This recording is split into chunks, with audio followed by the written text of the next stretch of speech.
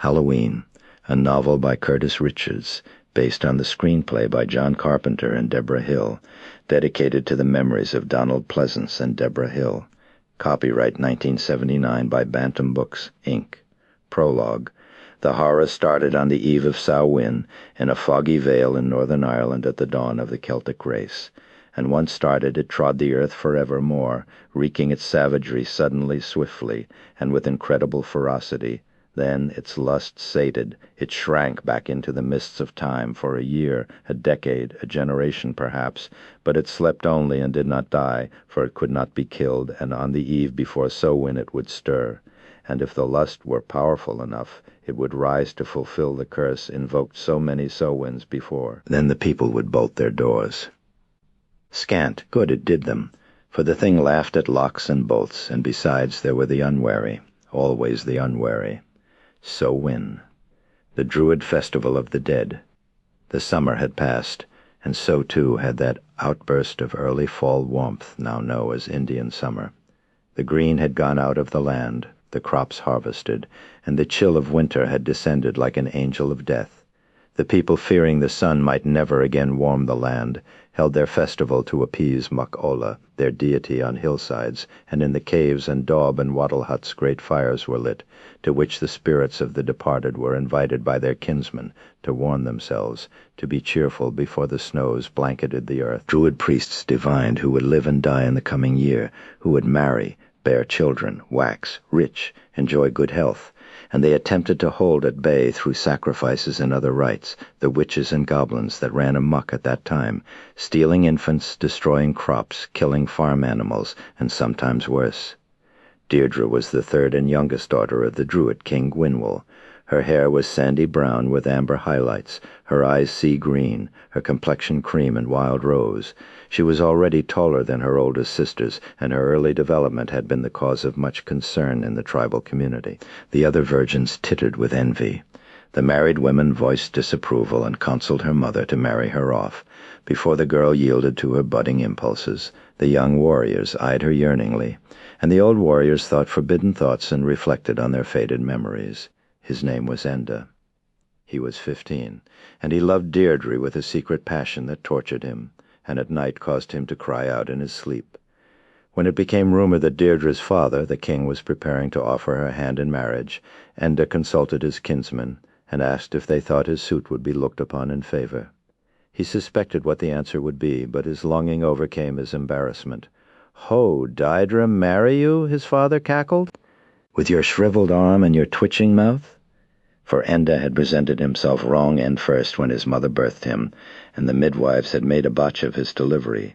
"She would as soon marry my goat," howled his uncle. "Or Bulek," his brother added, pointing to the runty dog worrying a greasy bone in the corner of their hut. "Besides," said his father, "I'm told she's but betrothed to Colin." "Now there's a lad worthy of that wench's pretty hole," his uncle burst out, raising his wineskin to his fat lips, and they continued to discuss Deirdre's charms as Enda retreated miserably from the hut into the cold night. The boy suffered tortures such as only the adolescent can. At length he determined on a plan. If he could somehow get directly to Deirdre, he would convince her that though he was ill, favored physically, he was in every other respect a fitting candidate for her hand. This was easier said than done, however, because virgins were closely watched by their mothers or by truculent warrior brothers. Nevertheless, one day Enda seized an opportunity when Deirdre went to fetch water from the stream at the foot of the hill. He followed her furtively, darting from tree to tree until he found her stooped over the stream, singing softly to herself as the water filled her clay pitchers. "Deirdre?" he called timidly. She turned and gasped, eyes round with fright.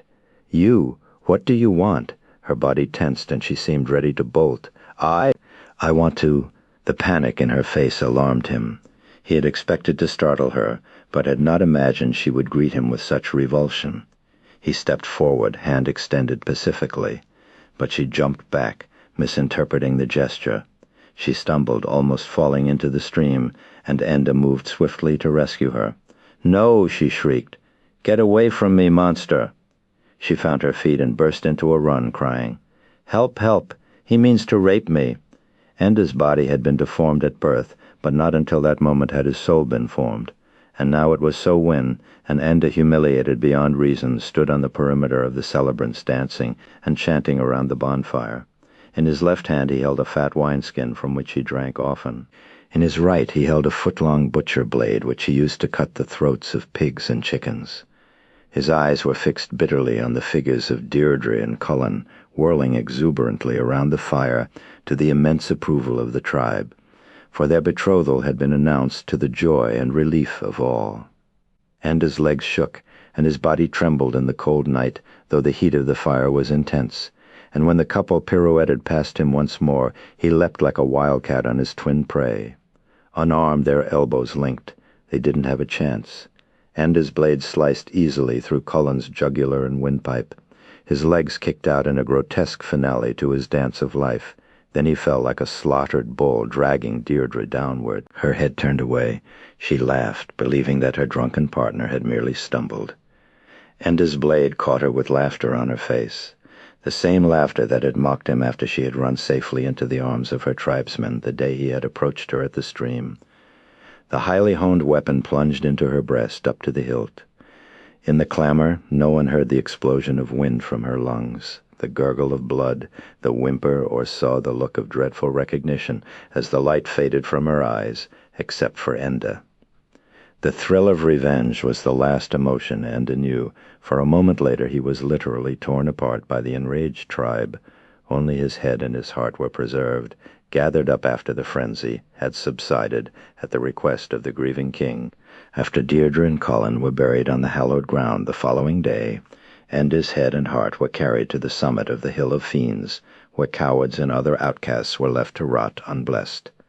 The king asked his shaman to pronounce a special curse over the remains of this vile murderer. "Thy soul shall roam the earth till the end of time, reliving thy foul deed and thy foul punishment. And may the god Muck-Ola visit every affliction upon thy spirit forevermore." The sky darkened and lightning flashed. The day suddenly grew black and cold, and out of nowhere gusts of snow lashed the tribal party.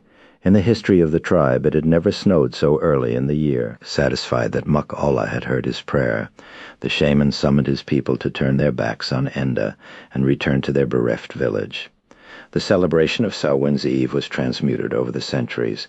The invading Romans carried the tradition back from the English Isles with them in the form of the harvest festival of Pomona, and the early Christians deemed their celebration Hallowmas. The popes of the Middle Ages consecrated November 1 as All Saints' Day, and All Hallow even slurred into Halloween as the holiday was transmuted over the next millennium. With the coming of modern civilization, the superstitions and traditions of the original festival lost their meaning and vitality. Token recognition could be seen in the custom of lighting candles and jack-o'-lanterns, hanging effigies of witches and goblins outside homes, and playing good-natured pranks that were a feeble cry from the mayhem of the old times. Children paraded about in costumes whose significance had long ago lost their correspondence to the terror of evil that had once gripped the world at the onset of winter. Halloween, like many of the holidays, had become an empty shame, except that from time to time the innocent frolic of All Hallow Even was shattered by some brutal and inexplicable crime, and the original spirit of the celebration was brought home to a horrified world. Then the people would bolt their doors. Scant good it did them. And besides, there were always the unwary. Chapter 1. It was 1963, and America was sure of itself, or at least seemed to be, particularly in Haddonfield, Illinois. The tensions of the Cold War of Cuba, the dark stirrings in Southeast Asia, lapped at the door of this placid and undistinguished Midwestern town, but didn't really touch it. In less than a month, the president would be murdered in Dallas, signaling an era of tremendous violence and heartbreak that would reach deeply into the homes and hearts of Americans across the land. But that was in the future, and tonight, October 31, was a time for fun. It was Halloween. Perhaps even more than Christmas. It was the most innocent holiday on the calendar. Yes, more than Christmas, because Christmas celebrated a happy event, and Jolly St. Nick was a benevolent symbol anyway. But Halloween's origins were darker, very much darker, and if the children celebrated it as a happy event like Christmas, it was a symptom of how far we'd come from the time when mankind respected the forces of evil. Little Michael Myers's grandmother clucked her disapproval as the visiting rosy-faced 6-year-old showed her the costume in the Woolworth box. "What's that supposed to be?" she said. Leaning forward in her recliner and adjusting her specs, a clown grandma. He ran his hand over the red and green nylon jester's costume, with matching cap with a pom-pom on top. "A clown," she sighed. "Now, Mother," Michael's mother, Edith, came to the rescue. "I know what you're going to say." "Well, it's true, damn it. We never had that 5-and-dime junk when we grew up on the farm. We took Halloween seriously. Why, when we set up scarecrows and jack-o'-lanterns, it was because we were genuinely trying to scare off the bogeyman. Bogeyman now, he played real pranks and did some real damage. He didn't just go around like they do today, slapping people's clothes with socks filled with chalk dust and soaping their windows. What did the bogeyman do, Grandma?" Mrs. Myers shifted uncomfortably in her chair. "I don't think Michael wants to hear that," she said, looking significantly at her mother. "It might give him bad dreams." But Grandma wasn't taking the warning. Nothing wrong with bad dreams. At least they remind us that things aren't hunky-dory in this world. Lord, everything is so clean and phony these days. Just one big TV commercial, clown costumes, she sighed, fingering the cheap material in the Woolworth box. "What did the bogeyman do?" Michael insisted. The silver-haired woman leaned forward confidently, a perverse smile lighting her pleasantly lined face. "Well, if you were lucky, you got away with nothing worse than finding some of your chickens beheaded." "Beheaded?" "Their heads cut off," she explained with a relish. Michael's eyes widened, his mother grimaced and picked up a copy of Look, riffling nervously through it. "If you weren't lucky, you lost a cow or two, unheaded?" "Beheaded? Yes. Were the heads just lying there next to the cows, or were they?" "Mother, that will be enough." "Really?" Mrs. Myers gasped, snapping the magazine shut. But Grandma had warmed to the subject behind her spectacles. Her blue eyes had drifted off to her girlhood, and her head nodded in memory of some awesome event. Once he burned somebody's barn down. Was it Winfield? No, Winterfield. Burnt Mr. Winterfield's barn down to the ground, livestock and all. She looked at the wide-eyed boy, then at her horrified daughter, and realized she'd gone too far. "Of course, Michael, we always suspected it wasn't the bogeyman, perhaps neighbors getting even with each other for some slight in costumes and masks. It was easier to get away with that sort of thing. But I do remember one incident." "Not the chimney story," begged Mrs. Myers. "Oh, tell me the chimney story," implored the grandson.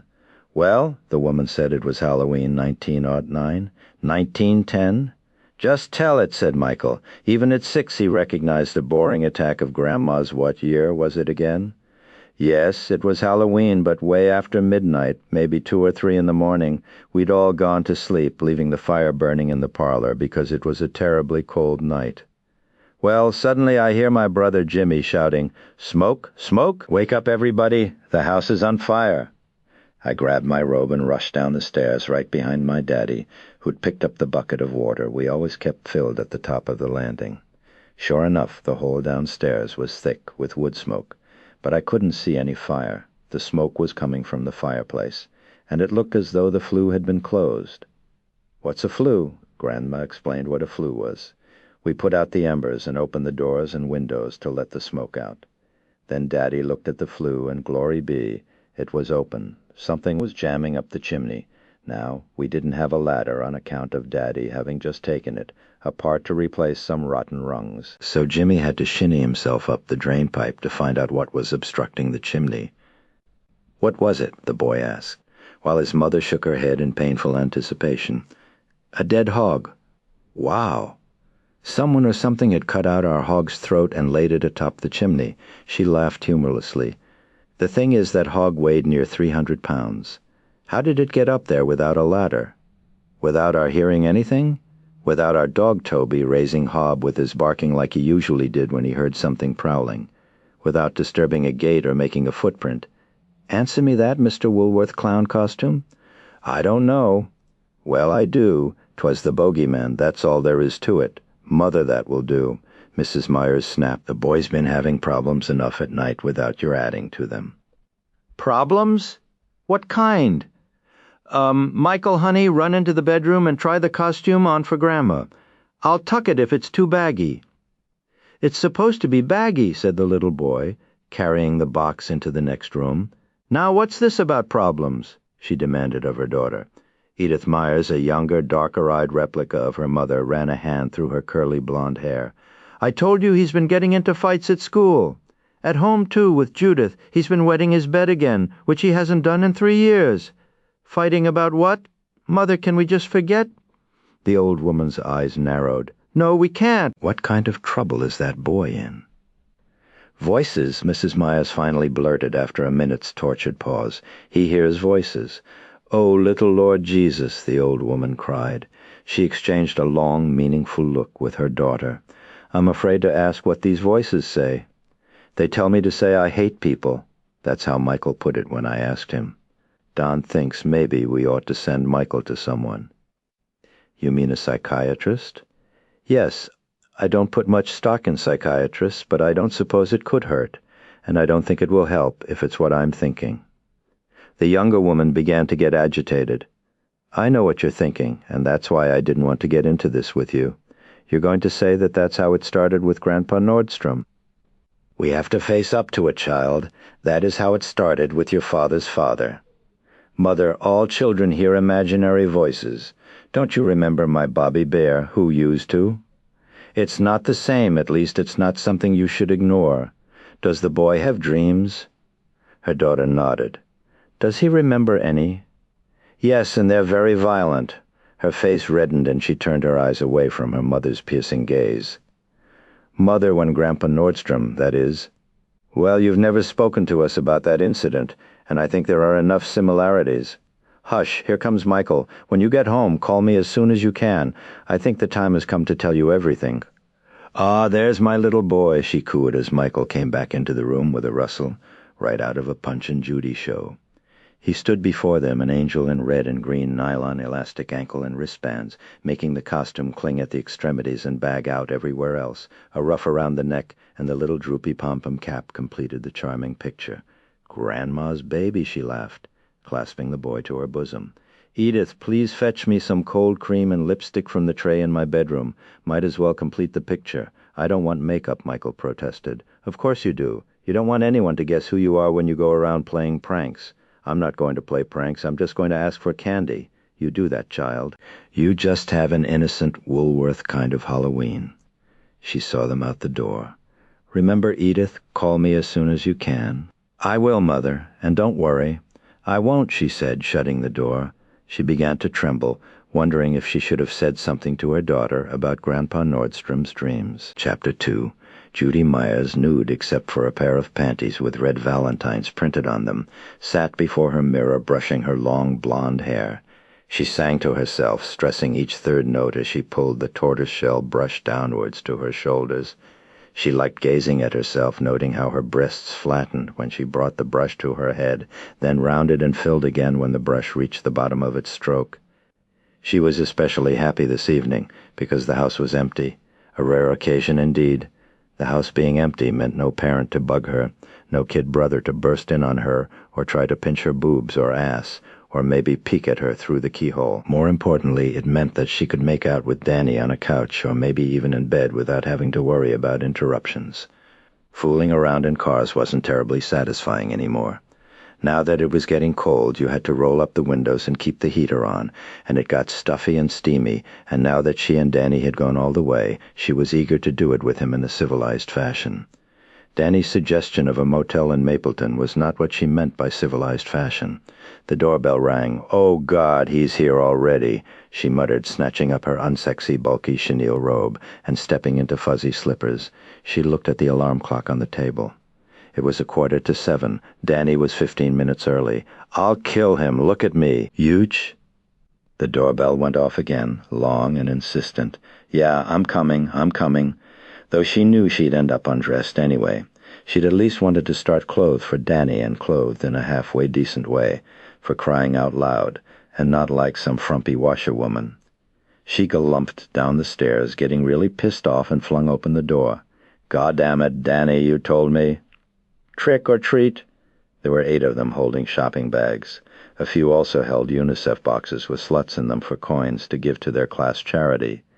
Their uniforms were all cheap and store-bought, except for one girl tricked out in her mother's peasant skirt and blouse and a gypsy shawl. There was a pirate, a cowboy, a ballerina, 2 Wonder Women in identical 5 and dime outfits, the gypsy girl, a spaceman, and a clown. The costumes were chintzy and looked as if they'd tear if you stuck your tongue out at them. They all wore masks, but Judy identified most of them. The spaceman and cowboy were Adam and Charlie Beckett. The pirate and ballerina were Chris and Hope Ritzinger. The gypsy was Katie Schaller. One Wonder Woman looked like Christine Frank, but Judy couldn't figure out who the other was. And of course she guessed who the clown was, as she'd put the finishing touches on his outfit herself. "Trick or treat," they repeated. "Oh, yeah." Judy teased. "And what if I don't give you any treat?" The children stood silently puzzled. No one had ever denied them. They just assumed you filled their bags with goodies. If you turned them down, they wouldn't know what tricks to play. Judy stood in the doorway enjoying their discomfort for a moment. To her right, on a little table in the hall, were 6 bowls filled with candy corn, Tootsie Rolls, Baby Ruths, Good and Plenty, popcorn, and Hershey Kisses. There was also a dish with pennies in it for the UNICEF collection. "Huh? What are you going to do if I don't give you anything?" They shrugged, shuffled their feet, giggled nervously. Then one of them said, "We're going to kill you." Judy sucked in her breath. "Who said that?" The children looked at each other, then looked back at her. "Michael Myers, was that you? Because if it was, it's not funny, and I'm telling Mother and Father when they come home. I'm not Michael Myers. I'm a clown." Judy caught the glint of Danny's '59 Chevy turning into the street. "Okay, kids, you win. Hold out your bags." She stepped to the bowls and grabbed handfuls of candy, showering it into each bag. Then she took up the dish of pennies and dropped 4 or 5 into each of the contribution boxes. "Thank you," they said politely. "Goodbye. Happy Halloween," they shouted over their shoulders as they toddled up to their next house. Judy closed the door and bolted up the stairs 2 at a time, stripping out of her robe as she did. When she reached the top of the landing, she kicked of her fuzzies and threw the robe into her closet, grabbing a blouse and skirt, rummaging through drawers for a bra and a pair of knee socks and a sweater. She donned these in record time, and when the doorbell rang, she was ready in a demure collegiate-looking outfit. Although both she and Danny knew where they were going to end up tonight, she decided she should at least look a little hard to get. Otherwise Danny would think she was fast, and that would get around school. She caught her breath, then descended the stairs in stately steps. She opened the door calmly, as if she'd almost forgotten they had a date. "Oh, Danny, it's you." The tall, muscular boy cocked his head. "Of course it's me." "Who'd you expect, Seth?" "Dooley." Dooley was the class goof and the last person Judy would ever date. "No, I thought it was some more kids trick-or-treating. Come in." He entered and shut the door behind him. "I thought we'd do a little trick-or-treating of our own," he said, putting his arms around her. "First you give me some of those Hershey Kisses, then I play with your Tootsie Rolls. Then we have some Good and Plenty. Yum." He buried his lips in the nape of her neck. Judy giggled, then squirmed out of his grasp. "That's what you think. Look at you. You dress in jeans and a polo shirt, and you expect a girl to strip off her clothes?" He laughed. "What does it matter what we have on? It's what we're going to have off that counts." He lunged for her again, but she ducked out of his grasp. "Not so fast, Buster. First of all, it's not even dark yet. Second of all, I'm worried that more kids are going to come around and interrupt us while we're, discussing homework. And third of all, I don't even know if I feel like doing anything. You take a lot for granted, you know." "Yeah, I'm a real animal," he said, pretending to smack himself on the wrist. "Besides, my mother and father will be home any second," she said, flouncing away into the kitchen. He followed close on her heels. "The hell they will be. You told me they always go to the movies on Halloween because they hate the doorbell ringing. Hey, what are you doing with that knife?" From the drawer under the sink, Judy had removed a long carving knife and now held it menacingly above her head. "I'm going to cut off your whatsamajiggy. That's what I'm going to do," she hissed like a witch. "Hey, come on now," Danny said, backing away toward the kitchen counter. "That's not funny. You could hurt someone with that thing." "That's the whole idea, my pretty," she said, sounding a little like the Wicked Witch of the West. She rushed at him, and he jumped out of the way as the blade plunged to the hilt into a fat pumpkin. Judy laughed. "You goof. I'm just making a jack-o'-lantern." Danny stood plastered against the far wall of the kitchen, panting. "Oh, that's funny. That's terribly funny. Some sense of humor you have. Ha, ha, ha, you could have killed someone, for crying out loud. Just help me cut the cap off this thing, will you? The sooner you do, the sooner we can do our homework." Danny caught his breath, then relieved her of the treacherous 8-inch blade and began carefully sawing around the top of the pumpkin until the crown came off. He set this aside, then called for a large cooking spoon and began scooping the seeds and stringy pulp out of the shell. "Looks like he has more brains than you do." "Shut up and finish the job," she said, curling her arms around him from behind. "I'm getting hungry, and it's not for pumpkin seeds." Her hands slid down his chest and belly, and Danny's knees went weak. Then he took up the knife again and sliced into the side of the pumpkin. "Baby, I'm going to set a new speed record for pumpkin cutting." Deftly he cut out 2 triangular eyes and a triangular nose, then a long, wide mouth with jagged teeth. "Got a candle?" "What for?" Her eyes sparkled with mischief. "For the pumpkin, stupid?" He gazed unbelievingly at her, then said, "Oh, I get it." He shook his head. "I sometimes wonder if women don't have dirtier minds than men." "Lucky for you they do," she said, producing a stubby candle from the pantry. He cut a socket in the base of the pumpkin, lit the candle, and set it inside. Then he bored a few little air holes in the cap with a smaller knife to allow the flame oxygen. They cleaned up while Judy put the cutlery away, while Danny carried the jack-o'-lantern out to the front porch of the white clapboard house. It glowed intensely in the cool autumn air, projecting its grotesque smile to the dozens of other jack-o'-lanterns that lined the placid street. Danny was not a particularly intellectual boy, but for a moment he looked out at the row of shimmering orange, pumpkin faces and wondered what dark forces these totems were once intended to repel. The night was quiet and starry, with a slight breeze starting up from the north. Good football weather, Danny reflected. From somewhere down the street came the dim echo of Trick or Treat, shouted by a roving band of children. For the first time Danny wondered about all these traditions, jack-o'-lanterns, paper witches and cardboard skeletons, trick-or-treating, apple-dunking ghosts and goblins. But he didn't wonder long. He was getting cold and horny. Judy was just finishing sponging up the orange pumpkin juice from the kitchen counter.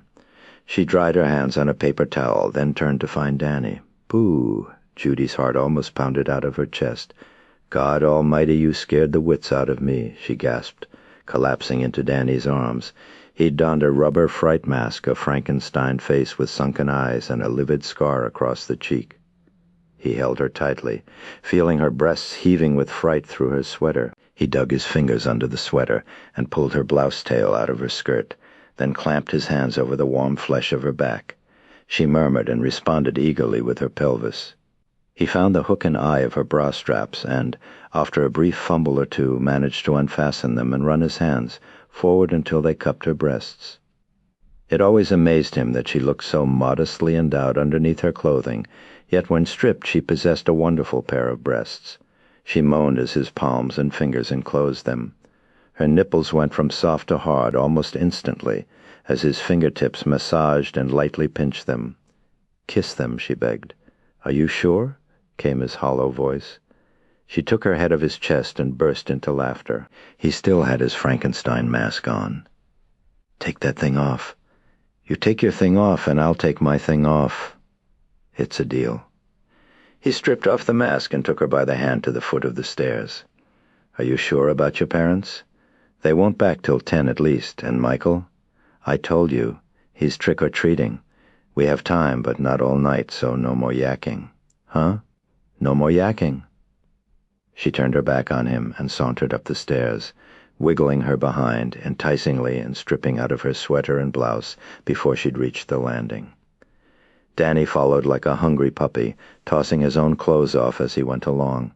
Stripped of all but her panties, she stood before him in the dim light of the night table lamp. Her breasts rose and fell excitedly, her red nipples poking provocatively through the blonde tresses that cascaded over them. Danny stared incredulously. He'd never seen anything so beautiful. Up to now his knowledge of his girl had been restricted to his braille reading of her body in dark, cramped automobiles, but now he feasted on her exquisite firmness, almost forgetting to take his own pants off. At last he unbuckled his belt and pulled his jeans and shorts to his ankles simultaneously. He was already erect. "Oh," Judy murmured, eyes widening. He stepped up to her and embraced her, his hands enclosing her buttocks. She lowered herself on the bed, parted her thighs wide, and admitted him. Slowly, joyously, he entered her. "Oh," she murmured again.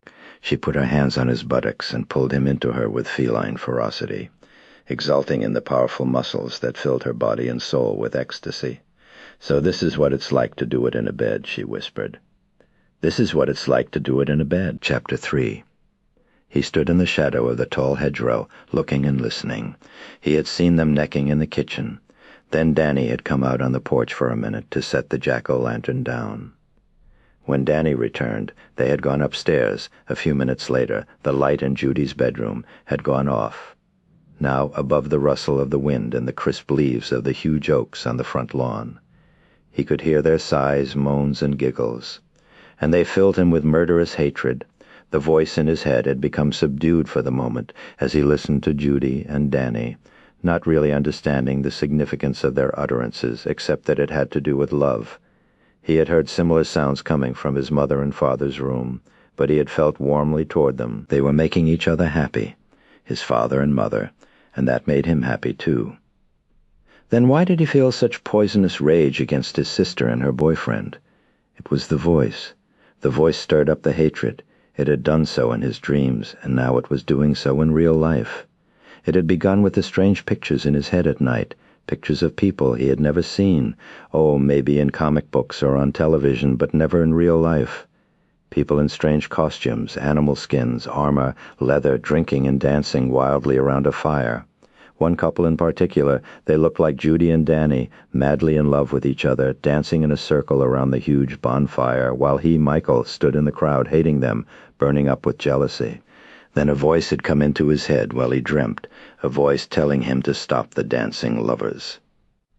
The voice had become louder, clearer, and more demanding lately, and its dictates more compelling.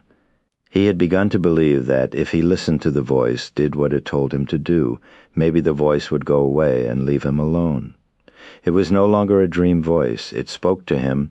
During the waking time, too, it had spoken loudly to him tonight, even as he went from house to house, begging candy, even as he played games at the party. It had directed him to return home at once. Looking around to make certain he wasn't being observed, he slipped across the lawn past the front porch, ducking stealthily to avoid the orange glare of the jack-o'-lantern. He sidled along the shingles on the side of the house and tiptoed up the stairs of the side door. He turned the knob and opened the door. He wasn't surprised. People didn't lock their doors in Haddonfield. What was there to fear? He slipped into the kitchen and crossed to the sink. "Go ahead," the voice told him. "You know what to do." He opened the drawer and reached in. His fingers enclosed the thing he was looking for, and he withdrew it from the drawer. It was the butcher knife. He touched the tip with the meat of his index finger. It pricked him. He ran his thumb along the edge of the 8-inch blade.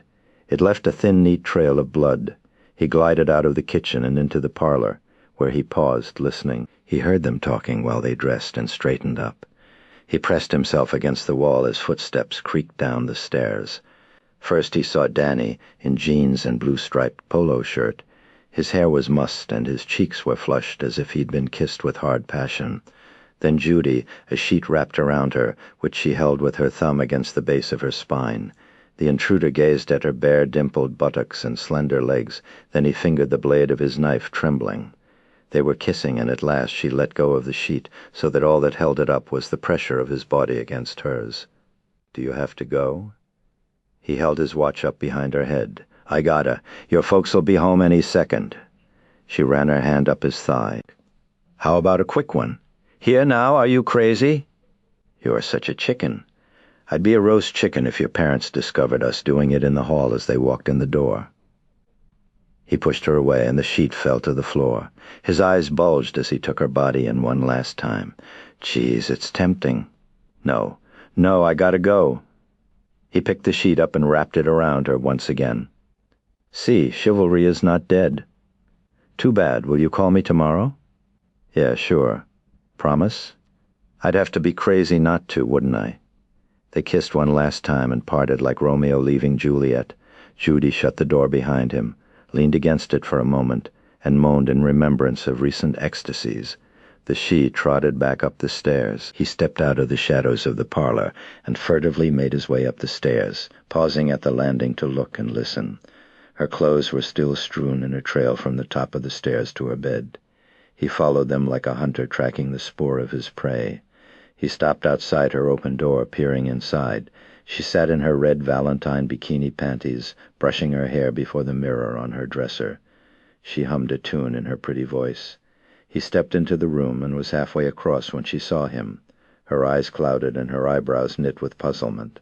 She crossed her wrists in front of her breasts. She recognized him through his mask and called his name, bewildered. "Michael, is this a joke?" he continued, coming at her. "Get out of here, God damn it. Get out of here before I—" The first slash of the knife caught her on the wrist, splashing blood across her chest and legs. She looked at the wound with more surprise than pain. She couldn't believe it was happening. Then she realized. She jumped to her feet and backed away to the wall, knocking over her chair. "What are you doing? What are you doing?" she cried. As he raised the blade again, she held her hand out to protect herself. He slashed the hand viciously, and it dropped limply to her side. Now she was shrieking insanely as she grasped what was happening.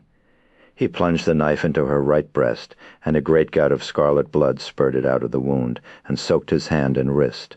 He thrust the blade into her belly, at what point she died.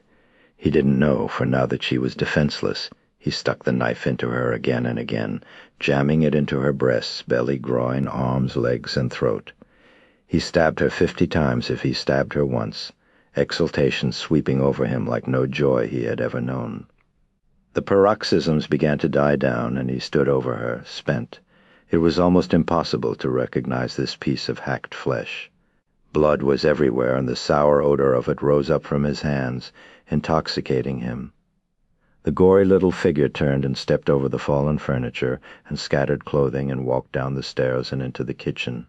Suddenly he realized he was hungry. He reached into a bowl on the kitchen counter and stuffed a cookie into his mouth, then opened the refrigerator door and removed a bottle of milk. He emptied half of it into his mouth with his bloody sleeve, leaving a streak of red and white across his cheek. He opened the side door and went outside, still carrying the butcher knife. He stepped out onto the lawn and stood there for a minute indecisively. At that moment a dark sedan pulled up to the curb. The assassin made no attempt to flee, but stood on the lawn waiting for the occupants of the car to get out. After a moment both front doors opened and a man and woman emerged. They took 2 or 3 paces toward the house, then saw him, and stopped staring at the figure in the blood-stained clown costume with a blood-clotted butcher knife in his hand. The man reached out and removed the mask from the boy's face. Michael, Chapter 4. They didn't know what to call him, and they didn't know what to do with him. He wasn't a man, so he couldn't be tried for murder. He wasn't even an adolescent, and although the law respecting juveniles was broad enough to cover a 6-year-old boy, it didn't seem appropriate that laws designed to handle vicious teenage punks, muggers, purse snatchers, and car thieves should apply to him. To look at him, during the hearing before the magistrate, was to see a handsome, almost pretty, rosy-cheeked little lad in a neat tweed suit, a tie, and highly polished shoes. His eyes were warm, his smile genuine, and when he spoke it was with artless sincerity. In fact, more than one newspaper report described him as charming. Yet the boy had, by his own admission, stabbed his sister 31 times at least, the coroner testified, probably more. The magistrate concluded that the boy was either mad or lying. He questioned the little fellow very closely about whether some other person had done the deed and thrust the blade into the child's hand. But the boy's insistence on his story and the absence of any other evidence, despite the fact that poor Danny, Judy's lover, was treated very roughly by police detectives and came within an ace of being accused, compelled the magistrate to declare it an act of madness. Yet knowing what sort of place the boy would be sent to and what sort of people he would be thrown in with, the magistrate agonized over the verdict that would deliver Michael into the hands of those howling maniacs and their gangster keepers that he had seen with his own eyes on a recent official visit to the downstate center at Smith's Grove. Looking ashen and exhausted, he reconvened the hearing a week later. Ladies and gentlemen of the court, in 42 years as a loyal servant of the law and of this court, I have never been asked to make as remotely cruel a decision as the one I am now compelled to make. Even as I speak, I am aware that I'm struggling to keep my eyes from gazing upon the accused in this bizarre episode. For I know that if I do, I may falter in my duty. Nevertheless, absent any evidence to the contrary, absent any witnesses, absent any other person to come forth with a confession, absent any contradiction in the child's story, absent any regret on the part of the accused, and above all, absent any sense of right or wrong, which is the foundation of the law with respect to the criminally insane, I have no choice but to remand Michael Audrey Myers to the Smith's Grove Sanitarium in Warren County, Illinois, where he shall be placed in the care of a resident psychiatrist who shall report to this court regularly. His case shall be reviewed no less than twice a year, and upon recommendation of the psychiatrist the boy may be released back into the custody of his parents. Although it is impossible for me to conceive a lengthy stay for Michael, whose brutal act I believe to have been the product of a passing madness that I hope has discharged itself forever from his system, I am obliged to cite the law concerning criminally insane minors, namely that at the age of 21 they must be brought before a magistrate for a criminal proceeding. If Michael is still at Smith's Grove 15 years hence, he shall be brought before the court on the day of his 21st birthday, where he shall be tried as an adult for the murder of Judith, Margaret Myers.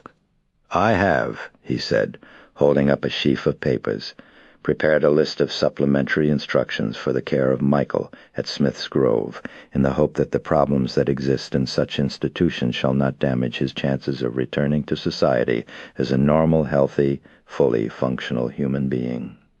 This court is dismissed. He rose, and the courtroom, which was composed almost exclusively of newspaper reporters, rose with him. He pivoted, and still averting his eyes from the boy he had just sentenced to the living death of an insane asylum, passed through the rear door of the courtroom. Michael's parents sobbed as the boy was led out of the room by a stern-looking matron, and even the normally tough-skinned reporters, who had seen everything, looked wan and reflective. One observer, however, was unaffected. Sam Loomis, a round-faced man with a goatee and a head shaved bald, had been staring penetratingly at the accused boy. In all his years as a clinical psychiatrist, he had heard and read about such cases, but had never observed one personally, and so the Myers case had interested him keenly, particularly because Loomis was the resident in charge of juveniles at Smith's Grove. Like everyone else, Loomis had been deeply touched by the angelic appearance and manner of the little boy, until as the boy was reciting the events of the evening of October 31, 1963, his eyes had happened to lock with Loomis's. The man felt a chilly foreboding that almost curdled his blood. 6 months had passed since the hearing, and as required by law, Loomis now appeared before Judge Christopher in the magistrate's chambers. As they sipped glasses of port, Loomis noted how much the judge seemed to have aged. Loomis tactfully said something to this effect. It disturbed me deeply then, and it disturbs me no less deeply now. It haunts my waking hours and my sleep. I don't think I've ever done anything so difficult in my life, but what could I have done? What would you have done? How is he? He is fine. Of course, in my professional capacity line must be defined. Please, no psychiatric rubbish, Loomis. Just tell me about his behavior in plain terms. In plain terms, he has done nothing to our direct knowledge that would indicate anything else but normality. Direct knowledge? Judge Christopher, Loomis said, rising to his feet and distractedly running his fingers over the red and beige-bound legal volumes on the judge's shelves. There have been some peculiar and unpleasant occurrences at Smith's Grove in the last 6 months, particularly in the juvenile ward. The judge leaned forward. Like what? Well, first of all, you have to understand that as Michael is by far maybe 8 or 9 years, the youngest patient in the ward, he would ordinarily be the subject of a great deal of bullying, yes? I should imagine so. Well, there hasn't been any attempt whatsoever, not so much as a pinch. The magistrate stroked his cheek. And what do you make of that? The same thing you do, I'm sure. They're afraid of him. I have seen him turn the hardest delinquent in the ward to stone with a stare. The judge digested it, And this is all you have to say. You feel this is sufficient reason for me to extend his incarceration. Then there was the matter of Gilden, the trustee. Gilden is known around the ward for his pranks. The children love him. He's the only breath of fresh air in the place. One day, about a month after Michael's arrival, old Gilden played one of his harmless practical jokes on the boy, one I've seen countless times. What was that? Oh, he loosened the cap on the salt shaker so that Michael salted his dinner. The contents of the shaker fell into his food. As usual, it got a big laugh. It has become practically an initiation ceremony for the youngsters at the hospital. And Michael didn't think it was funny. What did he do? Nothing at the time. But that night Gilden came down with a case of cramps so severe he had to have his stomach pumped. It was analyzed as food poisoning. But you think?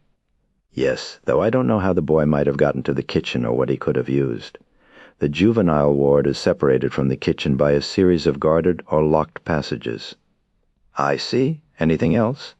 Nothing quite as tangible, but the other boys in my charge have become, well, rather restless since Michael's arrival, like a herd of cattle that instinctively feels the presence of wolves out there in the darkness. They always seem to be on the verge of bolting, stampeding. The judge looked at him. Dr. Loomis, I think you know how profoundly unnerved this matter has made me and how desperately interested I am in seeing Michael treated and released. I'm not overly impressed by the observations you've made this morning, and it's only your reputation that keeps me from making some rather critical remarks. Now I want to know if the boy sticks to his story, understands what he did, feels remorseful, feels purged of the murderous hatred he described to us at the hearing, that sort of thing. Judge, said Loomis, collapsing into a leather chair. The boy's story and attitude haven't changed a whit since the hearing, though I have spent nearly 2 hours a day with him every day for 6 months. I have nothing to go on but my experience and my hunches, and I tell you out of the depths of all I have learned and observed in 15 of exploration of the human mind. Michael Myers may be the most dangerous person I have ever handled. Loomis's crystal blue eyes locked with Christopher's and held them for a long moment. Then the judge pulled his gaze away and quaffed down the rest of his port nervously. Damn it, Loomis. I cannot run my court on hunches, hearsay, coincidences, or anything but hard evidence. So, unless you can come up with something he says, something he do, I'm going to seriously entertain the boy's release the next time you appear before me. Is that understood? Yes, Your Honor, Loomis breathed, taking his leave with no ceremony whatever. In the following months there were more occurrences, and in Loomis's mind there was no doubt whom to ascribe them to. Every time Michael was slighted or fancied he was by a staff member or another inmate, some awful vengeance was visited upon the offending person. It might be a day, a week, a month later, but Michael got even. The problem for Loomis was that no one ever observed the boy doing it directly. One day, as the boys were watching television in the lounge, a 15-year-old got up and turned the sound lower. Michael rose and turned it up again. The other boy turned it lower again. Michael accepted the situation with a resigned shrug. That evening, as the older boy showered, the water turned scalding. The lad was harmed only enough to discomfort him for a week. But it could have been serious, and everyone knew who was behind it. Yet apparently Michael had not left his room. There were other incidents. A nurse who quarreled with Michael fell down the stairs 2 days later, fracturing her pelvis. A boy who borrowed a game from Michael and forgot to return it suffered a vicious rash that hospitalized him for a month. What doubly disturbed Loomis was that subtly but definitely the boy was capturing the leadership of the juvenile ward because no one dared to challenge him. Everyone, staff and inmates alike, indulged him, and so he pretty much got his way. Loomis wondered when his own turn would come, but it never did, and he believed it was because no matter how much Loomis challenged the boy, no matter how much he thwarted him, Michael knew that Loomis was trying to help him. The boy grudgingly acknowledged Loomis's authority, and that Loomis concluded was probably the only thing that prevented Michael from walking scot-free out of the institution. Loomis aide to him one afternoon during their regular therapy session. That's how much they fear you. If you were to ask an orderly for keys, ask a guard or trustee to turn his back at the appropriate moment, you could stroll out of here. Such is the power you exert over them. Isn't that true, Michael? The boy's eyes clouded, and he shrugged his shoulders. "I don't know what you mean, sir." "Ah, but you won't do it," Loomis said, almost smugly. "You won't do it because you have it made here. Here you have your own little world. If you were to escape, why, what would await you out there but strife and hassle? So you stay here, snug and secure. Isn't that true, you little dev?" Loomis caught himself. No matter what he believed, it was unprofessional to express it that way. And besides, when you got right down to it, no one had ever seen the kid do anything to anybody, which is why, at this outburst of Loomis's frustration, Michael simply fluttered his long eyelashes, smiled, and said, "I don't understand, Dr. Loomis." Loomis dreaded his next 6-month review of Michael's case with Judge Christopher, because if Loomis couldn't produce any hard evidence of wrongdoing on Michael's part, the judge might very well order his release. So it went through the summer and early fall. Then one day in mid-October, at the end of another fruitless therapy session, Michael dropped a bomb. "Can we have a Halloween party, Dr. Loomis?" Loomis's eyes all but bulged out of their sockets. "A Halloween party? You of all people, all the other kids think it would be a wonderful idea. So does Nurse Kramer, and Dr. Martin said he'd have no objection. Nurse Kramer and Dr. Martin are my subordinates, and are you sure you don't want us to have one?" Michael asked. His feelings were clearly very strong. "Of course I am." He caught himself in mid-sentence, and suddenly he realized a Halloween party might be just the thing. A plan formed in his mind, and after a moment's reflection, he said, "Well, actually, I see no harm." The mere announcement of the party proved therapeutic for most of the boys in the ward, as they set to work industriously to create costumes and decorations. The costumes they chose were revealing their deepest fantasies, and this was an unexpected bonus for the psychiatric staff, who might otherwise have had to probe for months into their minds for the same material. In the last week before Halloween, Michael began to get restless and excited, edgy and irascible. Loomis was well aware of the psychiatric phenomenon known as the anniversary syndrome, wherein mentally disturbed persons relive the events of the previous year's trauma. Michael seemed to be following this classic pattern, and on the evening of October 31st, Loomis placed the staff on what he only half-jokingly called Red Alert. The children, the girls' ward had been allowed to join the boys for the occasion, were to be carefully observed, and Loomis wanted 2 staff members besides himself to do nothing else but watch Michael. Loomis needed not only an incident but witnesses.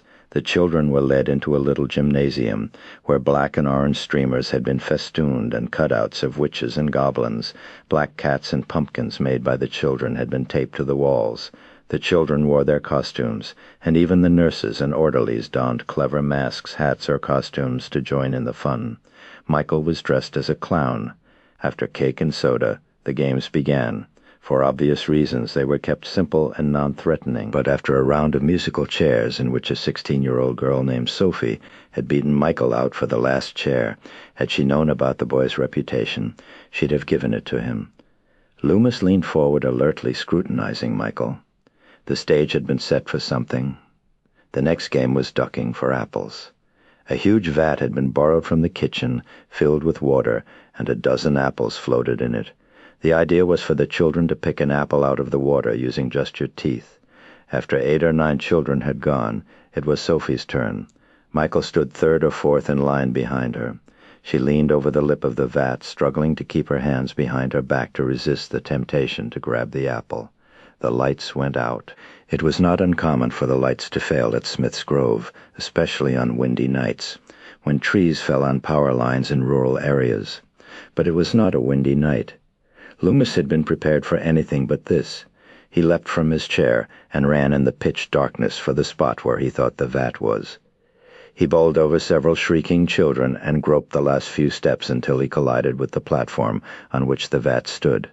At that moment, the hospital's own emergency generators, which tripped on automatically when the main utility system failed, brought light back into the auditorium. Sophie lay face down beside the vat, drenched from the waist up. Loomis searched the room for Michael. He stood under a basketball backboard at least 10 steps away, smiling. Loomis looked at the boy's costume and hands. They were completely dry. With a nurse, Loomis applied artificial respiration, and after a moment the girl brought up a large quantity of water, sputtering and gasping. The party was over. Loomis's trap had failed, but ultimately Loomis won. For on the day he was scheduled to drive up to the county seat to plead his case with Judge Christopher, he received a phone call from the bailiff of the juvenile court. The night before, Judge Christopher had had a massive coronary and died on the way to the hospital. Judge Christopher's successor was far less sympathetic to Michael Myers.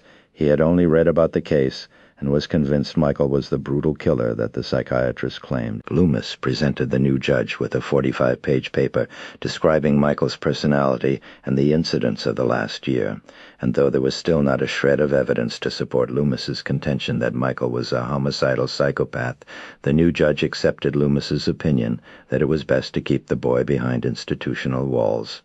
And so it was that 15 years passed. Chapter 5. On the evening of October 30th, 1978, a new Buick station wagon sliced through the blackness of a rainy night on State Highway 116, heading east toward the Smiths Grove State Facility. On the front door of the sleek car was the institution's emblem. The only other thing that distinguished it from an ordinary car was the chicken wire grating that separated the front and back seats. Inside, her face illuminated by the eerie glow of the dashboard and the occasional orange light of her passengers' nervously puffed cigarettes. Marion Treadwell, R.N., peered into the jet night. She wore a crisply starched white nurse's uniform and hat, and a navy cape with red piping around her shoulders. Her knuckles on the steering wheel were white, as if she weren't nervous enough about tonight's assignment. The foul weather made her as uptight as a drug addict looking for a score. As her passengers smoked and talked, Marion resisted the temptation to look at him. She'd heard so much about Dr. Loomis, both good and bad, and after glimpsing him when she'd picked him, up in front of his home, she could see why he was spoken of with that mixture of reverence and dread that people reserve for Rasputin. His head was shaved bald, but he wore a gray goatee, giving him a slightly diabolical appearance. He dressed in a limp, wrinkled brown suit and not very rain-proof trench coat, and apparently gave no heed whatever to the conventions of good dress. His crystal blue eyes were awesome in their intensity, and you knew at once that mundane matters like proper attire were beneath the interest of a man with such eyes. In his lap he held a manila folder whose notes he tried to follow with his index finger in the light emanating from the dashboard. Then he gets another physical examination by the state, followed by an appearance before the judge. Bear in mind that this is not the judge of the juvenile court, because the subject is no longer a minor. In any case, the procedure should take 4 hours if we're lucky, then we're on our way. As before, he will be heavily sedated. What did you use before, Thorazine? The driver frowned. Why, he'll barely be able to sit up. Loomis smiled grimly. That's the idea. Here we are. He gestured toward a large white sign fixed to a low brick wall on the left. It said, Smiths Grove, Warren County Sanitarium. Through the blackness in the downpour, she could make out the shadowy mass of the institution looming up on the hillside, surrounded by a sturdy steel fence, above which ran 3 strips of no-nonsense barbed wire. The driveway's up a few hundred yards on your right, Loomis indicating, gesturing with his cigarette. The nurse, an attractive redhead, was slightly disappointed that Loomis hadn't asked her anything about herself. She guided the station wagon around the approach road. Loomis's indication that he intended to keep their charge drugged was typical of the rumors she'd heard about this rugged-jawed, single-minded man. It was said that the patients he treated successfully returned to the world, completely adjusted and capable of leading normal lives. It was also said that those he thought incapable of recovery he sedated until they were no more dangerous than a row of string beans. Are there any special instructions? She asked. For the first time he looked at her directly. Just try to understand what we're dealing with here. Don't underestimate it. Her eyes narrowed. Don't you think we should refer to it as him? Loomis shrugged.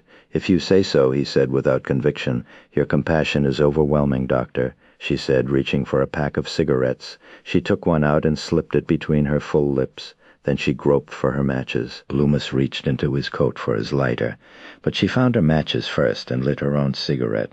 Now Loomis did look at her for the first time, noting the sheen of her auburn hair, the high cheekbones, the pert nose, as the flare of the match momentarily illuminated her attractive features.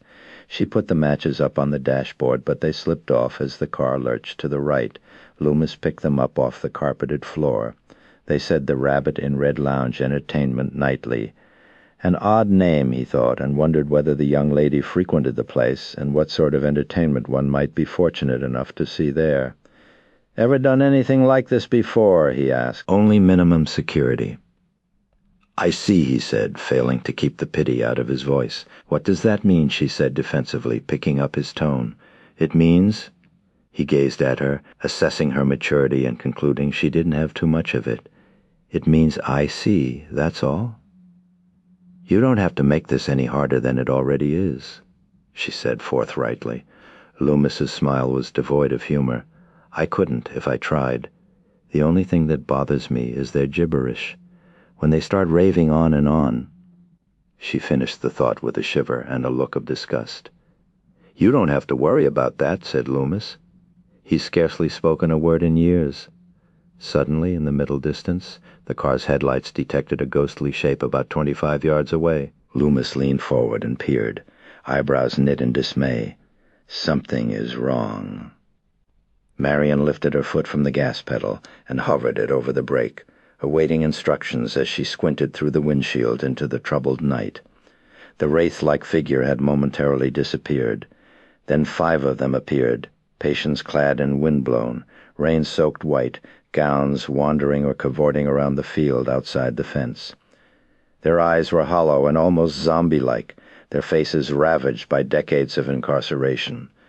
"Since when do they let them wander around?" Marion asked cynically. "They don't," Loomis replied unnecessarily, gesturing impatiently for her to drive the rest of the way to the gate, where there was a telephone. "Drive, drive!" A figure stepped in front of them, a male patient with an insane grin and red-rimmed eyes. Marion had to stop the car to avoid running him over. Loomis thrust open his door and jumped out. He trotted over to the bewildered escapee and asked him a question. The man gesticulated with wild, gnarled hands. Loomis's eyes clouded with fear.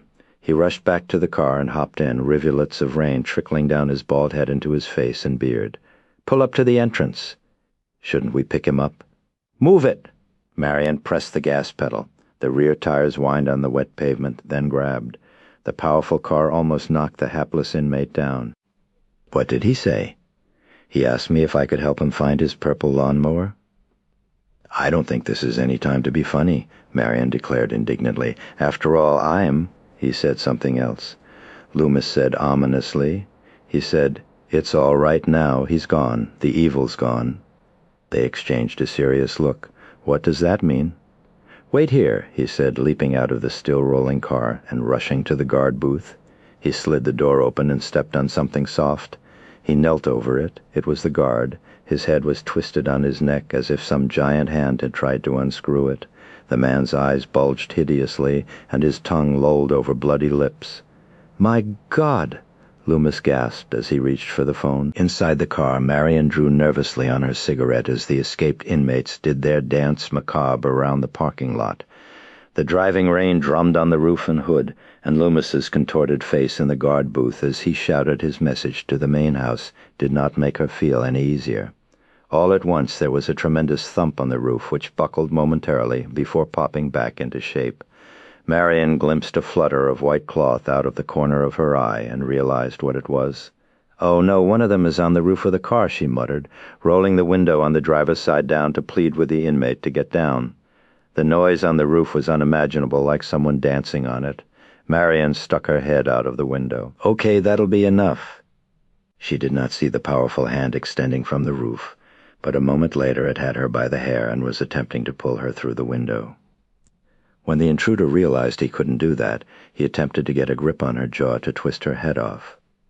For a moment she shrieked with helpless panic, but Loomis either didn't see what was happening or couldn't help. There was only one solution before this monstrous hand snapped her neck. She groped desperately for the knob of the window and found it after what seemed an eternity. She gave it a quarter turn with her free hand, but the problem was that her head was out the window and the man's grip was too strong for her to pull back inside the car. Frantically she clawed at the hand. A finger passed over her open, screaming mouth. She clamped her teeth on it with all her might. The thing let out an inhuman howl and momentarily relaxed its grip. She yanked her head back inside and closed the window on his hand. He roared again and pulled his hand out of the window before her last turn on the knob clamped him irrevocably. Marion clutched at her throat and gasped for air. She was momentarily safe, but an instant later she had her hands full at the window on the passenger side. The inmate, still on the roof, had struck the window with shattering force, and the window's protective glass had cracked into 1,000 geometric splinters that adhered to each other for the moment, but would fly into the car next time he struck it. The thing peered upside down into the car, and Marion saw a ghastly rain-soaked creature, made even more horrible by the spider-web pattern of the cracked window. Now, in blind panic, she stepped full on the gas pedal. The tires keened on the wet pavement, then took hold, and the car lurched forward. Marion tore around sharply from left to right to left again. The car swayed and skidded, but the thing, clinging to the windshield wiper and a door handle, somehow managed to hold on. The rain cascaded down the windshield, and she couldn't see a thing. She certainly didn't see the parking lot curb when she struck it at 40 miles an hour. The wheel tore out of her hand, and her chin struck the rim. The station wagon spun wildly out of control, hurling her across the seat to the passenger side. Then it struck another curb broadside, and from that moment on Marion remembered nothing until she was being helped to her feet by Loomis. She lay on the soaked grass of an embankment, a violent ringing in her ears. The nerves in her scalp throbbed from the pain of her hair having been violently pulled. About a dozen paces away the station wagon sat idling. Loomis examined her and satisfied himself that she'd suffered no serious harm. Then he turned to the car. Good God, there's someone in there. He could see the ghostly shape on the driver's side, and it seemed to be frantically pounding on the steering wheel as if trying to make the thing go. Loomis dashed for the car, but just as he reached it, it vaulted forward, careering crazily from side to side, until the driver seemed to gain mastery of the controls and roared down the road and onto the highway. Loomis returned to Marion, who was sobbing hysterically and shuddering from the rain and cold. Pulling her cloak closer around her shoulders, he held her tightly. Together they watched the tail lights of the station wagon fade into the blackness of the Illinois night. Then he turned to her. "You can calm down now. The evil is gone." Somehow she took no comfort in that at all. Chapter 6. Laurie Strode stepped out of the door of the white frame house on Oak Street and sniffed the air. It was cool and tangy with a faint touch of wood smoke. Someone had lit a fire in a fireplace somewhere down the street, and for Laurie it had a special significance. It marked, in her own mind, the official start of winter. Of course, winter didn't truly begin until the third week in December, a little less than 2 months away, and you couldn't ask for a more autumnal event than Halloween, which took place tonight. Nevertheless, Laurie thought about winter, and felt that same mixture of eagerness and dread that most Midwesterners feel about the season. She was a pretty girl, slim and angular, with straight brownish hair falling without fanfare to her shoulders. Farrah hairstyles were all the rage, but Laurie thought it was an affection and a pain in the ass to keep up. Though not exactly a bookworm, she had decided there was simply too many more interesting things to do, like reading, than to spend all that time washing, blow-drying, teasing, and combing, to say nothing of dyeing or frosting your hair if you really wanted to do that trip the right way. She dressed in simple school attire, a print skirt, knee socks, sensible shoes, and a boy's shirt under a sweater. Loaded down under 2 heavy book bags, she appeared to be round-shouldered and flat-chested, but that didn't worry her. She knew that when she set out to dress and make up for a date, she could hold her own with anybody in her high school class. But today was a school day, and there is no way you can look glamorous on a school day short of getting your own private porter or chauffeur to carry you and your books to school. So you do the best you can, and if your friends tease you about your waddle, you grin and bear it. She was slightly surprised to note several younger children already dressed in Halloween costumes.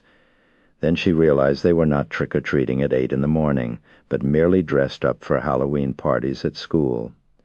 Her cool blue eyes warmed as 2 little 6-year-old girls with eminently solemn faces glided by in satin gowns and rhinestone tiaras, turning occasionally to bark warnings to the gruff little pirates and cowboys who teased them 10 paces behind. She wasn't sure if one of the boys was Tommy Doyle, for whom she was to babysit tonight.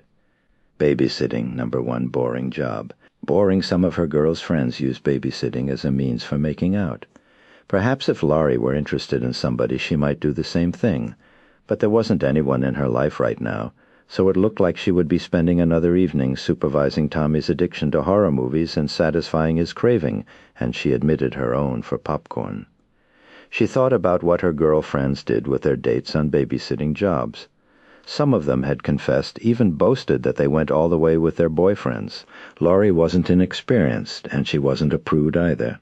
But she knew herself well enough to understand she wouldn't be able to handle that trip at the tender age of 17. In fact, she sometimes wondered if there was something wrong with her, if she was a little retarded or something. The smoldering fires of adolescence had never really tortured her body the way it did some of her friends, like Annie, for instance.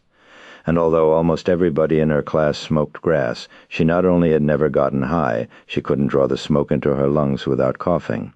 And she was too smart to be interested in any other kind of drug.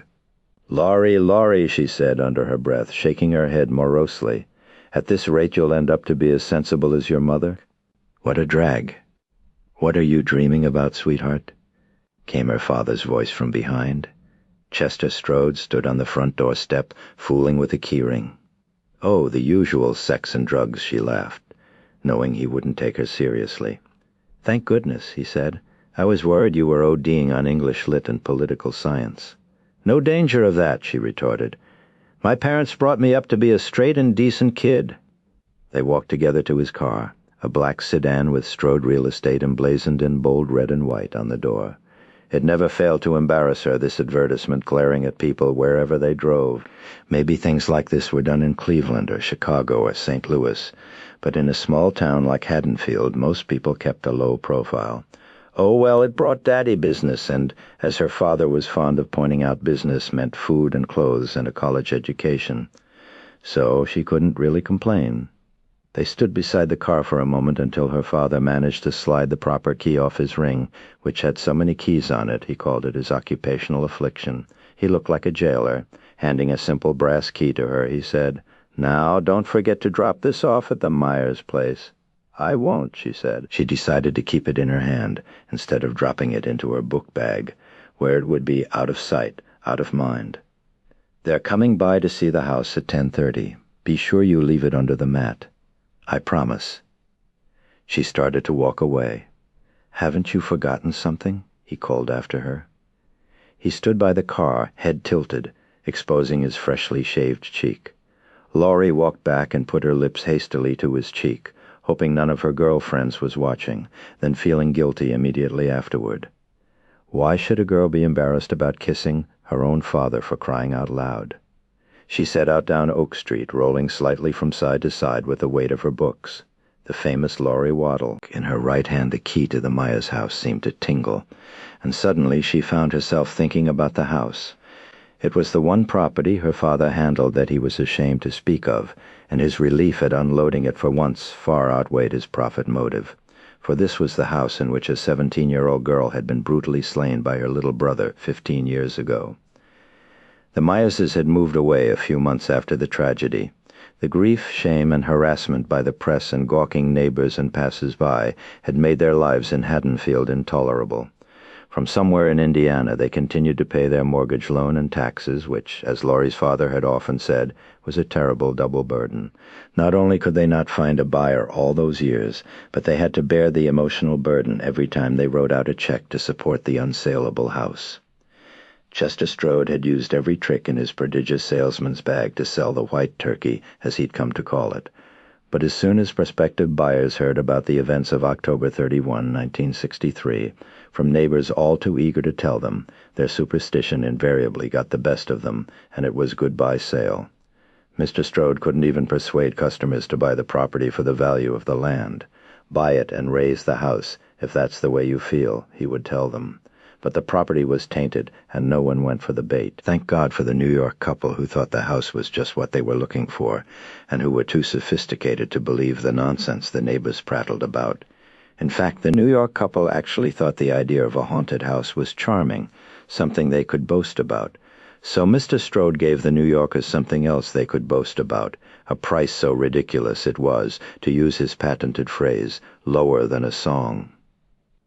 Laurie wondered what it must have been like that night for the Myers girl, seeing her tiny brother coming at her with that enormous butcher knife. Imagine a blade that long going into her stomach, her breasts, even her. It was unspeakable, unthinkable. "Hey, Laurie!" Rarely had she been so relieved to be pulled out of a fantasy. The caller was Tommy Doyle, the boy she was sitting for tonight. The 8-year-old with tousled brown hair and bright eyes trotted up to her, swinging 2 or 3 books strapped together with a belt. Laurie, whose own load of books qualified her to join the Stevedores Union, sighed at this symbol of vanishing youth. "Hi, Tommy." He caught up with her, and they walked side by side for several paces. "Are you coming over tonight? Same time, same place. Can we make jack-o'-lanterns? Sure. Can we watch monster movies? Sure. Will you read to me? Can we make popcorn? Sure, sure." Her answers came absently and automatically. They were the same questions every time, but this time she was thinking about poor Judith Myers as they turned the corner and walked the 100 paces into Peacher Street, where the Myers house was. She couldn't purge her mind of that awful picture of a knife, a long, silvery knife, flashing through the air and plunging into her body. A knife wielded by a... "How old are you?" They had stopped abruptly, and Laurie was staring at the boy. "You know how old I am?" "I'm 8. Why?"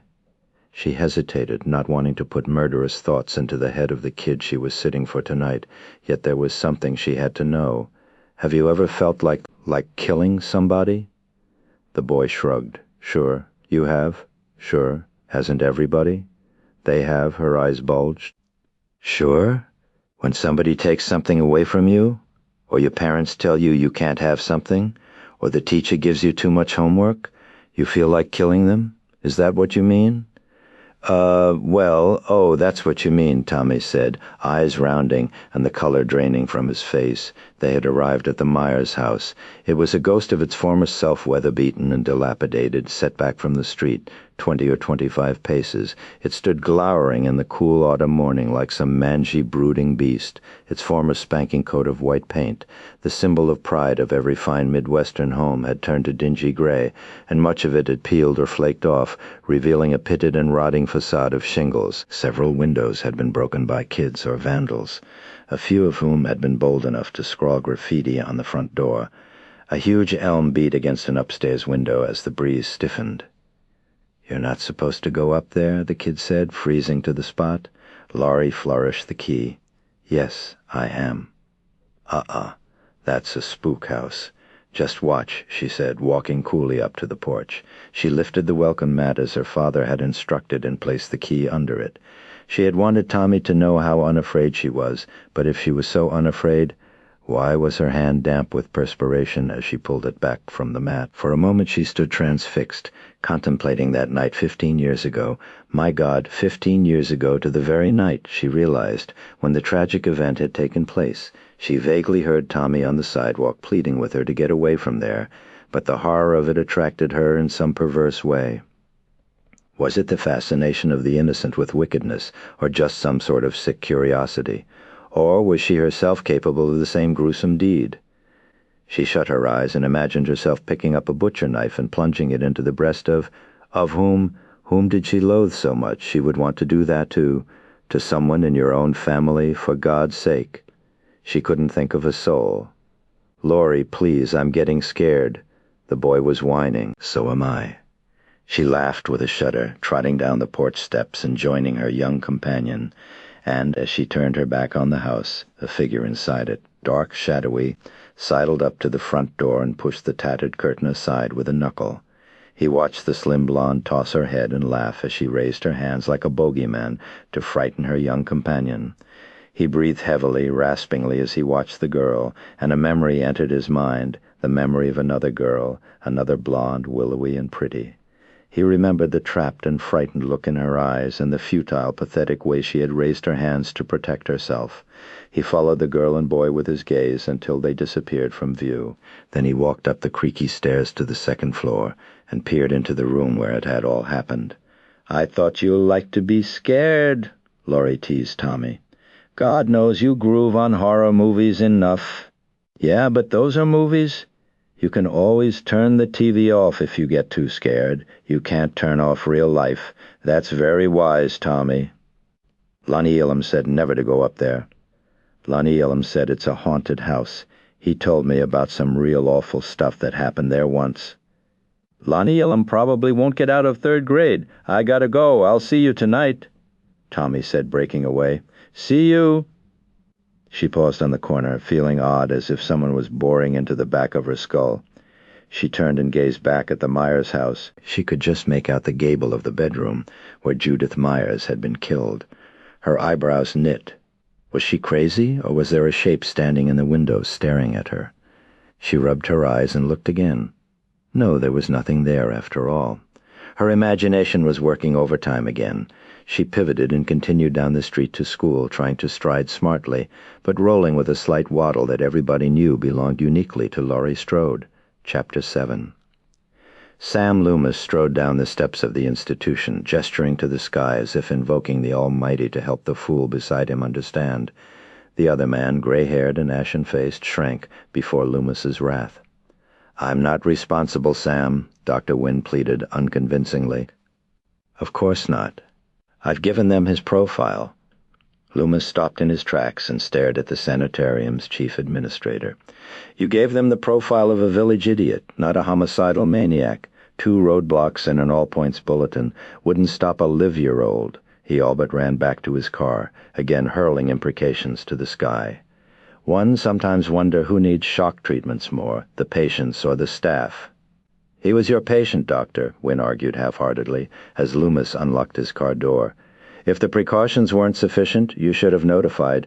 "I notified everybody. You have a file on that man, 6 inches thick.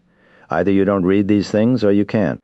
"Oh, God, save me from these bureaucrats." He slipped quickly into the car and fumbled for his keys. "There's nothing I can do," the hapless Wynne said. "That's certain. You did nothing before. Why should you be able to do anything now? How about getting on the telephone and telling them exactly what got out of here last night, and tell them where he's going?" "We don't know what got out of here last night. Your 6-inch thick file is full of conjecture.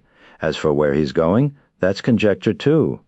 You call that guard's broken neck conjecture? Tell that to his widow. You call the assault on the nurse conjecture?" He pulled half the hair out of her scalp. "For Christ's sake. The police will catch him. If they look for him in Haddonfield, they might." Wynne flashed a patronizing smile that enraged Loomis even more. "Sam, Haddonfield is 150 miles from here. How could he get there? He can't drive. He was doing all right last night. Maybe somebody around here gave him lessons. If you read the file, you know that he had the run of the place. Inmates and staff alike were scared to death of him and indulged his every wish. Someone could very well have taught him how to drive. That's preposterous if he had so much freedom. Why didn't he walk out of here years ago? Because he had it made here. He had his little empire." Wynne shook his head and rolled his eyes heavenward, as exasperated with Loomis as Loomis was with him. Then why did he take off from here all of a sudden? Because Loomis had a strong idea why, for the same reason why he was probably heading for Haddonfield. But if Wynne hadn't bought any of Loomis's explanations up to now, he sure as hell wouldn't accept any now. "I don't know why," Loomis snapped. "Why won't you announce this to the press? You know why?" Loomis clapped his hand to his skull. "Yes, it looks bad for the hospital. You're willing to let a butcher roam the countryside so you can save your job." "Oh, God, save me from bureaucrats," he repeated more fervently. He started the car and rolled down the window. "I tell you this, Dr. Wynne, when the bodies start turning up, your job won't be worth an orderly's salary. You'll be lucky they don't send you to prison for gross negligence." He rolled up the window, jammed the shift into drive, and skittered out of the parking lot like a drag racer.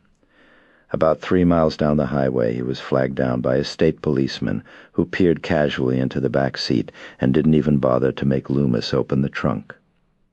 Loomis shook his head sadly and roared away from the roadblock, steering the nose of his car toward Haddonfield. After an hour he came to a sign announcing Haddonfield 73 miles, beside which was a telephone booth. Just beyond it, a red pickup truck was parked. The door of the dilapidated vehicle was open, but Loomis could not see anyone. Loomis frowned and pulled over to kill several birds with one stone. He had to phone his wife, he had to take a leak, and he wanted to look at the truck with the open door. In order of least importance, he called his wife. "No," he said after a few familiar homilies, "not since Thursday." "Yes, I'm all right. Stop worrying. After this I'll sleep for a week, 2 weeks. But for now, I must stop him." "Of course it's possible," he replied, to a conjecture as fatuous as some of Wynn's. "But I know him. And when he gets there, God help us." He gave her some more time-wasting assurances, drumming his fingers impatiently on the coin box. Then, as he was about to ring off, he said, "Oh, listen, dear, when they come around trick-or-treating tonight, why don't you just not answer the door? I know it's ridiculous, but just this once." He hung up and walked to a mound of high grass hidden from the road and relieved his burdened bladder, then went over to the truck to examine it. Perhaps it was merely one abandoned months ago. On the other hand, on the seat lay a newspaper. Loomis pulled it out and looked at the date, October 30, 1978. Yesterday's. He was about to return it to the seat when he noticed a crushed cigarette pack and a pack of matches half obscured by the dirt at his feet. He stooped to pick them up and read the message on the matchbook with fear clawing his heart. "The Rabbit in Red Lounge Entertainment Nightly." He raced back to the car, jumped in, started it, and rooster-tailed back onto the highway. About 6 paces beyond where he'd urinated, a man lay in the grass, except for his shorts. He was naked. His eyes started in sightless horror at the clouds that had begun to roll in the sky. His body, however, lay stomach downward. Chapter 8. And the book ends. But what Samuels is really talking about here is fate. Mrs. Frederick shut the book with a thump, then went to the blackboard and with the side of a piece of chalk wrote the word fate in large bold letters. She then wrote the name Rollins in smaller letters about 3 feet away from fate, and connected the two with 4 arrows going from Rollins to fate, one of them direct, the other 3 describing large arcs.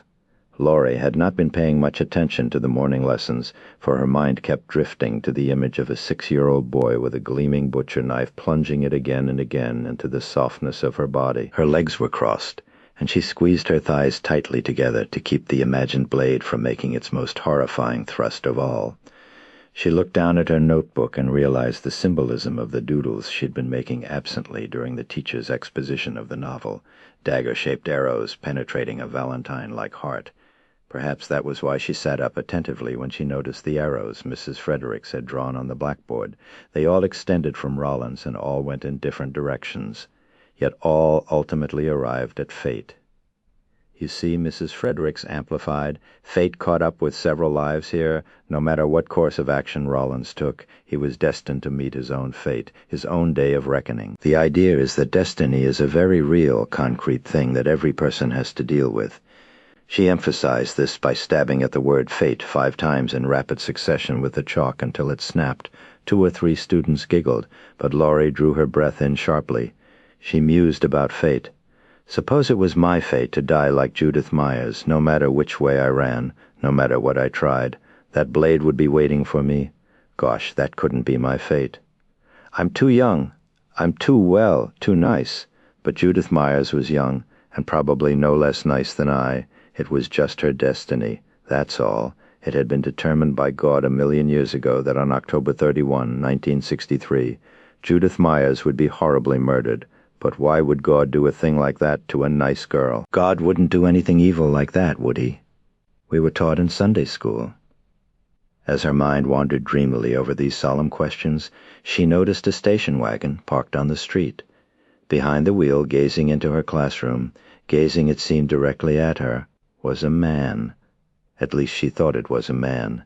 He was dressed as far as she could make out in dark khaki, mechanic's coveralls. His hair was black, but his face seemed preternaturally white, almost powdered. In fact, the more she looked at the face with its red lips and sunken purple eyes, she wondered if he weren't wearing a mask. He'd better be, because if that's his own face, that guy is in trouble. Wow, if he's looking at me, then I'm in trouble. Hoping he would go away, she focused on Mrs. Fredericks, who had picked up her broken chalk and was putting some finishing touches on her rendering of man against his fate, underlining and circling fate several more times. As she'd had enough morbid thoughts for one day or for a lifetime, Laurie concentrated on the lesson. Edwin, Mrs. Fredericks was asking, how does Samuels's view of fate differ from that of Costain? I'm not going to look at that man, Laurie swore to herself as the boy 2 rows away, muttered an answer. I can see him out of the corner of my eye, but I'm not going to give him the satisfaction of looking at him. Well, maybe just a bit to see if she turned her head ever so slightly. He was, Laurie. The pronunciation of her name came like a thunderclap, and she jumped as if a bolt had struck her seat. Ma'am, perhaps you can answer the question? She closed her eyes and brought the question to the forefront of her mind. Then she struggled for a moment to produce an answer. Costain wrote that fate was somehow related only to religion. The teacher's smile of approbation prompted Laurie to go on and gave her fortitude. Whereas Samuels felt that fate was like a natural element, like earth, air, fire, and water. That's right, said Mrs. Fredericks. Samuels definitely personified fate. He was gone. She decided even as she spoke to the class that she was going to whip her head around when she finished and glare at him, whoever he was, until he dropped his eyes in embarrassment. But he was gone. He was back. Several hours later, as school ended with a blaring bell, he sat in the stolen station wagon, watching the children burst out of the doors with a clamor. Many of them were dressed in Halloween costumes and bore black and orange paper cutouts made in school, witches and pumpkins, black cats and devils, skeletons and ghosts. One little girl pretended to be riding a broomstick with a cardboard black cat on it. Another wore a jack-o'-lantern on his head like the famous headless horseman. After a while, 4 boys emerged, one of them bearing a pumpkin so large he swayed from side to side like an overburdened burro. The other 3 were pushing him back and forth and taunting him. The boy they were bullying was the same one that had been talking to the pretty blonde girl this morning. "Leave me alone." The boy was pleading. They wiggled their fingers in his face.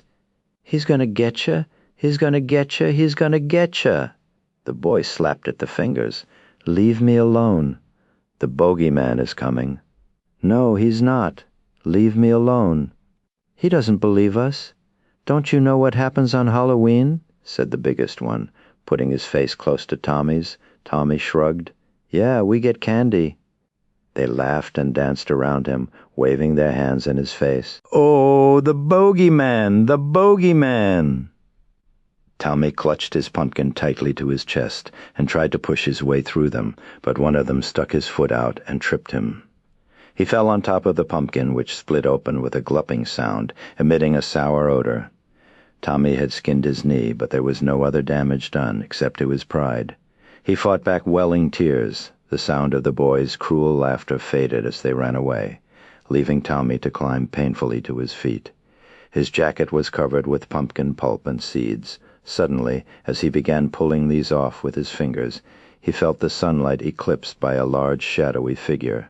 He looked up, and there was a man in dark khaki coveralls standing there looking at him. "Hi," said Tommy. The man said nothing. Tommy could hear him breathing stertorously, but the boy couldn't see his face clearly because it was positioned between himself and the sun. What Tommy could make out, however, left him in no mood to hang around. The man had dark red-stained lips, and his eyes were rimmed in purple, like grossly overused eyeshadow. A livid scar zigzagged down his cheek. The weird thing was, Tommy couldn't imagine that that was the guy's own face. It looked rubbery and kind of mask-like. But if he was wearing a mask, shouldn't he take it off around about now and say boo and reveal who he was? Tommy didn't like this at all. Grown-ups didn't go prowling around schoolyards wearing masks, Halloween or not. And this guy's breathing sounded like something he'd heard when he'd visited his dying grandpa in the hospital. Creepy. He looked down at the pumpkin, wondering if it could be salvaged. No way. Meat, pulp, and seeds spilled out of its shattered hull like the contents of a cracked orange skull. When the man stepped toward him, Tommy needed no inspiration to run like crazy. In a moment his blurred legs had carried him out of the schoolyard and down the street, thinking about the bogeyman. The man stood indecisively for a moment, then returned to the station wagon. His gait was quick and graceful for a big man. He started the engine and pulled away from the school, turning the comer and accelerating down the street on which the little boy had run. There he was, still running. He pulled the station wagon parallel to the boy, studying him for a long moment.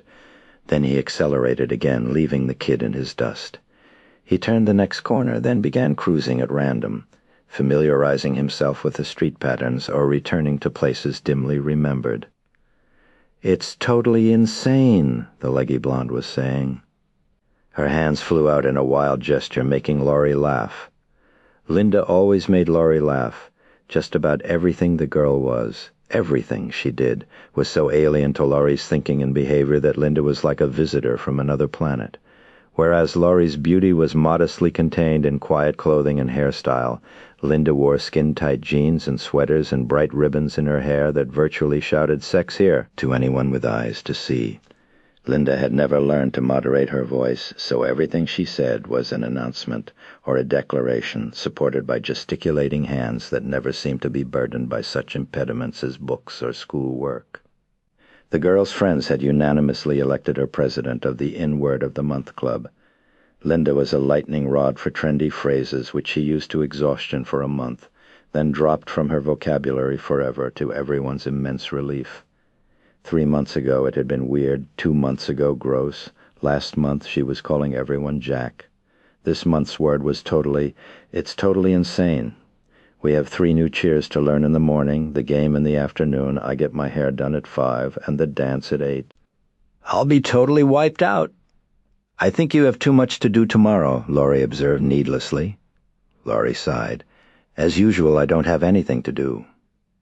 "It's your own fault, and I don't feel sorry for you," Linda declared as they turned a corner onto a shady avenue. "Look at you, Laurie Strode. You dress like a fugitive from Miss Prudence's School for Proper Young Virgins. Your hair is totally plain. You wear no makeup at all, no eyeshadow, not even lipstick. If you're hoping to catch a boy, forget it. You couldn't catch a frog the way you look." "Thanks a lot. Don't get insulted. You know perfectly well how pretty I think you are, but you go around like being pretty is embarrassing. I don't think anyone in Haddonfield knows if you have any boobs. You're always hiding them behind a stack of books that would bring a sumo wrestler to his knees, for God's sake, and that walk." Laurie was shaking with laughter. "Enough that walk." Linda shouted her down, really warming to the subject. "With all those books and bags, you look like a drunken mountain goat with an injured." "Hey, Linda, Laurie." They didn't have to turn around to recognize Annie's strident voice, which Linda had characterized once as so sharp it could shatter a hero sandwich. Their inseparable friends slid between them and their pace doubled. Annie was always in a rush, though no one was ever able to figure out why. She rushed to get somewhere and rushed to get out there. She rushed to eat, but then found herself with so much time on her hands she'd complain about being bored. She was dark-haired, with abundant ringlets that glinted auburn in the late afternoon sunlight. She wore a red sweater and a sweater vest over that, but it did very little to moderate the thrust of a very large pair of breasts that jiggled unharnessed beneath the fabric. Despite the trends, most of the teenage girls in Haddonfield chose not to disdain bras, either because of traditional Midwestern modesty or parental restrictions. But Annie, whose father was the town sheriff, cared not a whit about traditional Midwestern modesty or parental restrictions. She not only had been the first of her crowd to abandon her bra, she had been the first to abandon her virginity. Linda had been the second to sleep with a boy. And now the 2 girls talked about it like connoisseurs talking about 3-star French restaurants. "Why didn't you wait for me?" Annie panted. "We did," said Linda. 15 minutes. You never showed up." "That's not true. Here I am." "What's wrong?" Laurie asked. "You're not smiling."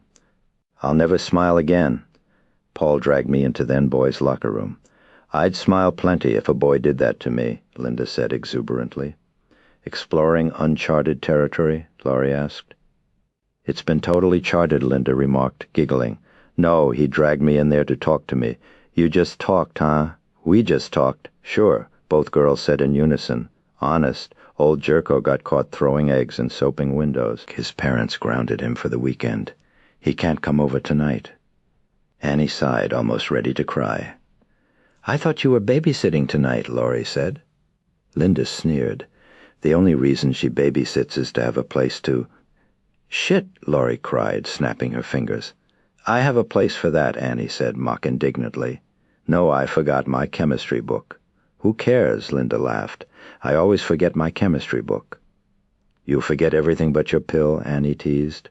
Laurie turned on her heels, wondering if it was worth it to run back to school to get her book. Maybe she could just borrow one. The station wagon turned into the street and cruised slowly toward them.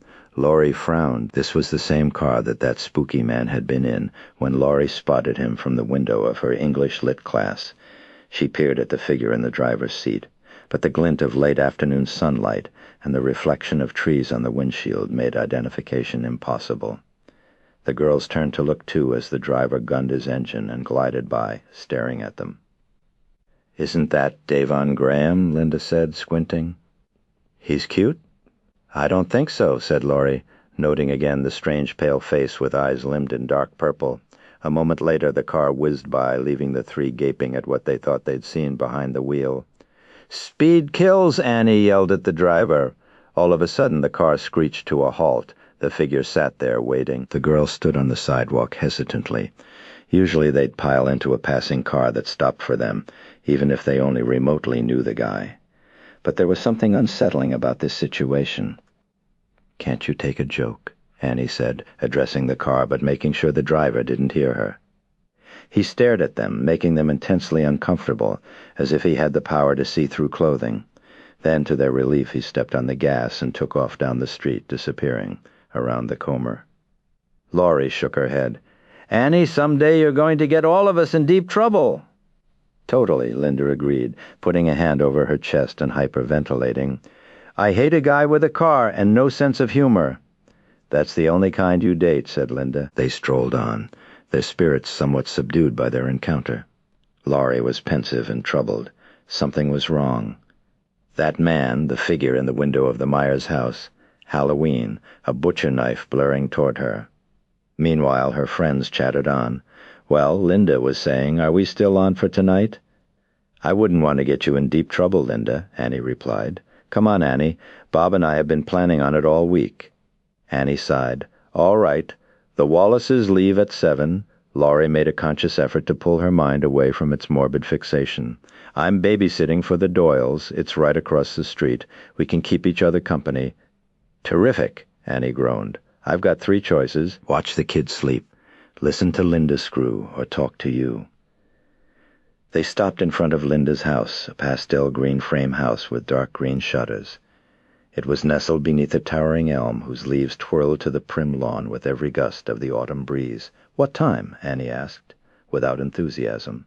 "I don't know yet," Linda replied. "I have to get out of taking my stupid kid brother trick-or-treating." "Saving the treats for Bob?" Annie asked gaily. "Funny, see you." Linda walked up the path to her house, her tightly clad rear jiggling seductively. "You don't have to wiggle it," Annie called out to her. "There aren't any guys around. You can never tell when one may be hiding in the bushes," Linda replied, shouldering the front door and disappearing inside. Annie and Laurie started up the street again, Annie launching into a tirade about Paul's stupidity in getting himself grounded on one of the key weekends in the year. As she rattled on, Laurie saw the figure again. At least she thought she did, about 50 yards down the street. Something was standing at the edge of a tall hedgerow separating 2 homes. The khaki green of his coveralls blended so well with the olive color of the bushes that for a moment she thought it was merely an extension of the shrubbery. Then she glimpsed the ghostly white face through the leaves. "Look! Look where? Behind that bush there?" Laurie pointed to an empty spot beside the hedgerow. "You're going to tell me there was a guy in the bushes, right?" There was. Very funny. A second after Linda says there may be a guy hiding in the... Really, Laurie? Your sense of humor. I'm telling you, the man who drove by, the one you yelled at? Subtle, isn't he? "Hey, creep!" Annie raced down the street ahead of her friend, balling her fist to slug the masher lurking in the bushes. She peeked around, and a cunning smile came over Annie's face. "Hey, Laurie, he wants to talk to you," she shouted. Laurie stood riveted to the sidewalk. "He wants to take you out tonight." Laurie approached the hedge cautiously, knees tensed to catapult her out of there quickly. Like a timid kitten, she peered around the hedge. Nobody there. Very funny, to use your expression. One practical joke deserves another. He was standing right here. "Poor Laurie," Annie commiserated. "You scared another one away." She petted her friend on the head. "Cute." They ambled down the street, Laurie looking skittishly behind her and approaching another hedgerow with trepidation. Annie became serious. It's tragic. You never go out. You must have a small fortune stashed from babysitting. What's your story? You scared? I'll show you how to relax. You prefer girls. I'll try anything once." Laurie laughed, then shrugged. "Guys think I'm too smart." "I don't. I think you're wacko. You're seeing men behind bushes." They stopped before a pretty ranch home partially masked from the street by a pair of dogwood trees. "Well, home sweet home. I'll see you." "Okay, bye." "I'll call you or you call me." "Right," said Laurie, approaching the last privet hedge on the street with steeled legs. She leaned around it inch by inch. Nobody. She looked behind her, walking backward as she scanned the street for the mysterious figure, or his station wagon. Suddenly a hand gripped her arm.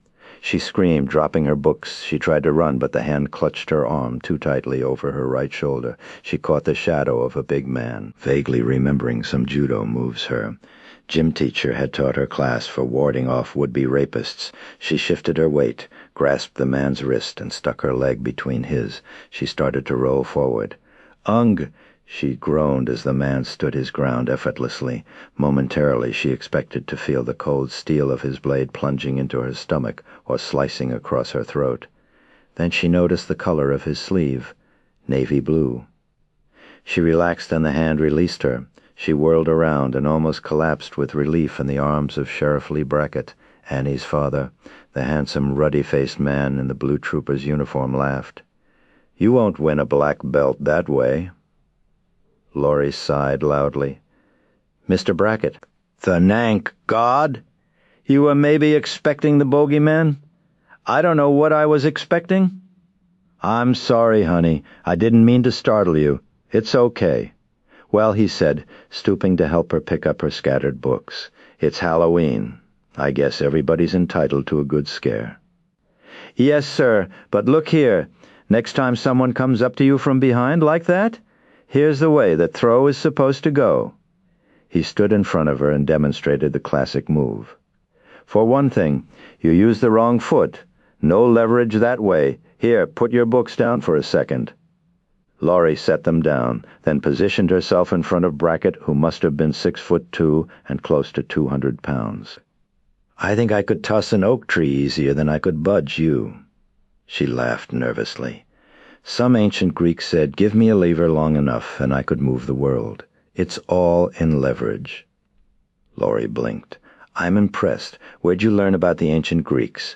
Brackett laughed. "You'd be surprised how smart dumb cops are now," he said, placing her in front of him.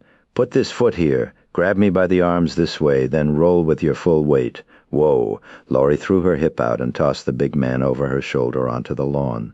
"Oh, Lord, I'm sorry, Mr. Brackett. I didn't realize your own strength. That's the whole idea, I think," he added, raising himself to his feet and brushing himself off. "Well, now you're ready for the bogeyman." He stooped to pick up her books again. "Thanks, Mr. Brackett. Tell Annie I'll speak to her tonight." "You bet." Still dusting leaves off his uniform, he ambled home. She turned into her street, reflecting on the day's strange occurrences. "Well, kiddo," she said to herself, "I thought you outgrew superstition for a moment." Before she stepped onto the flagstone path to her front door, she observed a group of kids parading down the street in their goofy, store-bought costumes, and wondered where it had all started. These traditions, witches, hobgoblins, pumpkins, and black cats. And she had to admit she knew no more about Halloween than she knew about judo throws less, since she knew at least how to throw one sheriff if he stood long enough.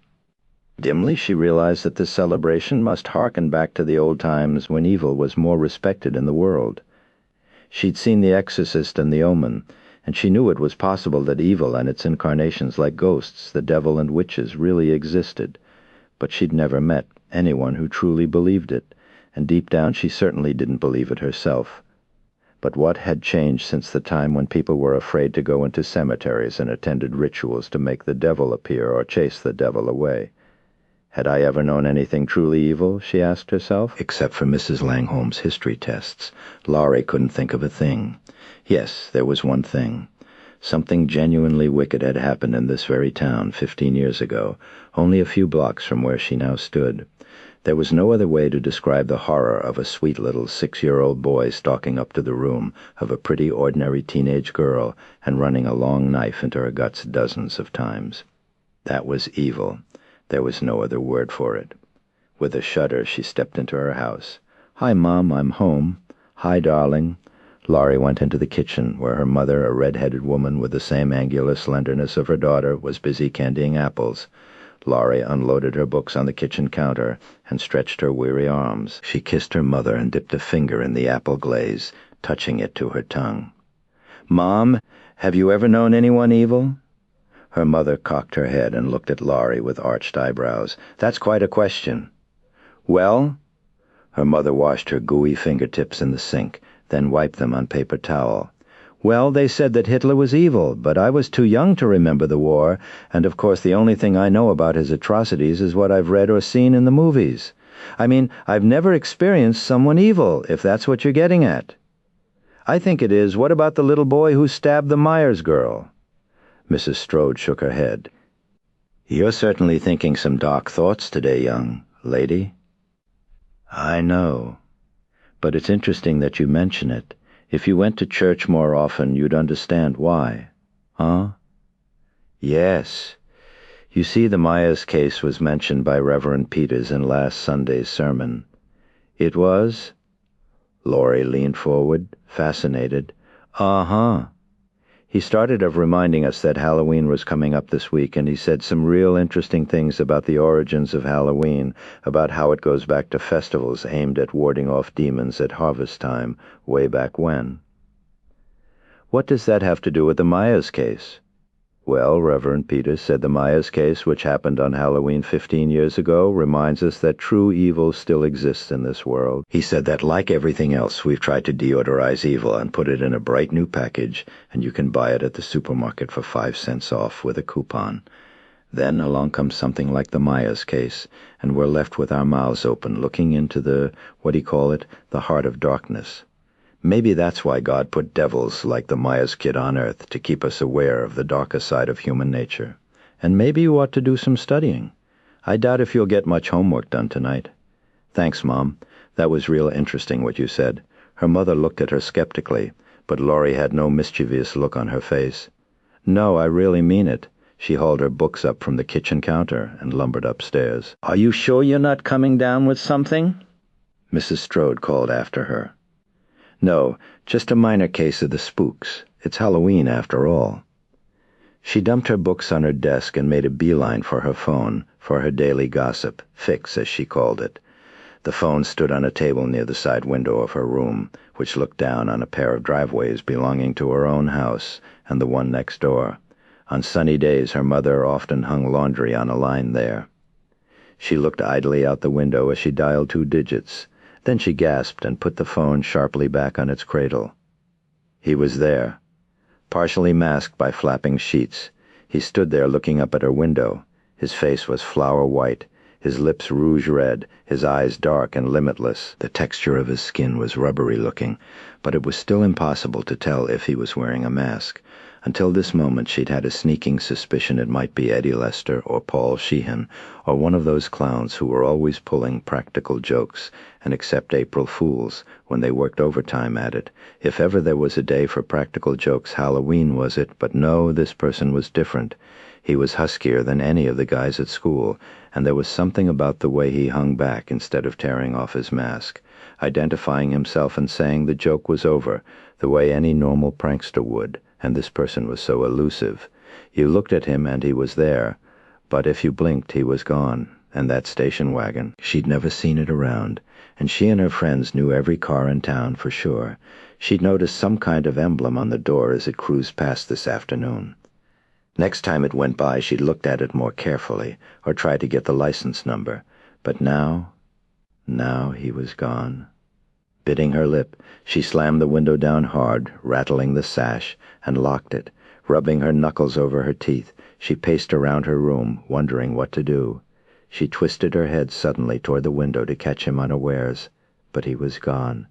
She began to doubt her senses. Her phone rang, making her jump as if a shotgun had gone off at her feet. She picked it up. "Hello?" The line was open but silent. Someone was listening at the other end. "Hello?" There was a sound like someone smacking his lips. "Who is this?" The sound grew louder, and someone made a muffled growl. Laurie slammed the phone down and wrapped her arms around herself to keep from shaking. The phone rang again. Laurie looked at it, debating. Then, after 3 rings, she picked it up and held it to her ear for a long moment before venturing to speak. "Hello?" "Why'd you hang up on me?" Annie said indignantly, swallowing whatever she'd been chewing. "Annie, was that you?" Laurie's fingertips flew to her bosom in relief. "Of course." "Why didn't you say anything? You scared me to death. I had my mouth full of peanut butter. Couldn't you hear me?" "No." "What did you think it was?" "I don't know, an obscene phone call or something." "Well, now you hear obscene chewing." And she smacked her lips and tongue around the remnant of the soggy sandwich. "You know, you're losing control, Laurie." "I think I've already lost it." "I doubt that." "Listen, my mother is letting me use her car. I'll pick you up." 6:30. "Sure. See you later. Don't speak to any strange bogeymen, unless they're good dancers." "Okay, bye." She put the phone down and tried to do some homework, but the books lay on her desk as if written in some extraterrestrial script. Every subject she tried to study led her by free association to the phantom prowler who'd been dogging her footsteps all day long. The English lit homework on the theme of fate brought her mind back to poor Judith Myers, who'd met hers precisely 15 years ago this very day, almost this very hour. She tried math, but all she could think of were all those stab wounds seeping crims on blood from Judith's brutally violated body. In history, they were studying Julius Caesar's reign, and she'd just begun to get into it when she came across the passage about the emperor's assassination by Brutus and his friends by daggers concealed beneath their togas. She pushed her chair back violently, stood up, and began to pace around the room, pounding her fist in her palm. "Calm down, Laurie, this is ridiculous," she told herself aloud, and it was, but she kept glancing out the window anyway. Chapter 9. The sky had turned marble gray with storm clouds rolling in from the west, but the setting sun ignited them from underneath like an orange blowtorch, illuminating the polished marble gravestones of the Haddonfield Town Cemetery in a rare display of joyous glitter. Angus Taylor, the caretaker of the non-denominational cemetery, puffed up the sharp incline, reading from a notepad as he led his trench-coat-clad guest along a flagstone path. "Can't take this hill like I once used to," he said, between anguished breaths. "Too much beer, not enough sex. Of course I hold that a man can't have too much of either, but I suppose if I had my druthers it'd be—" A glance at the visitor, who stared at him with a mixture, if indifference or repugnance, subdued Taylor's chatter. He stopped a moment, panting to look at the map on his notepad. "Let's see. Myers, Judith Myers. Row 18, plot 20, over this way." They veered onto a secondary path whose stones had all but sunk beneath the encroaching grass. Willow branches whipped their faces as they peered through the impending gloom at names and dates that bespoke lives rich and inglorious, lives joyous and sad, lives short and long, but all terminated inexorably by the same grim hand. The garrulous Taylor waxed silent. Though he'd been in the undertaking business all his life, it wasn't until lately that he'd begun to realize that his interest had become more than professional. At the age of 62, the dozens of graves whose excavation be supervised had begun to beckon to him, and he'd started to ponder what it meant to spend an eternity in one. He'd arranged to be baptized so that he could be buried in a churchyard where at least there might be the illusion of grace and salvation, and where he'd be surrounded by people bound to him by their mutual faith. "You believe in God, mister?" Sam Loomis studied the man from beneath craggy brows and decided it wasn't worth getting into a philosophical debate. "Doesn't everyone?" he said. "Which way?" "Left." They walked slowly, scanning the stones. "Every town has something like this happen." The puffing man said, "I remember a guy over in Russellville, Charlie Bowles. Nicest guy you could ever imagine. You could boot him in the tail. He'd never complain. Then, maybe some 20 years ago, I recollect, he finished dinner, excused himself from the table, and went into the garage. Come back with a hacksaw. He did, kissed his wife, and 2 kids goodbye, then proceeded to, 'Mr. Taylor, where are we?' Loomis snapped. Taylor held his notepad up to catch the fading sunlight. 'Just right over there a ways, and I remember Judith Myers. Talk about sweet girls. She'd bat her eyes at you.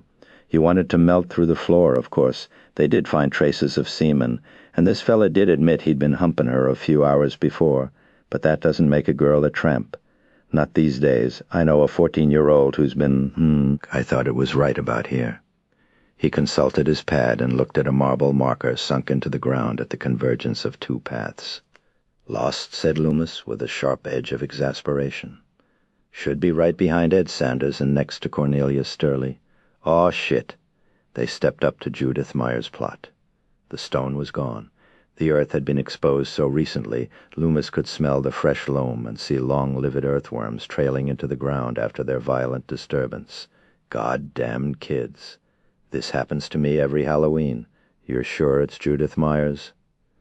Loomis's eyes glowed red in the direct glint of sunset. Here, see for yourself.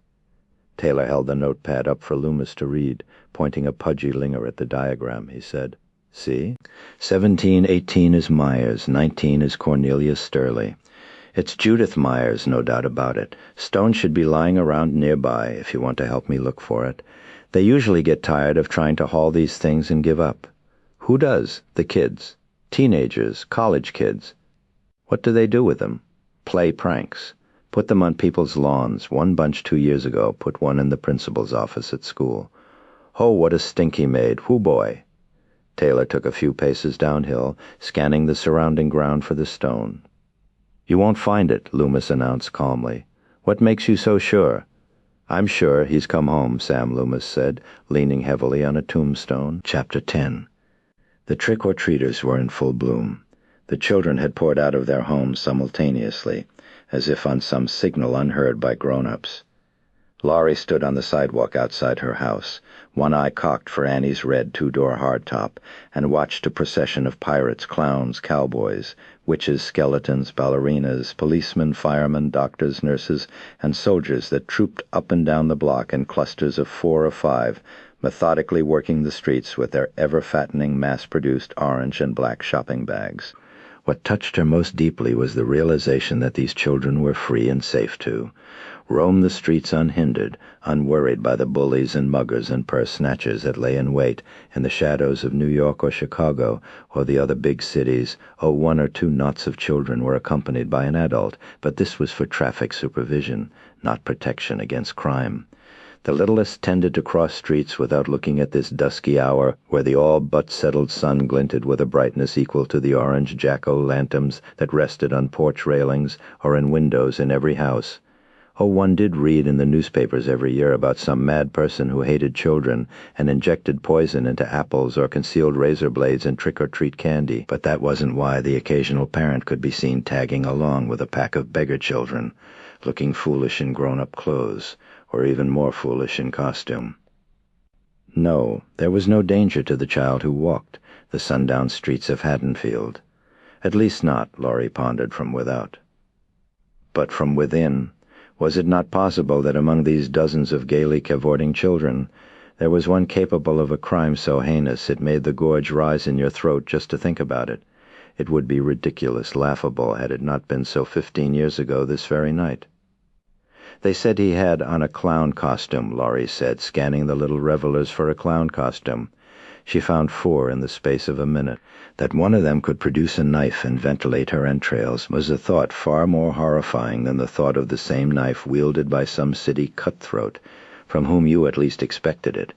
Laurie flashed for a second on Judith Myers and tried to put herself in Judy's place as the boy with the rosy cheeks and fawn eyes exposed the blade of his butcher knife and began to advance on her.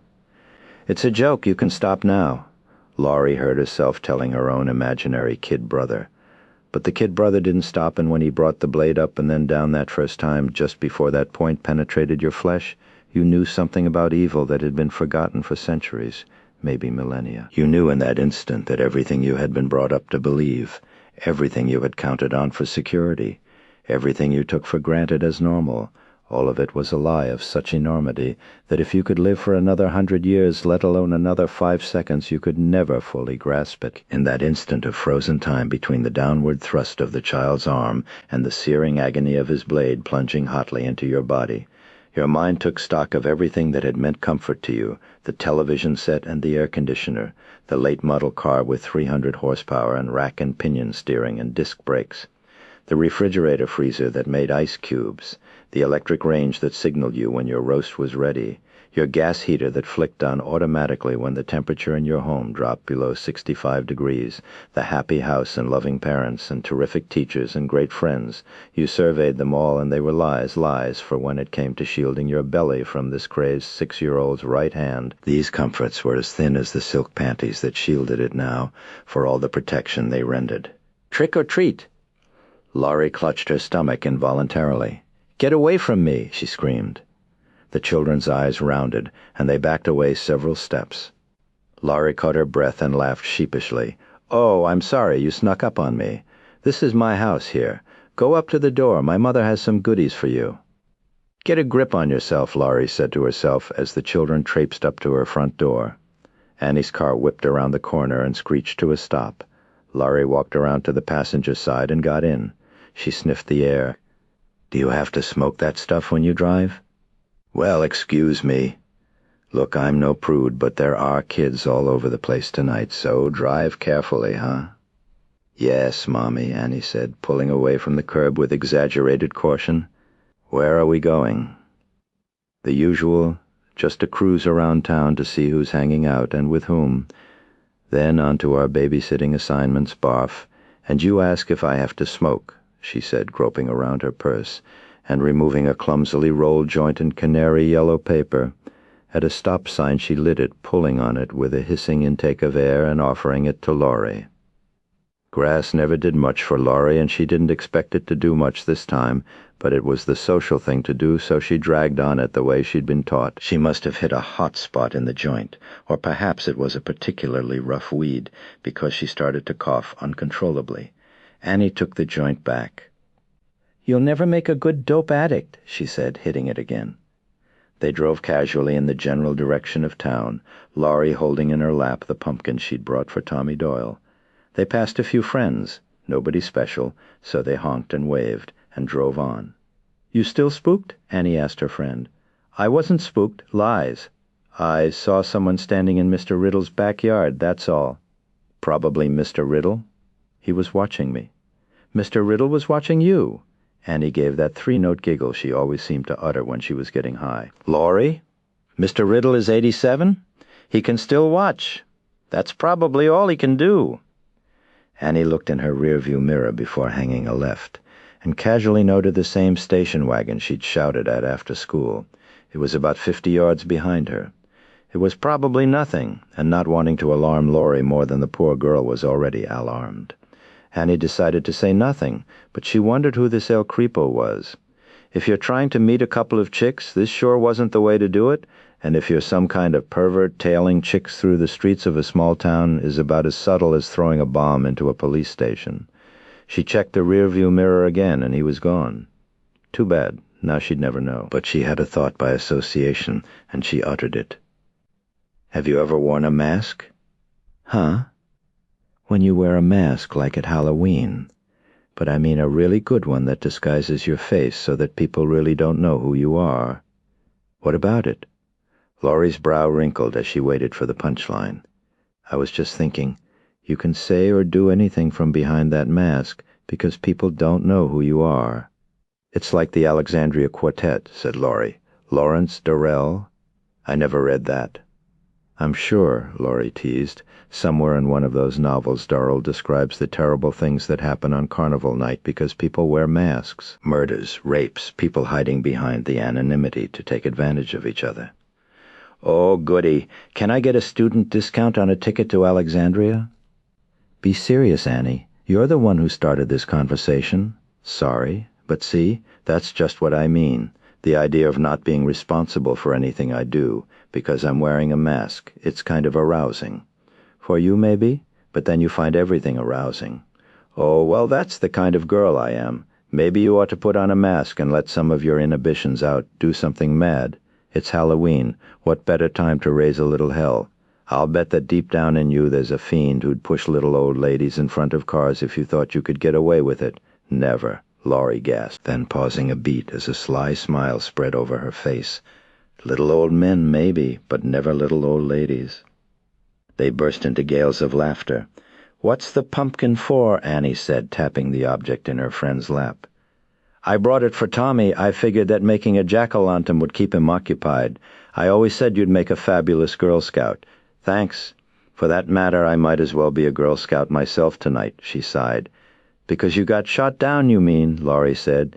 "Yeah. I guess we'll make popcorn and watch Dr. Dementia. 6 straight hours of horror movies. Little Lindsay Wallace won't know what hit her. Better horror movies than the real thing," said Laurie wistfully. Annie's brows furrowed. "Now what is that supposed to mean?" "Nothing, just some morbid thoughts I've been having today." Annie offered her friend the half-smoked joint. "You'd better take a great big hit of this thing, honey. It's a sure cure for the morbids." Laurie pushed it away. "Annie, do you ever think about, well, evil?" "Uh-oh. It's serious time." Laurie held her peace, forcing Annie to reflect. "Well, you know, Daddy's a cop, and he's told me some things. I don't know if you could call them evil, exactly. We don't get much of it around here. We don't get much of anything around here. But when he worked in Columbus, he saw some pretty heavy things go down. Beatings, rapes, murders. Sounded evil enough to me. Anyway, I try not to think about stuff like that. Whenever I do, I switch the channel." "I wish I could turn my mind off as easily as you," Laurie lamented. "It's easy when you don't have that much of a mind to begin with. Hey, talk about my father." As the car bore around a gentle curving approach to town, they saw the sheriff's car parked outside Nichols's hardware store.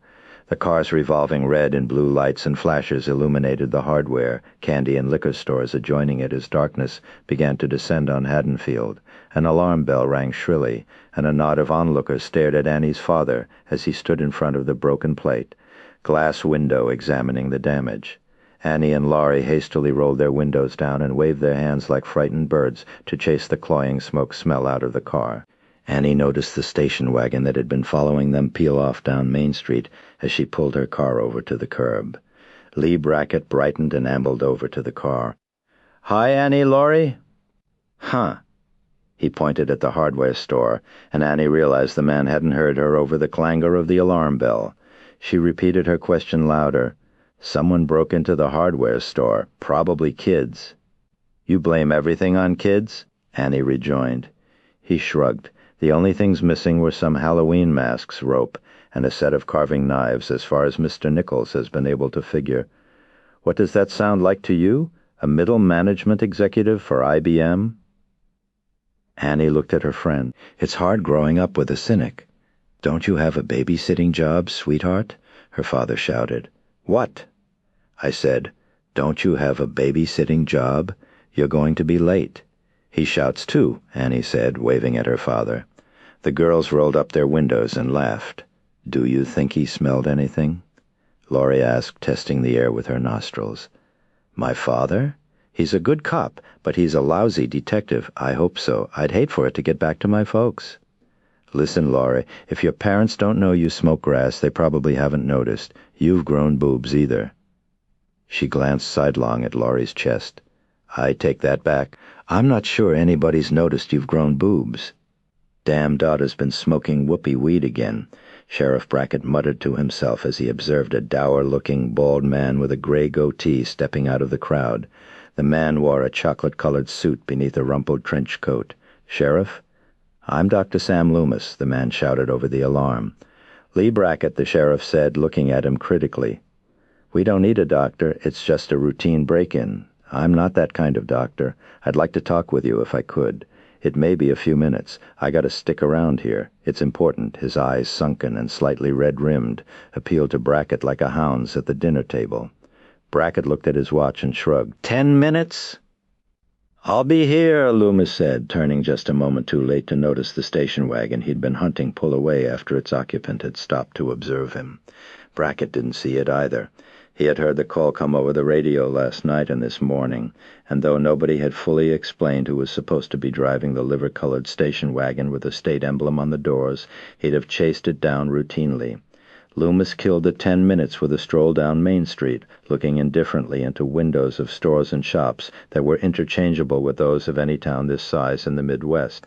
There were a few signs of changing times, such as an organic health food shop, a bookstore with a surprisingly intellectual selection of titles in the window, and a coffee shop specializing in espresso, cappuccino, and herb teas, a far cry from the usual Midwest coffee shop purveying the kind of diner. Fare that truck drivers thrived on, but at least there was no head shop, as one commonly saw in bigger Midwestern towns and cities, no shop selling cigarette papers, pipes, Coke spoons, and the more exotic paraphernalia of the dope trade. Though Loomis knew that the kids used drugs in these towns, the town governments came down very hard on any overt display of drug cultures. As Loomis passed a liquor store, he nodded, remembering his teenage son's recent tirade about the hypocrisy of Loomis's generation that punishes drug use but proudly displays its alcoholic orientation as if drinking were a virtue to be encouraged. The boy was right, but it would be another decade before you saw a head shop in Haddonfield, Illinois. Brackett was just finishing writing up his report and supervising the hasty assembly of a sawhorse barrier around the hardware store. Mr. Nichols put the finishing touches on a wooden panel to cover the broken window until a glass replacement arrived in the morning. He stepped back to survey his handiwork and examine the rim of the window as if to contemplate the possibility of putting up a locked iron gate. He shook his head sadly. He hated to do that. To put up a gate would not only be ugly, it would symbolize his concession to the growing vandalism that existed in his town. "May we sit in your car, Sheriff?" Loomis asked. "Suit yourself, Doctor." They slid into the front seat. Brackett turned the heater on, getting a bit chilly. "Winter'll be here any day now." Loomis said distractedly, running his fingers down the blue barrels of the sheriff's over and under 12-gauge shotgun propped vertically between the seats. "Have you ever had to use this thing?" "Can't catch quail with my bare hands?" Brackett laughed. "You know what I mean." Brackett shook his head. "I've pointed it at one or two alleged perpetrators, as my colleagues like to call them. Who do you think perpetrated that?" Loomis's asked with a jerk of the head toward the hardware store. "Kids, most likely. Who else would steal Halloween masks?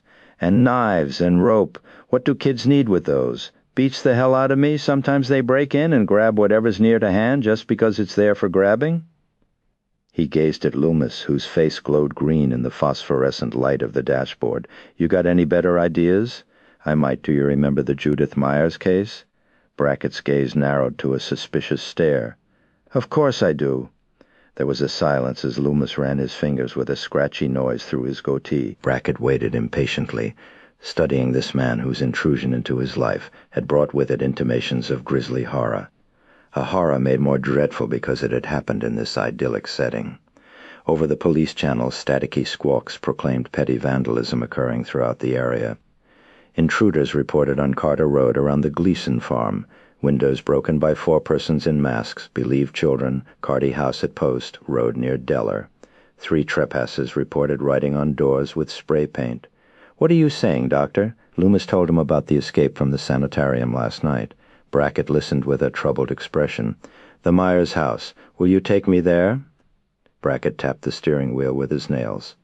"I don't know, Loomis. I got my hands full. Tonight. Halloween is one of my profession's busy seasons. Can you hear what's coming down?"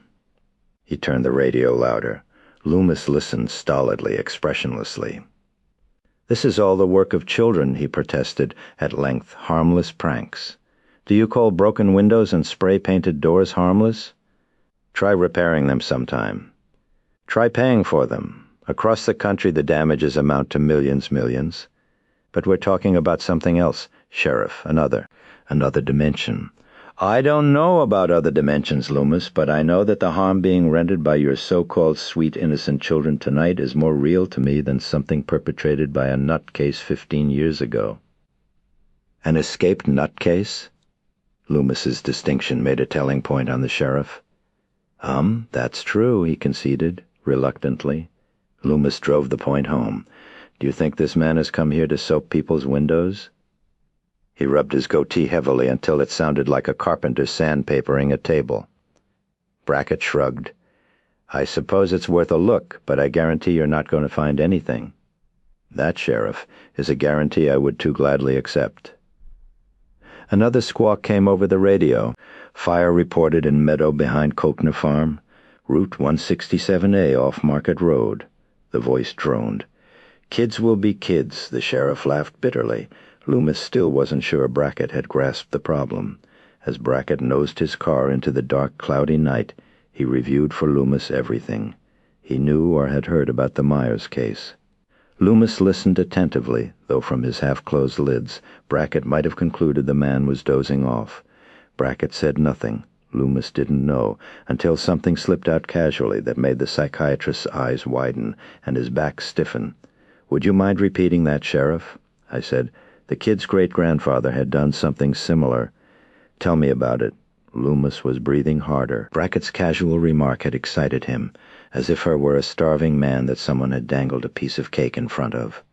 "Well, I don't know much about it, and it was never brought out in the hearings, but Mrs. Myers that night was overheard saying, 'He's come back,' or maybe it's come back, over and over again."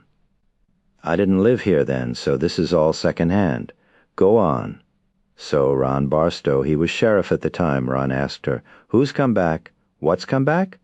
And she mumbled something about the thing that had got inside her grandfather.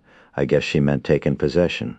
Despite the coldness of the evening, Loomis had begun to perspire. His breath hissed noisily. "Did she explain about the thing that had taken possession of her grandfather?" "No, but Ron went to the records at Town Hall and checked out the newspaper clippings at the Historical Society." "And?" "It seems the man had gone berserk back in the 1890s. Loomis was on the edge of his seat, his eyes bulging. "Berserk? How?" "It was at a grand dance, I think Ron said. The man just upped and pulled a revolver from his belt and blasted a dancing couple. They hanged him." They drove silently for a moment, Loomis struggling to contain his excitement, almost savoring the next question. "When did this happen?" 1898, 99, something like that. No, I mean what date?" "How should I? Wait a minute, of course I know." Ron remarked on it. "Yes? All Hallow, even it was a harvest dance, Halloween." Brackett's toe unconsciously depressed the gas pedal, and the car accelerated into the dangerous night. "Jesus," the sheriff breathed. "Why wasn't this mentioned at the hearing?" Loomis demanded, slumping back into his seat, still panting. "I think Ron said it was because the defense attorney thought it was either irrelevant or damaging to the kid's case." "Irrelevant? Damaging?" Loomis chuckled dryly, a laugh totally devoid of humor, like a rattle. "Tell me, did your friend tell you anything more about this great-grandfather?" I'm thinking the seconds ticked ponderously around the clock on the dashboard. "Voices? Voices? Kill those two specifically." In other words, he didn't fire into a crowd at random. He knew the victims. Brackett scratched his ear. "I'm a little confused about that part. The way Ron explained it, the guy claimed he knew who he was shooting, but when they asked him to identify his victims, he called them some weird names he said he'd heard in his dreams." Brackett pointed to his own skull and made a rotary motion with his finger. "Crazy, perhaps. These names, Sheriff? Were they Celtic? Would you recognize them? Deirdre, Culin?" "Sorry, my friend, they don't ring a bell. Who are they? Names of victims in Michael's dreams. If we could establish a continuity from the great-grandfather to the boy," the psychiatrist mused. "A continuity?" Brackett gasped. "Come on, Loomis. In order for a dream to jump 2 or 3 generations, you'd have to believe." He shook his head. "Doctor, I think you maybe touched yourself." "Probably. It's an occupational hazard." Brackett swung right and glided to the curb before the gloomy, weather-beaten house that stood out among its white, neatly kempt neighbors like some shriveled crone in a row of teenagers. They climbed out of the car and stood before it, listening to the sound of branches whipping against an upstairs window. "Has anybody lived here since?" "You got to be kidding," Brackett said. "Every kid in Haddonfield thinks the place is haunted. Maybe every adult, too. They may be right." Brackett reached into his car and produced a long flashlight, pointing it at the "For Sale" sign, thrust into the scrubby lawn. The sheriff said his parents found him standing right there in his clown costume, with a ruff around the neck, cute as could be, except he held a butcher knife as long as this flashlight, and he was smeared with fresh blood. He flashed his light on the sign. This should come down. I hear it's been sold. Chester Strode must be drunk with relief. He's the agent? Sold? Loomis repeated, shaking his head with disbelief. I know what you mean. New York people. They thought it would be fun to own a haunted house. New Yorkers? He groaned, using the word almost as a curse. Can we go in? I don't have a key, but maybe. They mounted the front porch. We could go in through one of the broken windows, Loomis suggested. That's what I was going to sug. Loomis stepped to the front door, on which the sheriff held his light. The knob dangled at an odd angle, and there were fresh gouges in the wood around it. Brackett touched the knob, and the door swung open. One haunted house, complete with creaks, he said. If you find it so amusing, why are you taking your gun out of its holster? Loomis asked, with a grim smile. Brackett didn't care for the remark. Flashing the light around the entry vestibule, he stepped in cautiously, crouched tensely as he scanned the rooms with his light-guided eyes, then gestured with his head for Loomis to come in. Carefully they trod the floorboards, Loomis moving back to back with his friend, like a pair of eyes in the back of the sheriff's head. The psychiatrist kept his right hand plunged deep in the pocket of his trench coat. Suddenly Brackett stopped. Loomis backed into him. What is it? The light revealed something resembling a white and black shaggy throw rug with jagged red streaks. Brackett kneeled over it and gulped. It's a dog. He reached out and dipped a finger into the entrails that had been ripped out of the creature and draped across its hind legs casually. Still warm, Lord? Loomis looked at the mutilated creature, its bulging eyes orangely reflecting the light. He got hungry. He? You mean? Come on, Doctor. It could have been a skunk or a raccoon. Could have been, Loomis said unenthusiastically. A man wouldn't do that, Brackett said, holding the light on the glistening guts. He isn't a man, Loomis replied. They turned their backs on the remains and searched the rest of the downstairs. The place was a shambles, floorboards ripped up, plaster and lathing chipped or ripped off the walls, damp spots in the ceiling. Brackett made several more sarcastic remarks about the people from New York. Shall we go upstairs? Loomis said.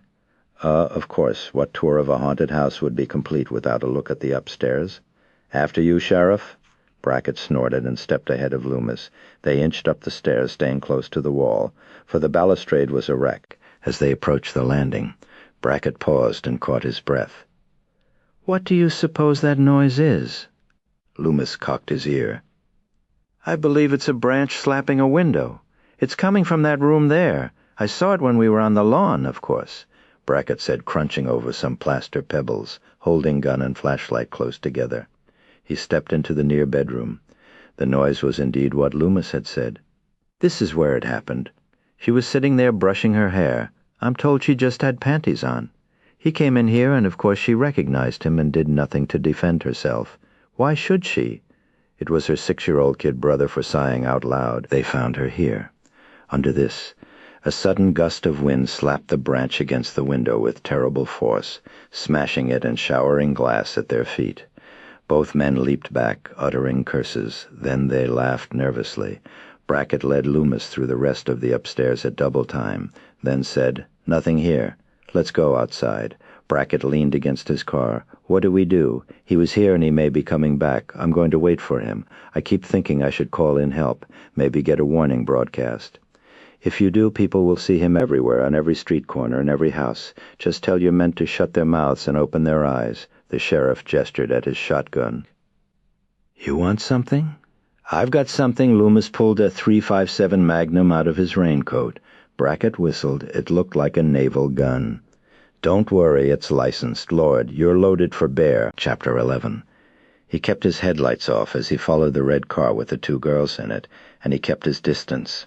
His heart beat heavily, but rhythmically, but the beat had accelerated since sundown, and it was beginning to make him nervous and agitated. His palms were sweaty and his mouth dry, and he was uncomfortably aroused, a condition of pain and not pleasure. He drove past the orange glowing pumpkin faces that seemed to mock him, past the eager laughing children parading from house to house in their foolish costumes. He remembered the clown suit he had worn that night, red and green with a lace ruff and a sock cap with a silly ball at the end of it that kept dangling in front of his nose. He remembered his grandmother's smell as she took a tuck in the material of his costume. He remembered the taste of candy calm at the party that evening, remembered biting off the white tips of the pyramid-shaped candies, then the orange middle, then the yellow bottom, trying to determine if they were made of different tasting stuff, but they were the same candy dyed 3 different colors. He remembered, too, how in the middle of it, in the middle of ducking for apples, the feeling had come over him, a force like an iron hand that virtually shoved him out of the door and into the street, his little legs carrying him home and a voice telling him what he had to do. In his mind's eye, he had seen, that night, a picture of his sister as he had seen it a few times through the keyhole of her bedroom or in the crack of the bathroom door, pink, firm, with beautiful tight buttocks and round high breasts with jutting nipples. And the voice told him he must carve those breasts and buttocks into 1,000 slabs of bloody meat. He remembered his own internal voice protesting, but it was such a helpless little boy voice that the grown-up voice had shouted it down easily and urged his little legs home faster, instructing him to go into the house through the kitchen door, remove the butcher knife from the drawer under the sink, and go upstairs. He remembered the look in her eyes as he entered her room, a look that darkened from surprise to recognition to horror in the space of a second. He remembered the little boy voice crying, "What are you doing?" but the grown-up voice crying, "Stick in her belly. Stick it in her heart. Stick it in her face. Stick it in her arms. Stick it in her legs. Stab her, cut her, slice her, slash her, kill her, kill her, kill her, kill her, kill her, kill her, kill her, kill her, kill her, kill her, kill her." He had known she was screaming because he saw her lips moving, but he heard nothing but the roar of the grown-up voice in his ears. He remembered the heat of her blood as it splashed his hands and the strangely familiar smell of it. He remembered looking at her almost unrecognizable remains on the floor and hearing the little boy voice saying, "Uh-oh, you're going to get in a lot of trouble when Mommy and Daddy get home." And that's just what happened. Mommy and Daddy were very mad at him when they came home. And now the voice was talking to him again, and it was almost the same way except that he was a grown-up himself now, and he was big and strong as his daddy, and this time nobody would be able to take him away and send him someplace. The brake lights of the car in front of him went on, and he hit his own brakes, drifting to the side of the road to watch. The blonde girl got out, the one who had come up to the door of his home this morning, the one who reminded him so much of Judy. He watched her go up to the White House and ring the doorbell while her friend turned into the driveway of the large house across the street and pull into a garage. The door opened for the blonde girl, and she stepped inside. Then, across the street, the dark-haired girl emerged from the garage, rang the doorbell, and was admitted. He watched. 5 minutes later, a man and a woman came out of each house. The man and woman coming out of the house where the blonde had gone kissed a little boy goodbye. The man and the woman coming out of the house the dark-haired girl had gone kissed a little girl goodbye. Then each couple got into a car. They went off in different directions. He got out of the station wagon and slid into the hedgerows around the house with the blonde and the little boy in it. The dark uniform he'd taken off the driver blending with the night shadows. He sidled up to a window. Beyond it was a darkened room, but through an open door at the other end he could see the girl who reminded him of Judy talking to the boy. The boy was almost as young as he'd been 15 years ago. The boy was wearing a shiny jumpsuit with astronaut patches on it. This was the boy he'd seen bullied at school today. He walked around the house silently testing windows and doors, noting that a pair of French windows outside the TV room were open, but not venturing in yet. Not yet. He drifted back to the front of the house and pressed against the hedges as a gaggle of children passed by, close enough for him to grab. It was too dangerous. When it was safe, he ventured across the street. The house was enormous, with a large porch on 2 sides. Again he walked around it, looking in the windows. He saw the dark-haired girl standing before a hall mirror, brushing out her hair and chatting to the little girl who watched her admiringly. The dark-haired girl had big breasts that jutted out even with her arms stretched overhead. He stalked like a cat to the side and back of the house, noting an unlocked kitchen door. In the backyard, a slate path led to a little house like a bungalow. He went up to it and peered inside. It had a washer and dryer. He returned to the main house and watched some more. The sex between his legs throbbed in an unpleasant way. The voice was whispering something to him that he couldn't make out yet, but he knew that if he waited it would get louder. In his belt were the carving knife and rope he had taken from the store in town. "Well, what shall we do?" Laurie said, looking at her watch. She knew the answer, but hoped against hope that Tommy Doyle would suggest that he play a quiet game by himself while she studied history. "Sure." Tommy pointed to the stack of comic books in the den. "We can start with those. When we're finished, I have some more in my room." "And what happens when we finish those?" Laurie said sarcastically. "Well, I have a big stack of old ones in my closet," he answered solemnly. "I thought you might," she sighed. They sat down on a small sofa, and Laurie took a comic book off the top of the stack. "How now?" cried Arthur. "What does it mean?" he cried. "Why is he crying?" "He's not crying, Tommy. A cry also means a shout." "How now?" cried Arthur. "Then none may pass this way without a fight?" "Just so," answered the knight in a bold and haughty manner. She rattled the comic book. "Stop squirming. What's the matter? I don't like that story." "I thought King Arthur was your favorite. Not any more. Can you keep a secret?" "Sure." He fell to his hands and knees and reached under the sofa, producing another stack of comics. "Why are they under there? Mom doesn't like me to have them." Laurie shuffled through them. "Neutron Man, Laser Man, Tarantula Man. I can see why. I think they're neat." "Neat," Laurie echoed weakly. "Laurie, is there really a bogeyman?" "Of course. He eats little boys who read comic books." "Really?" The boy's eyes widened. "Maybe I'll watch TV the rest of the night?" "That would suit. There's the phone." She crossed the room to the phone on a table near the opposite sofa, a tremor of nervousness vibrating through her stomach. "Hello?" Her anxiety wasn't helped by the noise on the other end of the line. It sounded like gunfire. Finally a voice. "Hear that? That's the sound of popping com." "That's the sound of a horny teenage girl. When her boyfriends shot her down," Annie said, bored. "My heart bleeds for you. Are you having fun?" "Never mind, I'm sure you are. I have big, big news for you." "What is it?" "Well, oops, hold on a minute." Laurie listened to the noise on the other end of the line with growing alarm. "Ow, hey, cut it out. Simon, get out of here. Jesus, that hurt, you big jerk. Lindsay, he's tearing me apart." "Annie," Laurie yelled into the phone, her heart racing. "Annie, what's happening?" "Lester is tearing my crotch out," Annie shrieked. "Lindsay, get this goddamn dog out of here." Laurie heard growling scratching of nails on linoleum, then a little girl's voice.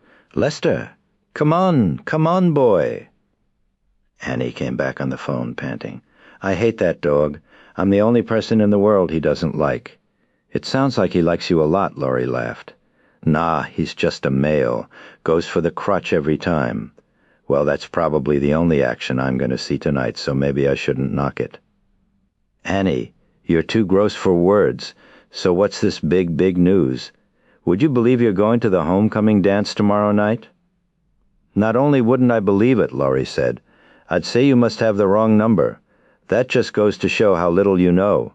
"Oh, and what do you know?" "Well, I just talked with Ben Tramer, and he got real excited when I told him how attracted to him you were." Laurie's knees turned to rubber. "Oh, Annie, you didn't tell me you didn't. You guys will make a fabulous couple." While the girls talked on the phone, Tommy Doyle looked out the window at the last group of trick-or-treaters scurrying home in the darkness. His eyes were suddenly drawn to a black shape on the lawn across the street. For a second he thought it was one of those cardboard skeletons with movable arms and legs that Lindsay's parents had hung from the tree. No, it was too big, too three-dimensional. It stood there, gazing at his house, gazing directly at him, not moving, but definitely a living human, definitely not cardboard. Tommy gulped and turned away. Laurie was still on the phone. Tommy tugged on her shirt tail. "Laurie?" "I'm so embarrassed," Laurie was saying. "I couldn't face him. I don't know if I could ever go back to school. I'm so embarrassed." "You'll have to," Annie said. "He's calling you tomorrow to find out what time to pick you up." "Annie? No. How could—" "Hold on," she responded to the tug on her shirt tail. "Tommy, I'm in the middle of a really important call." I know, but Laurie, the bogeyman is outside. Come here and look. Don't go away, Annie. I have to check out the bogeyman. Ask him if he feels like getting laid, Annie said. Laurie crossed to the window where Tommy stood holding the curtains apart. There's nobody there, Tommy. There was, I'm sure. How about going into the living room and watching some TV? There's a whole bunch of horror movies on. She turned away as Tommy remained at the window, peering into the night. The figure reappeared across the street and drifted toward the Wallace's kitchen window. False alarm, Laurie said. Too bad it might have been different. Annie, someday you're going to get into big trouble. I can't wait. Anyway, look, it's simple. You like him, he likes you. All you need is a little push. I'd like to give you a little push off the top of a building. It won't hurt you to go out with him, for God's sake. He's not exactly shit. I know he's not exactly. No, I mean, I just spilled melted butter all over myself. I gotta call you back. I just made a mess of myself as usual. Stand by. Laurie heard the sharp click and laughed. Annie was crazy, but she loved her. In fact, she loved her because she was crazy. Underneath the craziness was a warm person and a wonderful friend. Like this Ben Tramer thing, sure, it was presumptuous of Annie to tell Ben that Laurie liked him, but maybe it was all for the best. If Laurie wasn't capable of expressing herself to boys, how were they ever going to ask her out? In this day and age, girls were far more forward than ever before. The double standard was falling daily. Maybe Laurie would never be able to go as far as some of her friends, like Linda, whom Laurie had seen go up to a perfectly strange guy at a bar and say she'd like to ball him, but at least she could go further in that direction than she did now. And if not, she had Annie doing it for her. It was still horribly embarrassing, but heck, it wouldn't be the worst thing in the world, exactly, to get a phone call from Ben Tramer. He stood watching the girl talk on the telephone with her dark, curly hair and large breasts. She was not like Judy at all, but that was all right. They didn't have to look like Judy. They didn't even have to be girls. She held the kitchen wall telephone tucked under her chin while she took a large pot of popcorn over one burner of the stove with one hand and stirred a saucepan of butter with the other. Through the glass panels of the kitchen door, he could hear her peculiar laughter. Suddenly the big German shepherd dog came into the kitchen as she was starting to pour the butter over the popcorn. It startled her, and the butter splashed over her red sweater and plaid skirt. Her curse came sharply through the glass.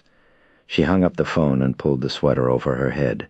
She reached into a high shelf in the pantry to pull down a box of cornstarch. She dashed it on the butter stain on the sweater, then stepped out of her skirt and sprinkled the white powder on it too.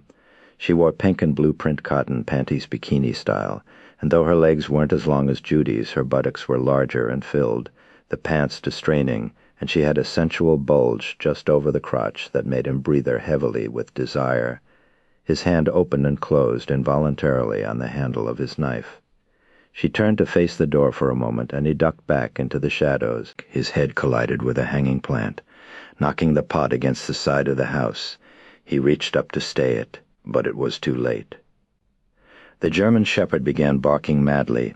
The half-naked girl gave a startled scream, and the little girl started shouting at the dog to shut up.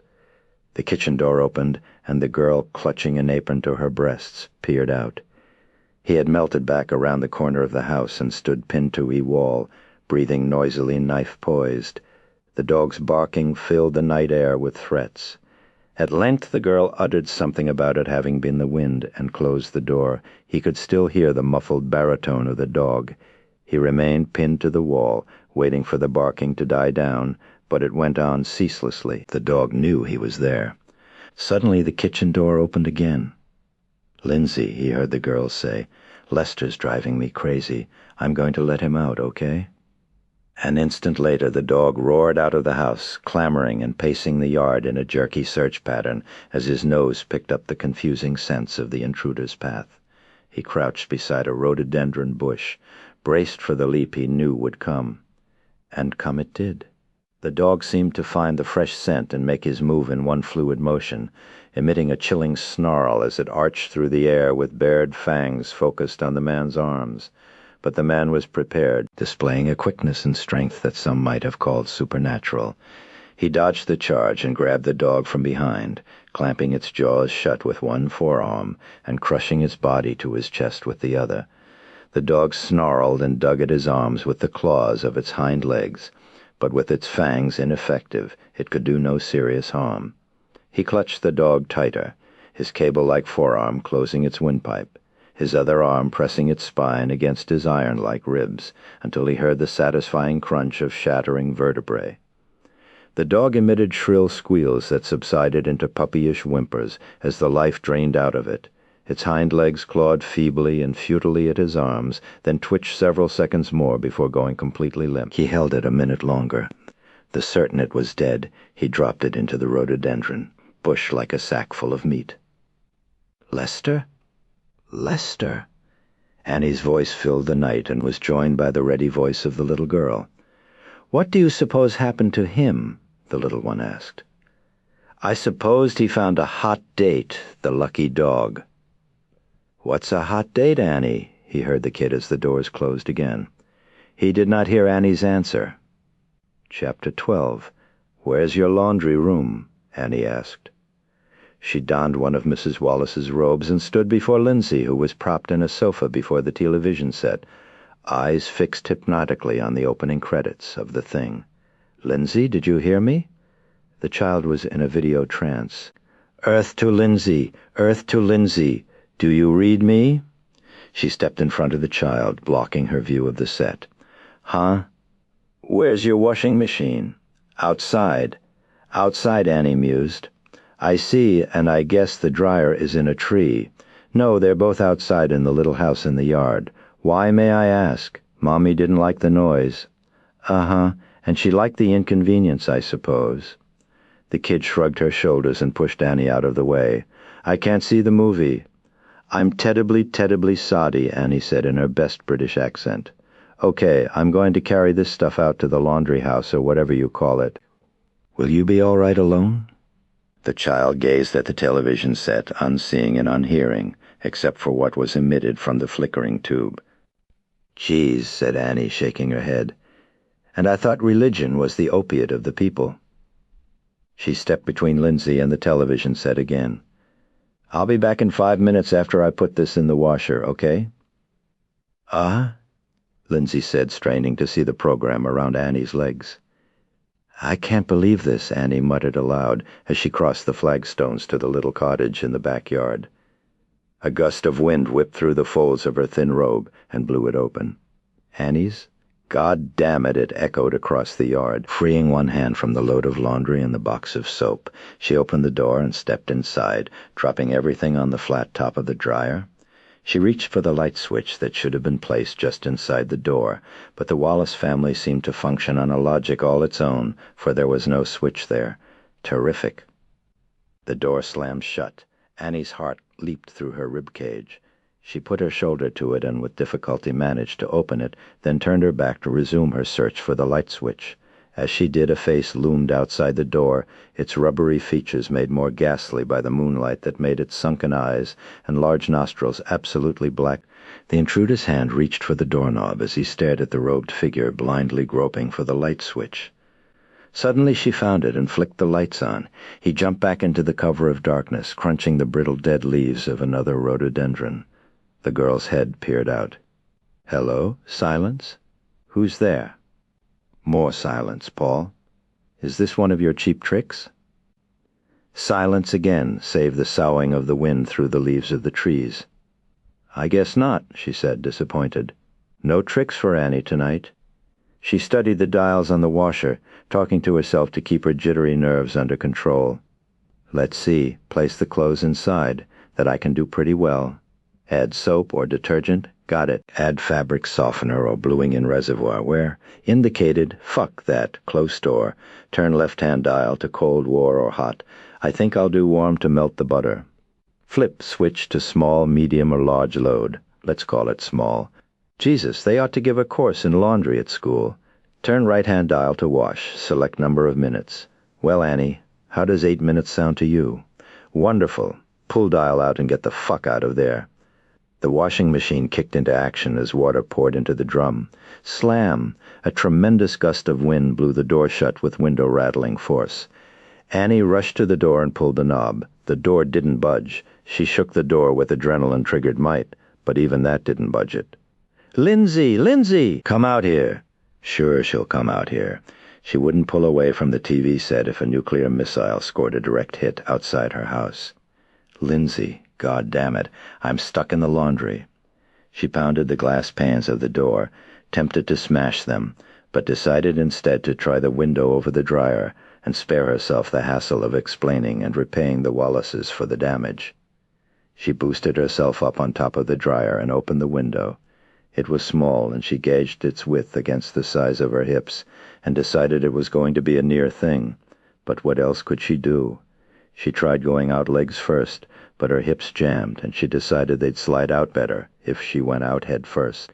As she pulled her breast through the window frame, she heard the phone ringing in the main house. "Oh, great," she moaned. She also heard a sound in the hedges. It was not the wind.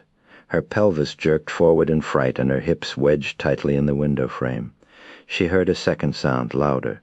Something was lurking in the bushes around the corner of the little house. It was closing in on her. "Lindsay! Lindsay! Oh, God, Lindsay!"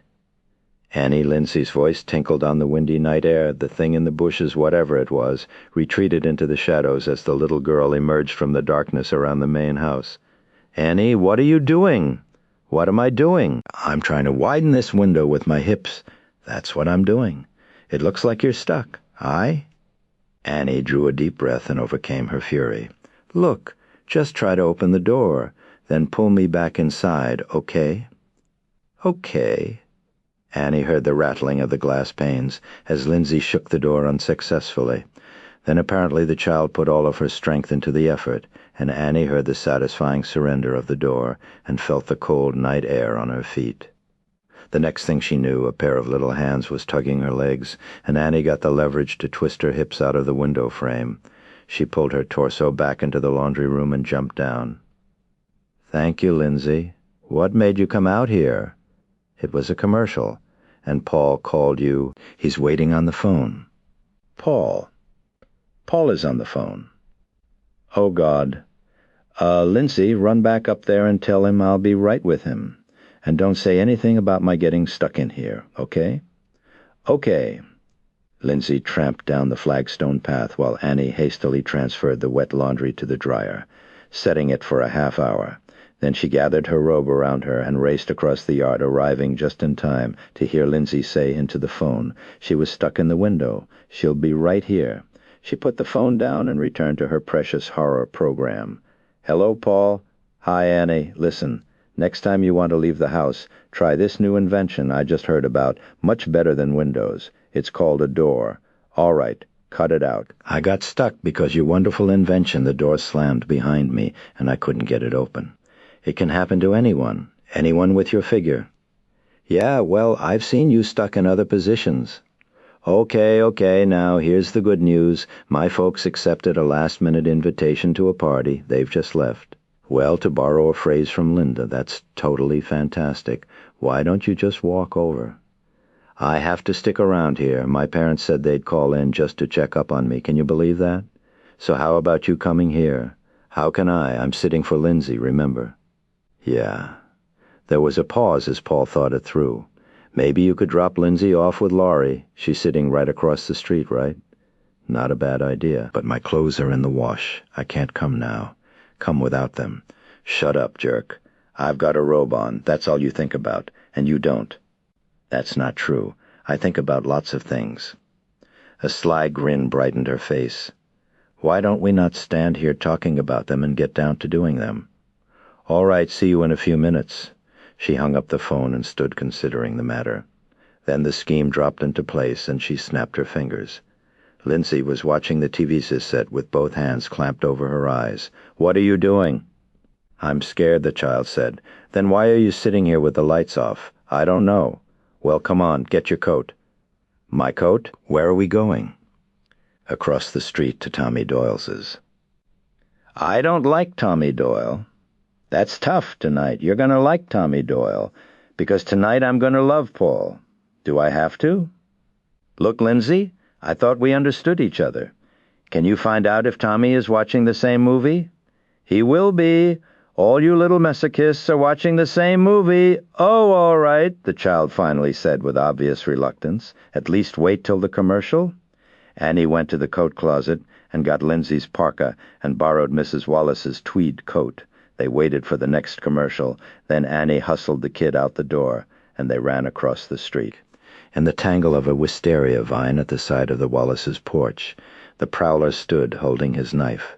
He watched the two girls cross the street and stand in front of the door of the house where the other girl was staying. He didn't risk going across yet, so he stood his ground, waiting to see what they did, feeling a throbbing between his legs and a painful pounding in his temples. The voice was getting louder. He had come close a few minutes ago when the girl was stuck in the window, but the child had foiled it at the last second.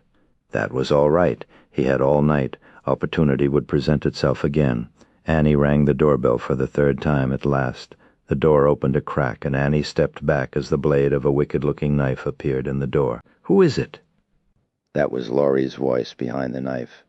"It's me, fool. Oh, Annie, thank God. I've been so jumpy." Laurie opened the door wide, lowering the blade, which glistened with orange pulp. Beside her stood Tommy Doyle. "We're making a jack-o'-lantern," Tommy said to Lindsay. "I want to watch TV," Lindsay said, zipping past the boy and into the TV room.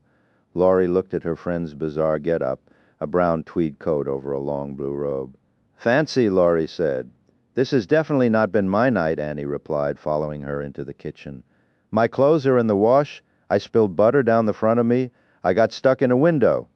I'm glad you're here, because I've been thinking it over and I have something I want you to do." "I want you to call up Ben Tramer right now and tell him you were just fooling around."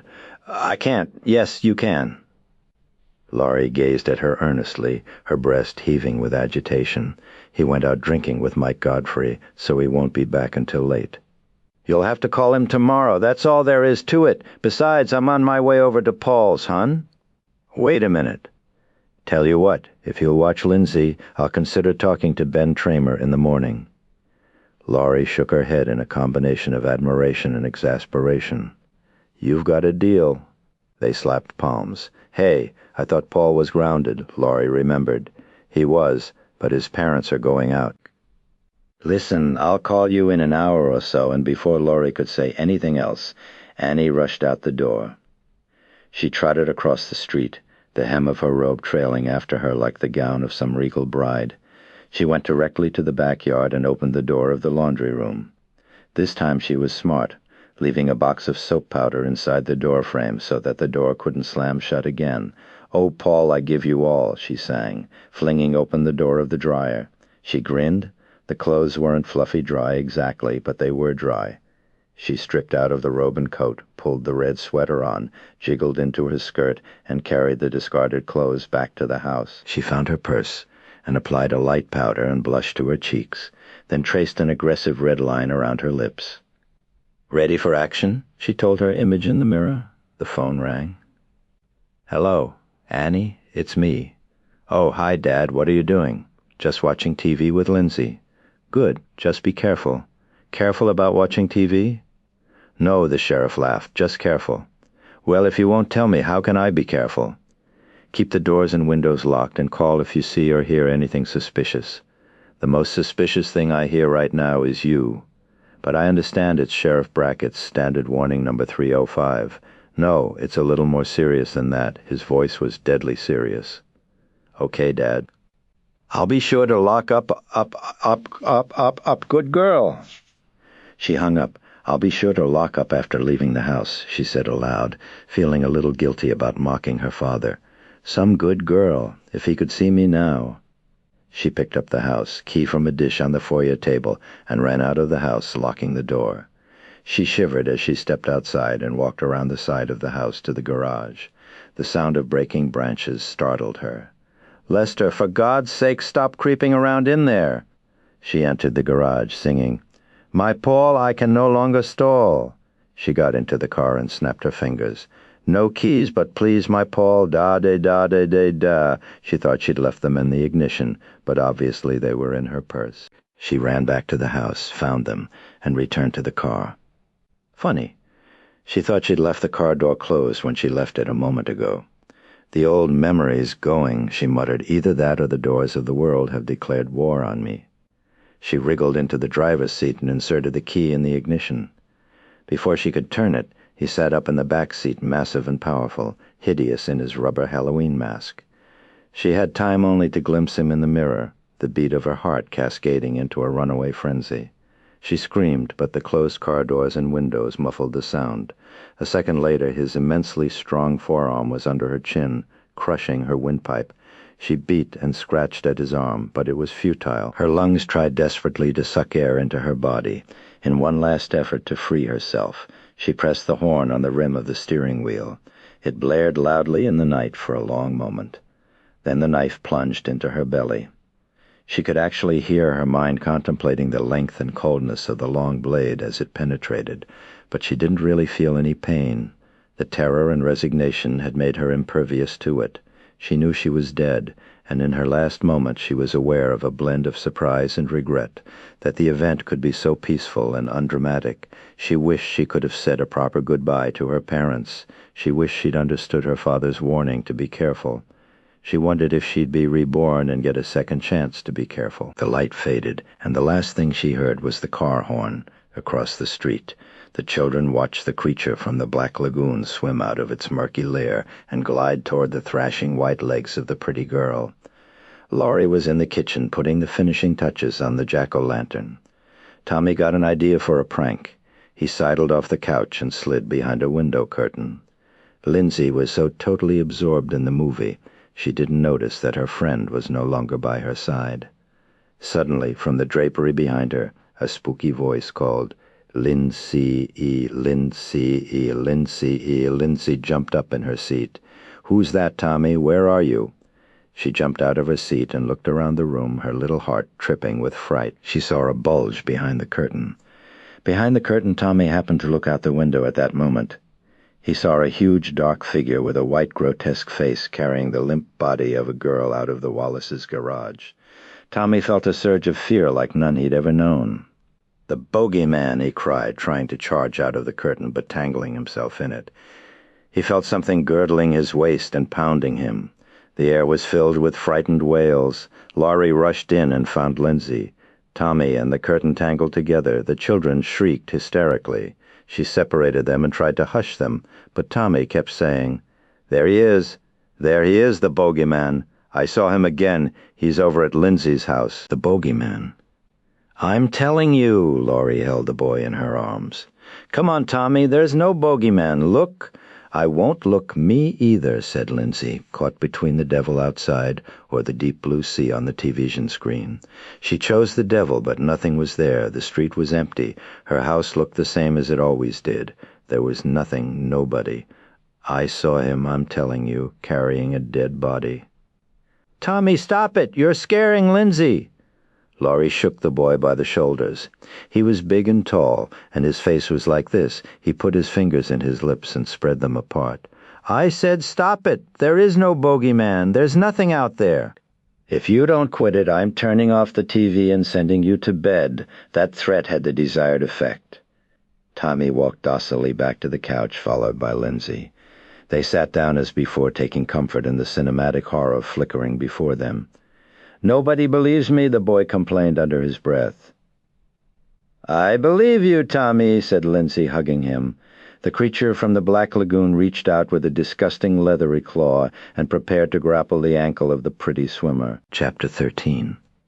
On a dark cul-de-sac called Porter Lane, 3 diminutive figures dressed in dark clothes stealthily approached a large stone house. A big picture window commanding a sweeping lawn revealed a family watching television. A father and mother, a young girl, a baby boy, and an older woman, presumably the grandmother. The 3 dark shapes blended with the shadows like jaguars stalking prey. On a signal from the one in the center, the other 2 fanned out, approaching the target window from the flanks while the leader bellied toward the middle. Now the 3 crouched directly underneath the window, and the leader indicated it was time. They donned their fright masks and rose up as one with their soap bars. "Yarrow!" they roared, slamming their open palms on the window while scrawling with the soap bars with their free hands.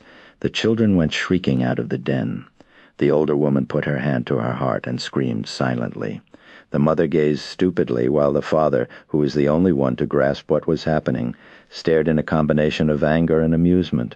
He had probably done the same when he was a kid. Howling with laughter, Keith, Richie, and Lonnie fled into the night, cutting across the frozen bed of the stream on the Samuels property and slowing to a panting walk on Willow Circle. "Did you see the look on the old lady's face?" Keith said. "Yeah, I just hope she didn't have a heart attack," said Lonnie. "Now what?" Richie asked. "The Myers house, right?" "Right? Look at Richie," Keith said to Lonnie. "He looks like we just asked him to drop his pants in Taft Square." "Bullshit," the smallest of the three said. "Then let's go, and you'll go in first." "Fine," Richie said, biting his lip. They cut across the Henderson backyard and found themselves on the sidewalk 2 houses down from the Myers house. It stood, squat and dark and malevolent among its neighbors like some deformed creature. The gusty wind beat the branches of a huge untrimmed tree against the upper story. "Okay, wise-ass, lead the way," said Lonnie. Richie stuck his chin out. "Sure, watch." He strode arrogantly up to the front door, then faltered. He turned to his friends and gestured for them to follow. Lonnie and Keith stepped forward a few paces, bracing to run. "What are you afraid of?" Lonnie yelled. "I'm not afraid." "Bullshit. You're afraid of the bogeyman. You weren't afraid of him when you pushed Tommy Doyle around at school today. You pushed him too, you know, and I don't see you going into this house. We'll go in when you go in." "All right then, stand right here behind me." The 2 stragglers looked up. Faint silver shadows flashed over the structure as clouds scudded before the moon. The wind gusted, quickening the tattoo of the branches on the clapboard upstairs. All at once the bushes at the side of the house rattled and a human figure burst out.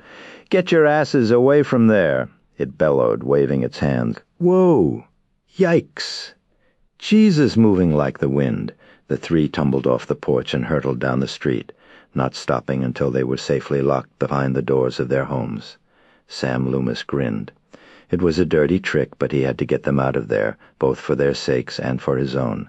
Now he went back to his blind, watching and waiting, shivering in the cold night air.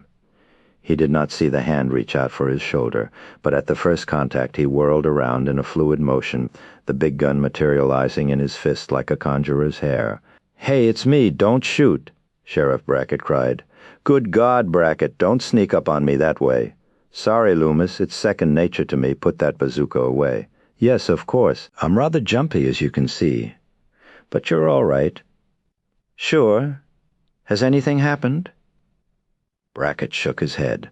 "Nothing going on. Just the usual kids playing pranks, trick or treating, parking and necking, getting high. I have a feeling you're way off on this one." "You have the wrong feeling," Loomis said firmly. "You're not coming up with much to prove me wrong, aside from one half-eaten dog. Exactly what more do you need?"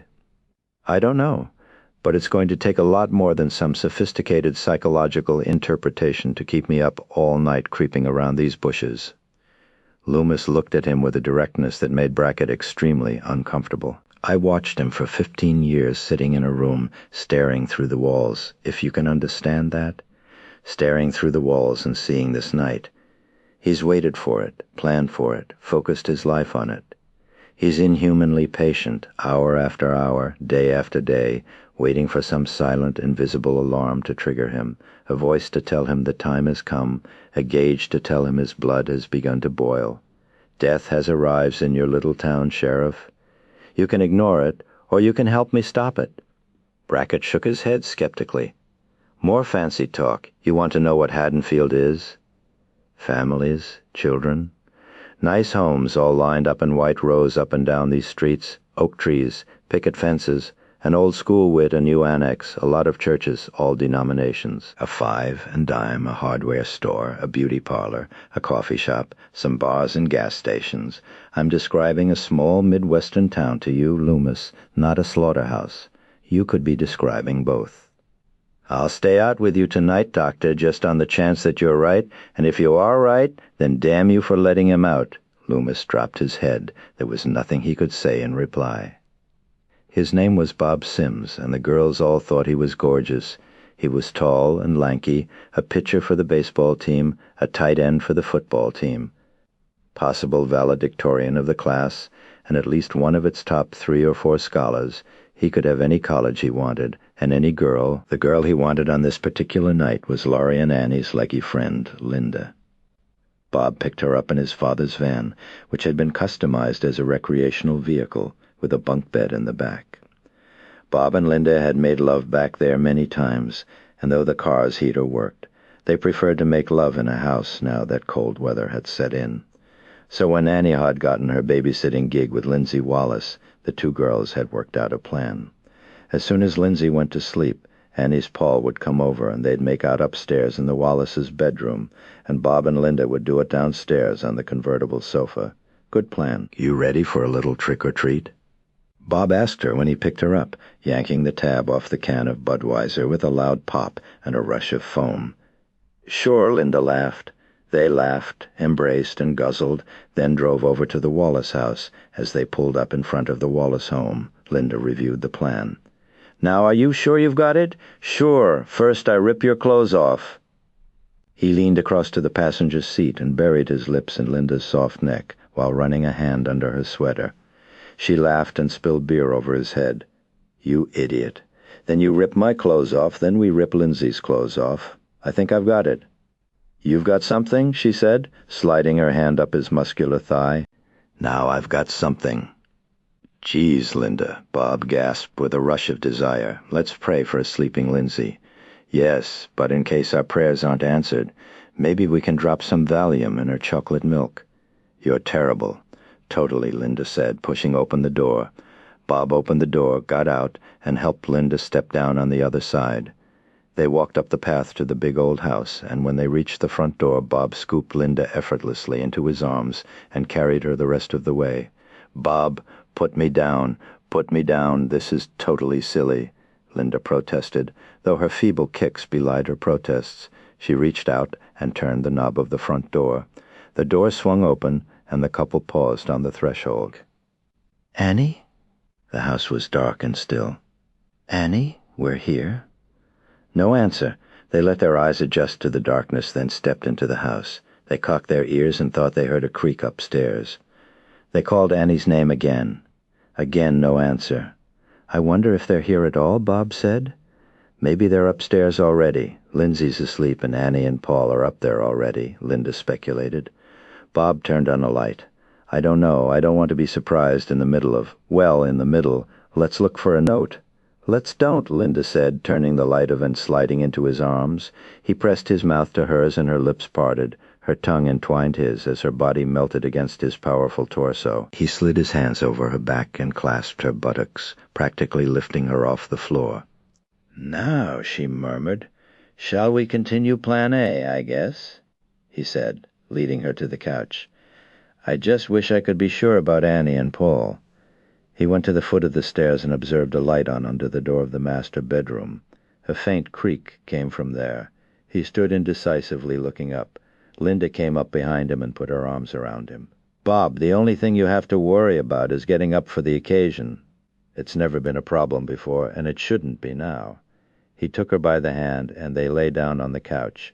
Linda's body arched up at once, as if the seat of the couch was molten metal. She urged her breasts and pelvis at her lover, and he took them avidly, pushing her sweater up to her neck, and covering her breasts and belly with kisses. Her nipples contracted into hard nuggets under the flicking of his warm tongue, and his hand caressed her belly lovingly, his fingers gliding beneath the tops of her jeans and under the silky smoothness of her bikini panties. His fingers undid the top snap of the jeans and artfully slid the zipper down, his hand coming to rest on the silky crotch of her pants. She moaned and strained her body upward to receive his caresses. In the shadow of the kitchen door he watched them. His breathing was heavy, but the noise of their excitement subdued the sound of his own. After that incredible moment of thrill as he plunged the blade into the dark-haired girl's abdomen and slit her stomach open to the ribs, he had come down to a state of euphoric calm. For a while he had thought that the lust was permanently discharged and the voice quieted. That was how it had been then with Judy. But then he had been 6 years old. Now it was different. The sight of the couple on the couch had brought new stirring in his body, and the voice was whispering to him once more. He knew this night was not over. The phone rang, and he shrank back into the cover of darkness. Bob and Linda sat up sharply, letting the phone ring 3 times in the hope that Annie would take it upstairs. The Wallaces would think it odd that someone other than their babysitter was picking up the phone. But when no one picked it up, Linda reached for the downstairs phone on the table beside the couch. "Hello," Linda said dreamily. "Linda, is that you? Laurie? Hi, what's happening?" "Wouldn't you like to know?" Linda giggled. "Hey, do you know where Annie is?" "Yes, she's... Tommy, cut it out!" "Linda, just a sec." In the background, Linda heard a ghostly sound and screaming, then Laurie shouting, seeming to berate somebody. At length she got back on the phone. Sorry, Tommy was chasing Lindsay around with a pumpkin on his head. "Lindsay's there?" Linda blurted. "Uh-huh." "See, Annie decided to go over to Paul's, so she left Lindsay here with me." "Ah, so?" "That means we have the house to ourselves." "Looks that way. But listen, would you please be sure to have Annie call me the second she gets back? I've got to get Lindsay back over there before her parents come home." "Fine. Have a good time," Laurie said. "We're planning to—" Linda hung up and grabbed Bob by the hand. "Well, old boy, it looks as if we've got the house all to ourselves, including the bed, upstairs." Bob laughed. "Well now, to use your phrase, that sounds totally fantastic. Shall we go?" He offered his Amy, and she grasped it. "Thank you, kind sir." He led the way up the stairs, hesitating before the door to the master bedroom, because the door was closed and a light streamed under it and into the hallway, a flickering orange light. Then he shrugged and opened the door. They laughed. On the night table, a jack-o'-lantern flickered. "Well, Mr. Jack-o'-lantern, you're going to see some things tonight," Linda said, patting it on its pole. "How about this for starters?" Facing the pumpkin's grotesque grin, she did a sensuous striptease, wriggling out of her sweater and jiggling her breasts, cupping them with her hands in mute offering to the pumpkin, then bumping and grinding out of her jeans until she was prancing before the jack-o'-lantern in bikini panties. Bob laughed, reaching out and grabbing her wrist. "I'm jealous of a pumpkin." "Well, if you're into squashes so much, try this zucchini," he said, putting her hand on the rock-like bulge under his jeans. I have a sudden hunger for zucchini," she whispered, helping him unbuckle his belt and unbutton his jeans. His knees began to weaken, and he leaned on her shoulders for support. Then, when he could stand it no longer, he pulled her to her feet and toward the bed. Bob grinned and sat astride her, kneading her breasts until the nipples were like stones. Her hips writhed under him, her pelvis thrusting involuntarily in circular motions. He needed no coaxing. Kneeling between her quivering thighs, he slid into her up to the hilt, and her moan of pleasure fuddled the room with its primitive timbre.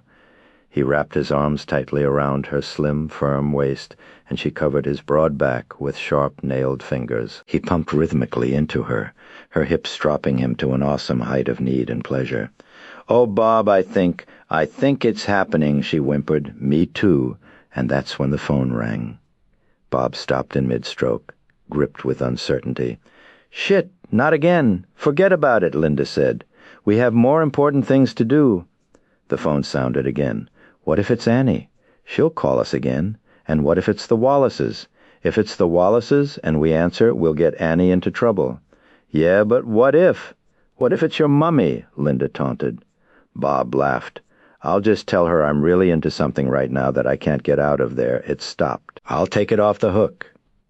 He reached across her body to the night table, where the jack-o'-lantern guarded the telephone, and took the phone off its cradle. Then he turned his attention back to her. "Now, where were we?" "Old Mr. Zucchini's getting soft enough to mash," she said, stroking him with artful grinds of the pelvis. "There, that's better. Oh, yes, that's better. That's much better." He stood in the hall watching them resume their coupling, and the desire returned. His fingers caressed the handle of his knife in rhythm to the powerful strokes of the man's buttocks against the widespread girl's body.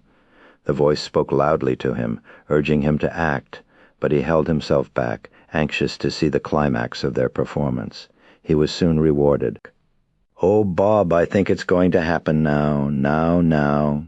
Yes, yes, yes," Bob cried, nailing her to the bed with his lanky, powerful body. Their voices mingled moans and pants and endearments as they thrashed at the last lust out of one another's flesh. Then they lay still for a minute or two, the boy's back a tempting target for the blade of the man who stood outside their door, breathing deeply but silently. No, not yet. At length Bob rolled off Linda and groped around the floor for his shirt. He found it and produced a pack of cigarettes and lit two, giving her one. They lay on their backs, blowing thin streams of smoke into the air. Fantastic, Linda sighed. Totally fantastic. Yeah? Want a beer? Yeah?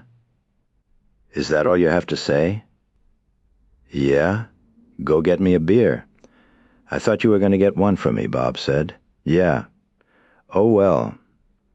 Reluctantly, Bob climbed out of bed and stepped into his jeans. Then he groped around the floor for his glasses and found them at last, donning them. Linda looked at him. Do you really need those? I only wear them when I'm looking for beer, he replied with a grin. I'll be right back. He leaned over the bed and kissed her. Don't get dressed. Silently, the visitor withdrew from his observation place outside the door and drifted soundlessly down the stairs, taking his place in the large utility closet in the kitchen. He waited and listened, knife poised. In due time, through the slightly open door, he saw the boy come into the kitchen. He had on jeans but no shirt or shoes and socks, and he wore horn-rimmed glasses. The boy's body was sleek, hairless, and muscular. Bob went directly to the refrigerator in the dark and opened the door, sending a stream of light across the kitchen floor. He took 2 beers out, closed the door, and opened a cupboard. Peanuts, peanuts, peanuts. Ah, here they are. And potato chips are here. He gathered the food in his arms and turned to leave, but didn't see the legs of a stool half under a counter, and he tripped. Dropping everything, muttering, he stooped and picked it up. Then he heard the creak of a door behind him. Arms loaded, he freed a hand and opened the kitchen door. Annie? Paul, he called. No jokes, huh? I'm in the midst of something very important. No answer. He closed the door and locked it. Then he heard the creak again and realized it was coming from the utility closet. He put the beer and food down on the counter and stealthily approached the door. Then he flung it open. Okay, Linda, come on out. Come on, I know it's... The thing lunged out like a leaping tiger, its left hand gripping Bob's neck in a death clutch. Bob fell back, grabbing at his throat, then swung at the head of his tormentor. The man took the blow full on the face, but it didn't faze him. He slammed Bob up against the wooden pantry door and lifted him clear off the tile floor by the throat. Gurgling noises came from his windpipe as he clawed at the rubber mask on his assailant's face. If Bob was going to escape, he'd have to make his best shot now, because the oxygen supply was rapidly dwindling, and he knew he had but a few seconds. He cupped his hands over his head and brought them down with full force on the man's head. It shook him, but failed to weaken his grip on Bob's throat. Out of the corner of his eye, Bob saw the blade in the man's free hand, and he brought his knees up in a helpless gesture of self-protection. He actually heard the whap of the knife as the killer drove it into his gut with stupendous force. Then the blackness came over him. Linda dragged impatiently on her cigarette, then ground it out in the ashtray on the night table, just under the grimacing mouth of the jack-o'-lantern. Well, Jack, where is he? I sent him down 10 minutes ago for one lousy beer. Is he manufacturing it or what? If he were half the man he looks like, he'd have made the round trip in record time and would be back in bed by now. Isn't that right, Jack? The pumpkin's flame answered her with mute flickering. Linda tapped another cigarette out of the pack and hung it on her lower lip. Then she grinned with inspiration. Hey, baby, light my fire, she said to the jack-o'-lantern, thrusting the cigarette through the pumpkin's nose and lighting it on its candle. Thanks. You may look like a punk, but deep down inside you're a real gentleman, not like some people. She heard the steps creaking and composed herself under the covers. The steps were heavy, like an old man's or someone laboring under a big load. Thank God, Linda sighed. Here's my beer. The door opened and she laughed, shaking her head. He wore a sheet over his head with eyes cut out, and over the eyes he wore Bob's heavy glasses. He stood inside the door, staring at her, breathing in long sighing wheezes that blew the sheet away from his mouth with each exhalation. Cute, Bob. Real cute. Come here, you fool. He came no closer. I'll bet I can get your ghost, she said, sliding the sheet teasingly off her chest. Linda laughed at her own joke, but when the ghost remained planted in the doorway, she frowned and brusquely pulled the sheets back up around her throat. All right, so where's the beer? No response. Well, answer me, okay, don't answer me. "Boy, are you weird?" Still no response. The ghost stood fixed to his spot like a tree. "Bob, enough's enough. You're making me nervous." No response. "Oh, shit. Okay for you." She got out of bed, completely nude. She walked to the pile of clothes at the foot of the bed. In the soft glow of the candle, she looked incredibly beautiful. She did not walk so much as glide. She knew what effect she had on men, and if this didn't do the trick, Bob must be made of brick. She pulled her panties out of the pile and dangled them in front of the ghost's glasses, stroking them with her other hand. "Last chance, pal, before I hide the jewels." She paused, waiting for a reply. Then she shrugged. "Okay." She stepped into her panties and turned away. "Well, I'm going to call Laurie. I want to know where Annie and Paul are. This isn't going anywhere." She picked up the phone and pivoted, turning her back on the ghost. She dialed the Doyle's number. The ghost began to advance. Linda could see him coming out of the corner of her eye. While she waited for Laurie to pick up the phone, she said, "Well, I finally got you to make your move. I knew it. As soon as I hide my ass. You want to pull my pants down? You men are all alley. I'd gug." He clamped one hand over her mouth and with the other wrapped the phone cord around her throat. She reacted with the ferocity of a victim in full panic, clawing at his knuckles with sharp nails and tearing strips of flesh off the back of his hand. He gripped her more tightly despite the searing pain. On the other end of the phone line he could hear someone saying, "Hello, hello." He gripped the wire tighter. The girl danced madly in his clutches, biting, kicking, wriggling, scratching, pounding, pulling, striking. She fought harder than any of them, fought with amazing pluck. But it was all for naught, all for naught. Her movements began to slow down and become more jerky and frenetic. Her face was turning blue, and her tongue flopped around her lips as if it had no organic connection with the rest of her body. Her eyes bulged like a frog's, the red blood vessels and the whites bursting with the overload. With one last frantic effort, she aimed 10 fingernails at his eyes, but he buried his face in the back of her neck so that she had no good target. Her nails tangled in the bedsheet when her hands went limp at last. They dragged the sheet with them, revealing her assassin. He wore a grotesque mask. "Hello? Hello?" Laurie tapped her fingernails impatiently on the phone. "All right, Annie, I've heard your famous chewing. Now I get your famous squeals," the gurgles and sputters continued. "Annie? Annie, are you all right?" Now she heard a heavy, throaty breathing. "Annie, are you fooling around again?" "Annie, I'll kill you if this is a joke. Oh, God, I can't wait for this day to end," she said, slamming the phone down. She went to the window and looked across the street. Bob's van was still parked there, but except for an orange glow from an upstairs window, all the lights in the Wallace house were out. Laurie decided to phone there one more time. If nobody answered, she'd have to run across the street. She dialed the Wallace number and waited. The phone rang 4, 5, 6, 7 times. With each ring, Laurie prayed harder that the joke would be over, that Linda or Bob or Annie or Paul would pick it up, and with their inimitable laughter, tell her it was all a big put-on. 8 rings, 9, 10, 11, 12, 13, 14, 15, 16. Chapter 14. Laurie put the phone down heavily and stood beside it, pondering her options.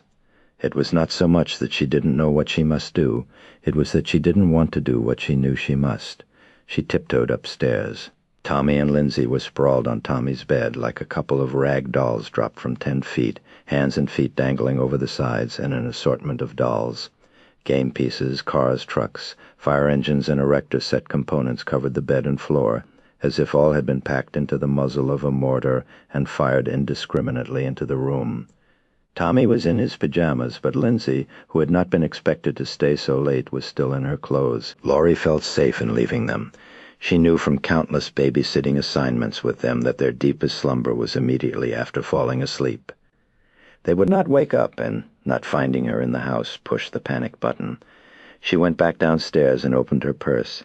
She had a ring with 4 or 5 keys belonging to the people she regularly sat for, and she selected the one to the Wallace house. She opened the front door of the Doyle house, stepped outside, and looking ruefully across the street, closed it behind her. She crossed the street and stood before the Wallace house, studying its hulking vastness for a sign of life. Except for the mellow flicker of a candle upstairs, there was none. She glanced in Bob's van, but nobody was in it either. Her feet felt as if they'd been fitted with leaden shoes as she walked the last few yards and mounted the steps to the veranda encircling the house. She tested the knob of the front door. There was no need for her key. The door swung open. She peered inside, listening. She heard a floorboard groan, but perhaps not. She stepped inside and stood in the arched entrance to the living room. "Annie, Bob, Linda?" The total silence that greeted her sent a shudder down her spine. She reached for the wall switch and flipped it. The room remained dark. Cursing, she retreated to the entry hall and tried the switch to the big chandelier there. No response. "You guys have really been blowing some fuses?" she said with a nervous laugh. She stayed in the hall a moment, letting her eyes adjust to the darkness. Then she ventured into the living room. It was devoid of life, but an examination of the rumpled pillows on the couch indicated that some heavy petting had gone on. They were probably upstairs. All of them, she wondered. "Oh, Lord, just what I need, walking in on an orgy," she said, aloud. She jumped when she heard something heavy, like furniture being moved upstairs, followed by a crash. She rushed to the foot of the stairs and stared up. The bedroom door was closed, but an eerie orange light radiated from under it. She managed to smile, shaking her head. "All right, meatheads, the joke is over." She took one tentative step up the stairs and paused to listen. "Come on, Annie, enough."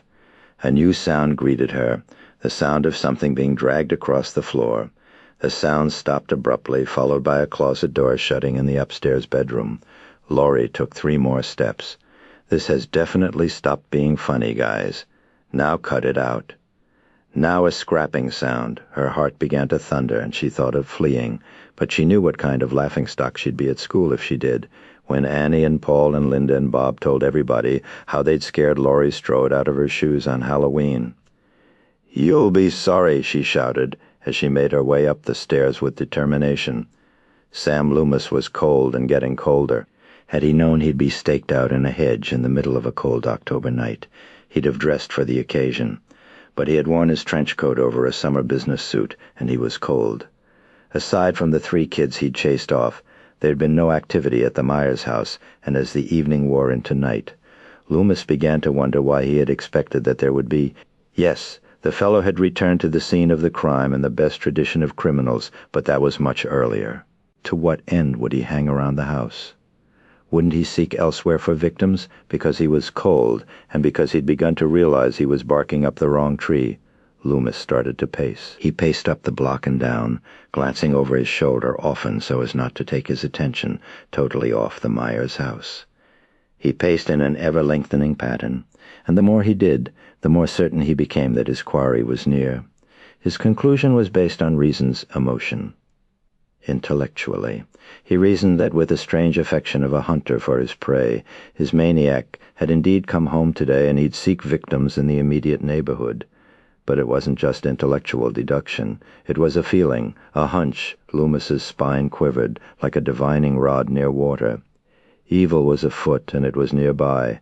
If only he could get some definite sign. Loomis's pacing swept him farther and farther away from the Myers house, and soon he was turning his back on it with impunity, for he was now convinced his maniac was not there. Back and forth like a pendulum Loomis swung, attuning himself to the vibrations of evil in the air and trying to get a fix on them like a pilot seeking radio guidance on a stormy night. He debated with himself as to whether he should continue going straight up and down the block, or turn comers and form a kind of search grid with his pacing.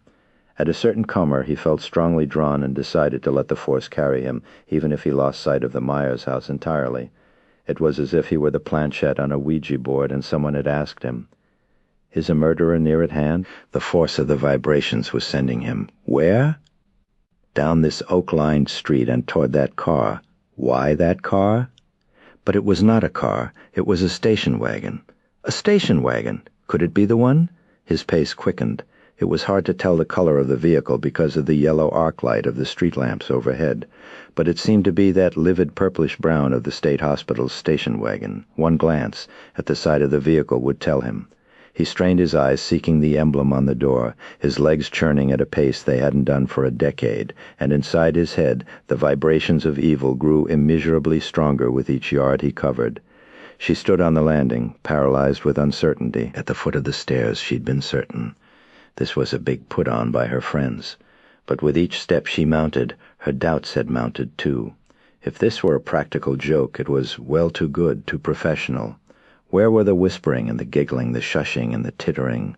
There was too much silence, entirely too much silence. She peered at the crack under the door, a mellow orange line that shimmered seductively like a neon sign advertising some forbidden delight. She clenched her teeth. If this was a setup, they were doing a terrific job, special effects and everything. How could she not go in?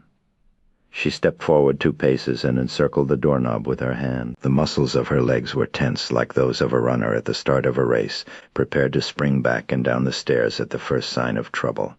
She pushed the door open a crack. She could see a pair of feet on the bed, but who she couldn't yet identify. Just out of the range of her vision, a candle or jack-o'-lantern cast an orange light on the legs. Laurie opened the door 2 inches farther and stuck her head into the bedroom. She took in more and more of the figure on the bed, the feet, the knees, the thighs, the pubic hair, the pelvis, the belly slit from waist to throat, the intestines spilled out on the bed linens, the gash across the throat splashed blood, the white bloodless face of Annie, a silent scream on her mouth, the lucid horror of doom in her wide eyes. And behind her head, a tombstone. The tombstone said, "Our beloved daughter Judith Margaret Myers." There were dates, but Laurie did not read them because things happened too fast from that moment on. She heard her own scream and realized in an instant that whatever it was that had slaughtered her best friend must be here, near, waiting for her. It was then that she caught sight of Bob, suspended by the throat from a rope tied around a ceiling fixture. His tongue, purple and bloated, dangled idiotically from swollen lips, and bloody gore spilled from a fist-sized hole in his abdomen. Laurie's legs seemed to melt beneath her, and her will to flee flowed out of them as if released by a spigot. The time it took her to turn seemed like a week, but as she did pivot, a closet on her right opened, revealing Linda, propped up in a chair, nude from the neck down. Unlike Annie and Bob, her body was unmarred, but her neck and face were livid with broken blood vessels, as if some stupendous force had squeezed all her blood up into her head until the pressure had burst every capillary in her skin. Her red eyes all but bulged out of her head on their stalks, and her tongue slavered over her lower lip like a mongoloid's. If Laurie was screaming now, the pounding fear in her brain made it impossible for her to hear it.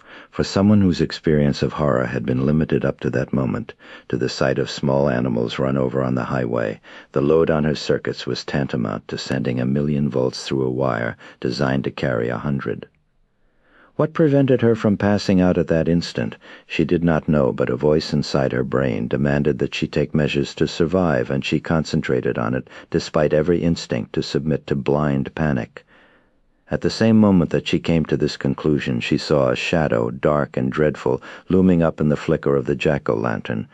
She knew it was the man who'd been dogging her steps that day, and she knew that he expected her to drop backward so that he could catch her off balance. So she did something illogical, and it saved her life. She ducked. She dropped to her haunches as he lunged for her. His hand swiped at her neck as he tripped over her shoulder, grabbing and tearing the arm of her blouse. But he got no more of her than that. But now she had a bigger problem, for he'd sprawled on the landing, blocking her way down the stairs. He grunted and rose to his feet slowly, almost casually. He had her cornered, and it was just a matter of closing the gap. He reached into his belt and drew out a huge knife clotted with blood. Laurie backed away, wondering if she could lure her attacker away from the stairs, but as he advanced on her, he kept his body between her and the landing. Like a computer, her brain assessed the possibilities. She could retreat into the bedroom and try to bar the door. Too chancy. She could flee into another room. That was no safer. Or she could dive over the stairway railing and take her chances with the drop. That's what it had to be. She glanced over the rail and estimated it to be 8 or 10 feet to the first floor. She braced for the leap just as he was bracing for his. She sprang, placing her hand on the rail, as if it were a gymnastic horse, and boosted her legs over it. For a second she clutched the railing. His grip was tremendously strong, but he was in an awkward position, trying desperately to hold her with his left hand. He swiped at her with a knife in his right, but it grazed her arm and he released her. She tried to make her feet land squarely on the steps below, but her right foot caught one step poorly, and a sharp pain shot up her ankle. Her right arm burned where the tip of his knife had caught her. As she clutched it, she felt the wetness of blood. But she was alive, and now she had to get out of here. She could see him doubled over the railing, but he recovered quickly and made for the landing.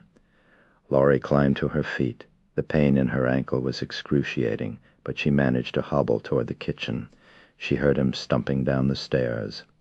As she reached the security of the kitchen, she could see him turning the bend off the stairway, the steel of his knife blade glinting with reflected light from the street lamps. She flung the kitchen door shut and grabbed a steel chair from the dinette table. She propped it under the doorknob a scant second before she felt the thud of his shoulder against the door and heard his muffled grunt of frustration. She limped to the outside door and turned the knob. It was locked or jammed, probably intentionally, probably by the same hand that had knocked out the lights. She groped for the button that she knew unlocks some types of storm door, but she couldn't find it. All of a sudden, the other door exploded as his fist penetrated it, sending wooden shrapnel across the room. The door boards groaned and splayed inward as his arm sank through them to the shoulder. Laurie watched with round-eyed fascination before returning to her task of getting out. She shook the knob in desperation, but did little more than rattle the glass. Behind her she could hear him widening the hole in the door with a second splintering punch. Well, she told herself, struggling to keep her wits. If he can smash his door, I can smash mine. She looked around for a blunt instrument or even a towel to cushion her hand from the glass shards, but finding none and hearing the chair propping up the other door sliding to the floor, she balled her fist and struck the pane nearest the knob. It shattered, and she felt a dozen glass claws rupturing the flesh of her knuckles. But if there was pain, it was overridden by driving fear and desperation. She groped for a lock and found a little butterfly bolt under the knob. She twisted it and turned the inside knob with her other hand, shoving the frame with her shoulder. The door gave, and she fell outside just as she heard him kicking the chair out of his way and lumbering across the kitchen floor. Still guided by a semblance of reason, she shut the door behind her and twisted the lock to give herself another few seconds of time. As she picked herself up and limped toward the house next door, she heard his grunted frustration upon finding the second door locked. He tried to rattle the door off its frame, and she could hear every pane of glass vibrating. She leaned against the doorbell of the Martinson home, which she knew to be occupied by an aged and not particularly friendly couple. It seemed to take an eternity for them to respond, but a light did go on. She pounded on the door, shrieking, "Please help me! Call the police, please!" She saw a hand part a shade and an eye peer out at her. "Please call the police!" she shouted at the face. The window lifted an inch. "No more trick or treat. It's late. Go away. We have no more candy." "Oh, God!" Laurie groaned as the light went out. At that moment she heard a pane of glass smash and her pursuer's hand thumping on the outside of the side door looking for the lock. Dragging her bad ankle, she made her way across the street. She looked over her shoulder and saw the side door burst open and the black shape stagger out into the driveway.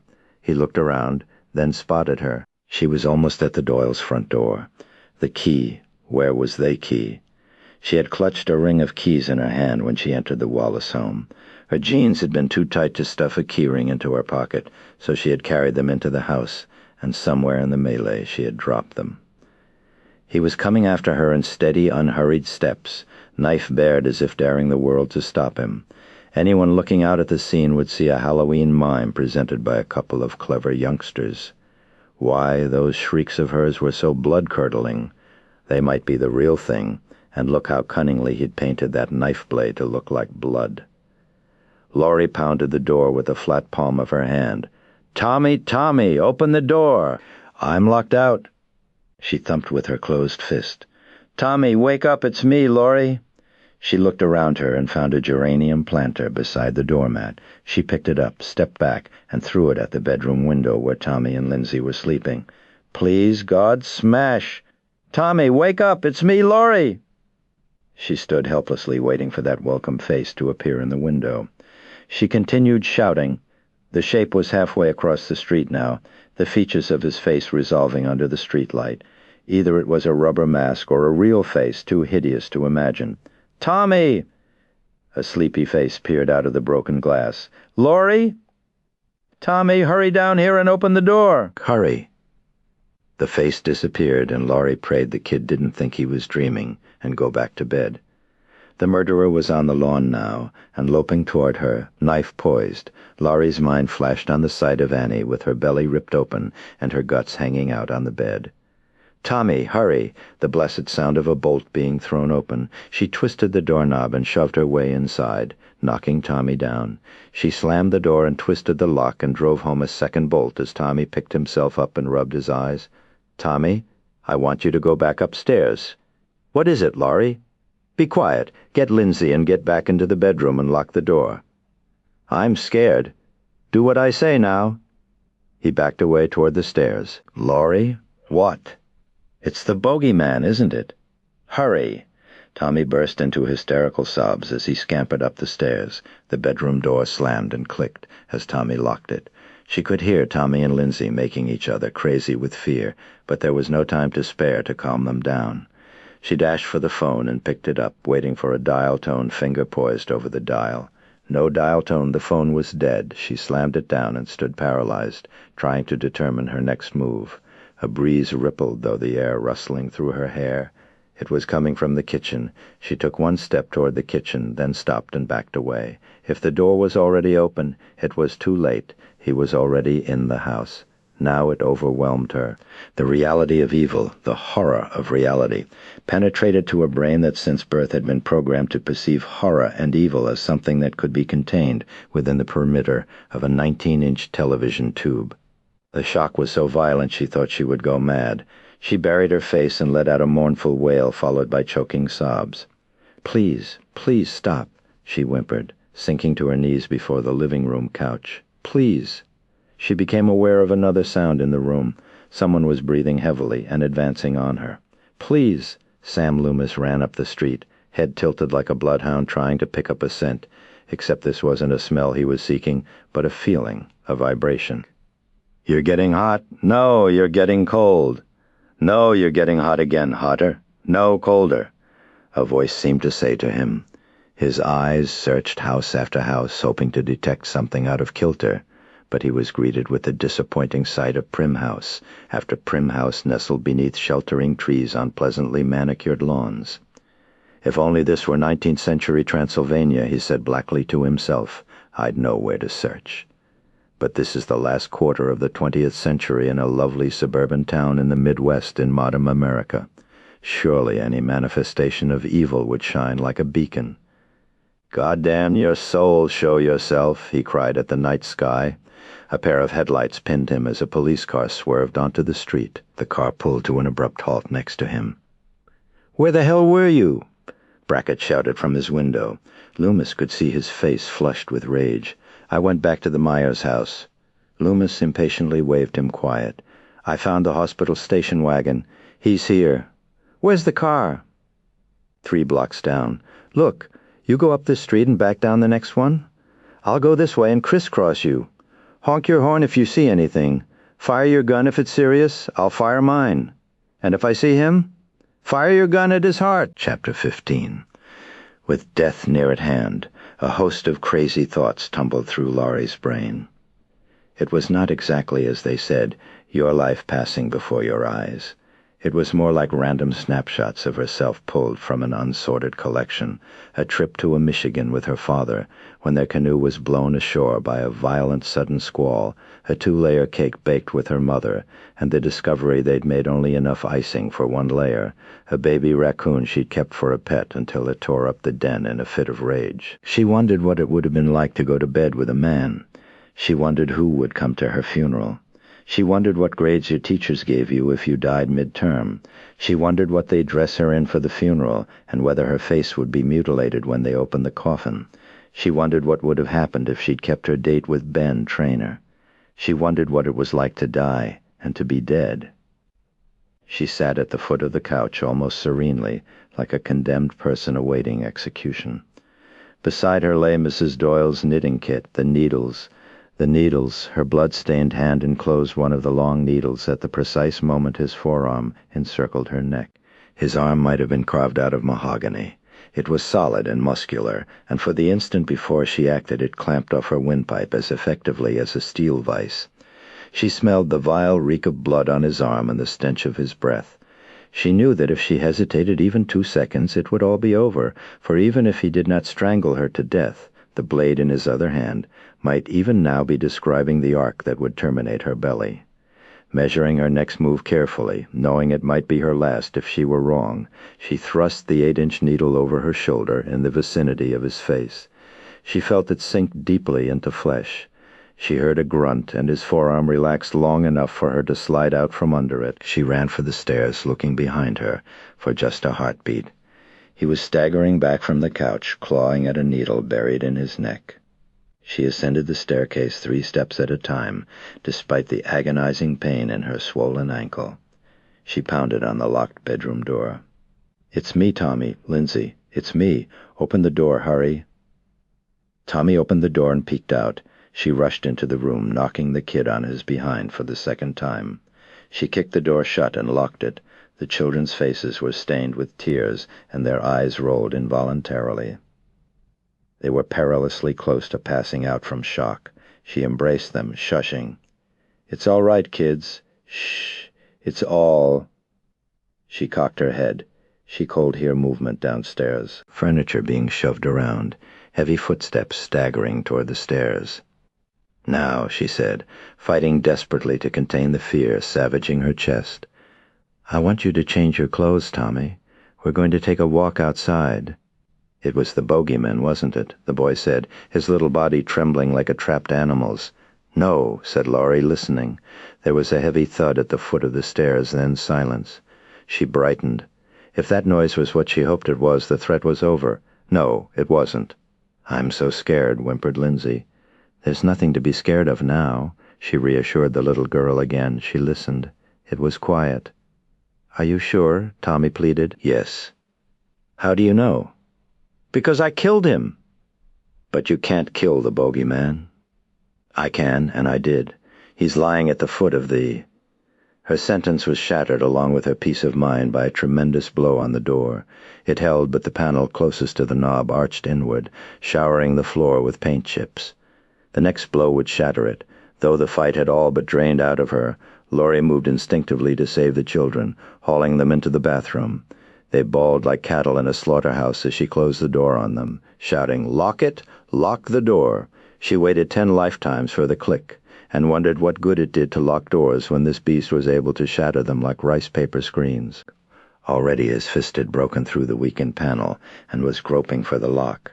She would have liked to strike that vulnerable hand with a heavy weapon, but she couldn't leave her post until the kids locked their door. "Tommy!" The bolt clicked on the bathroom door just as the bolt on the bedroom door gave. Laurie backed away, looking around the room for a weapon or someplace to hide, but nothing better than a louvered walk-in clothes closet presented itself. She dashed for it, parting the double doors and slamming them closed behind her.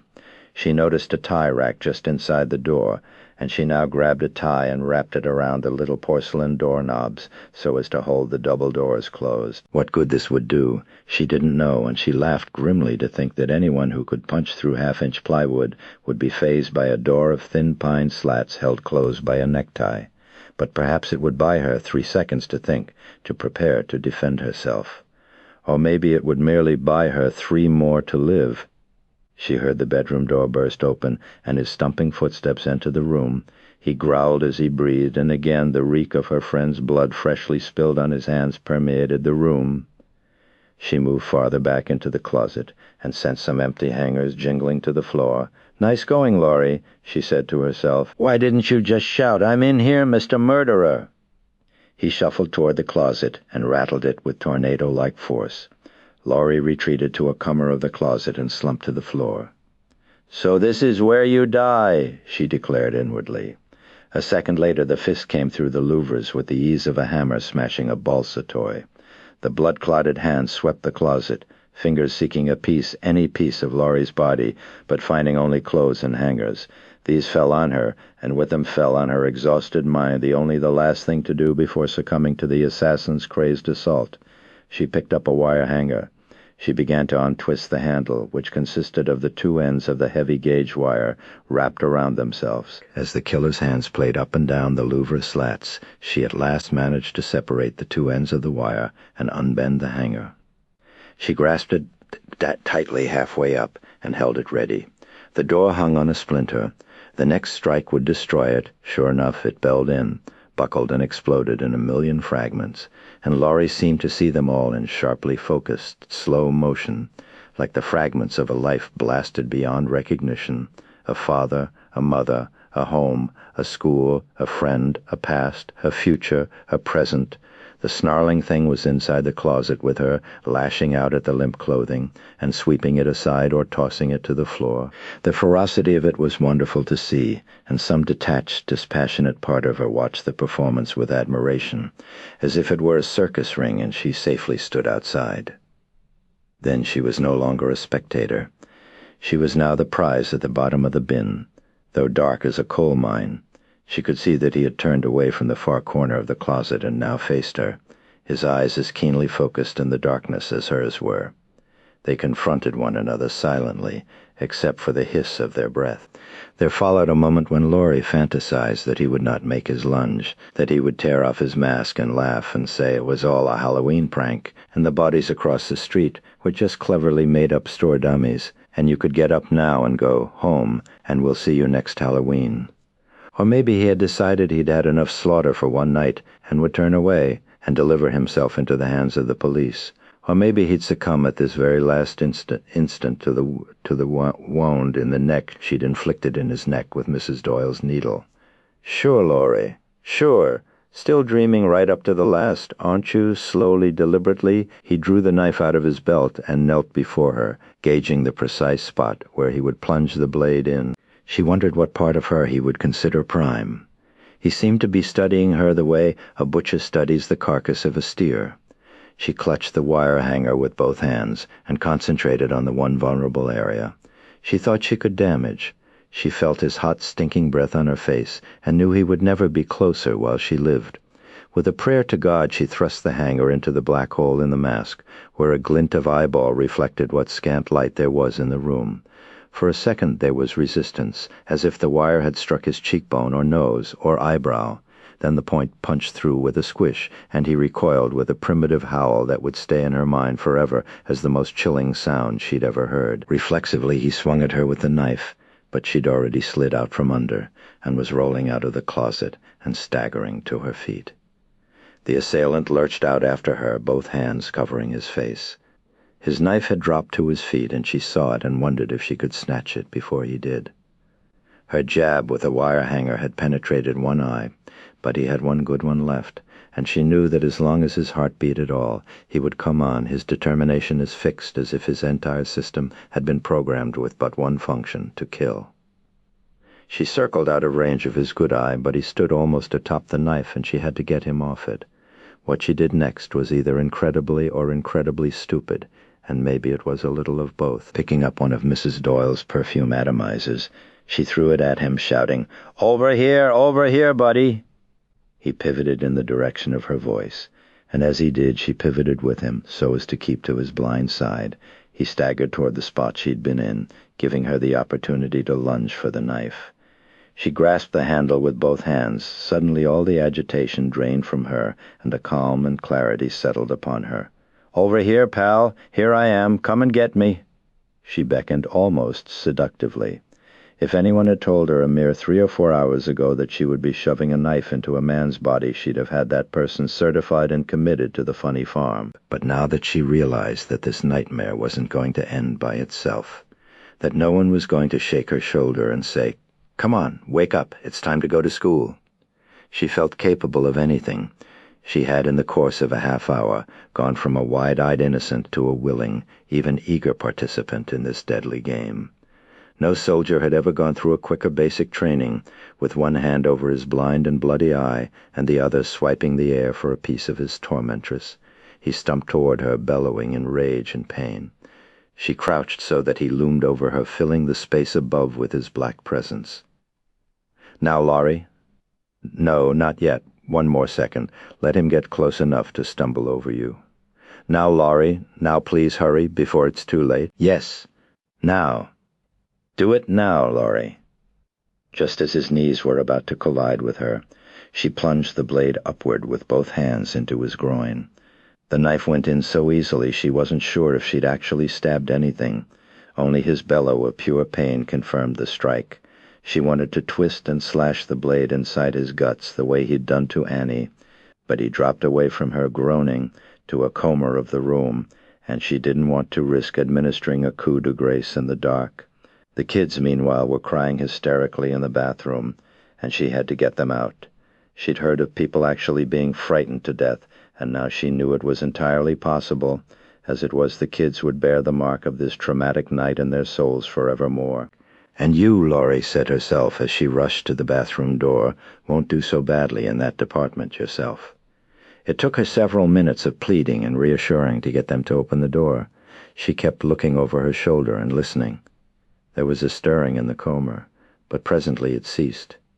He's got to be dead, she told herself, but her mind played back the memory of the big pickerel. Her daddy had caught on a trip he'd taken her on to the Wisconsin woods. Having forgotten to bring his creel, he wrapped the fish in newspaper and placed it in an old shopping bag. On the way home, a half-hour later, the fish, which she had thought long dead, began a violent death thrash that had startled both of them so much her father had nearly driven into a tree. At last she coaxed the children out of the bathroom. They fell blubbering into Laurie's aims. Their eyes were swollen from crying, and they trembled like puppies. "Listen to me! Listen, children!" she begged them. "Catch your breath, breathe deeply, and don't think about it any more. It's all over." "You said that before." "No, this time it really is all over now. I want you to walk to the door, down the stairs, and right out the front door." "You're coming with us," Lindsay said, a question and a command. "Listen to me. I want you to walk down the street to the Mackenzies and knock on their door. You tell them to call the police and send them over here. Do you understand?" "Laurie, you come with us," Tommy pleaded. "No, do as I say." She guided them across the bedroom to the head of the stairs and sent them off with a smack in the fanny each. They scampered downstairs and fled screaming into the night as Laurie collapsed on the top step to catch her breath and summon her wits for one last visit to the bedroom to make sure the monster was dead. She would never be able to sleep again if she did not witness for herself that it would never more raise a hand against mankind. She buried her face in her hands and fought to regain control of herself. Thus situated, she did not see the shadowy shape dragging itself out of the bedroom. The shrieking came from the next block, and Loomis knew this was no Halloween prank. It was too late for children to be outside, and if that was not true terror in their cries for help, Loomis did not know what true terror was. He cut across the lawn to find them racing up a walk to a white ranch house. They saw him, a Mephistophelian figure in goatee, bald head and trench coat fluttering in the wind, and they shrieked even louder, turning tail and fleeing into a backyard. "It's him, the bogeyman," he heard one shout. He hurdled a rustic fence and dashed into the yard. "Children, it's all right," he murmured in his most reassuring tone. "It's all right, kids. I'm your friend." They were not difficult to find. He spotted their light clothing behind a tree, too narrow to conceal them. And though he knew it would scare the wits out of them if their wits hadn't been totally scared out of them already, he had to capture them to find out what they were running away from.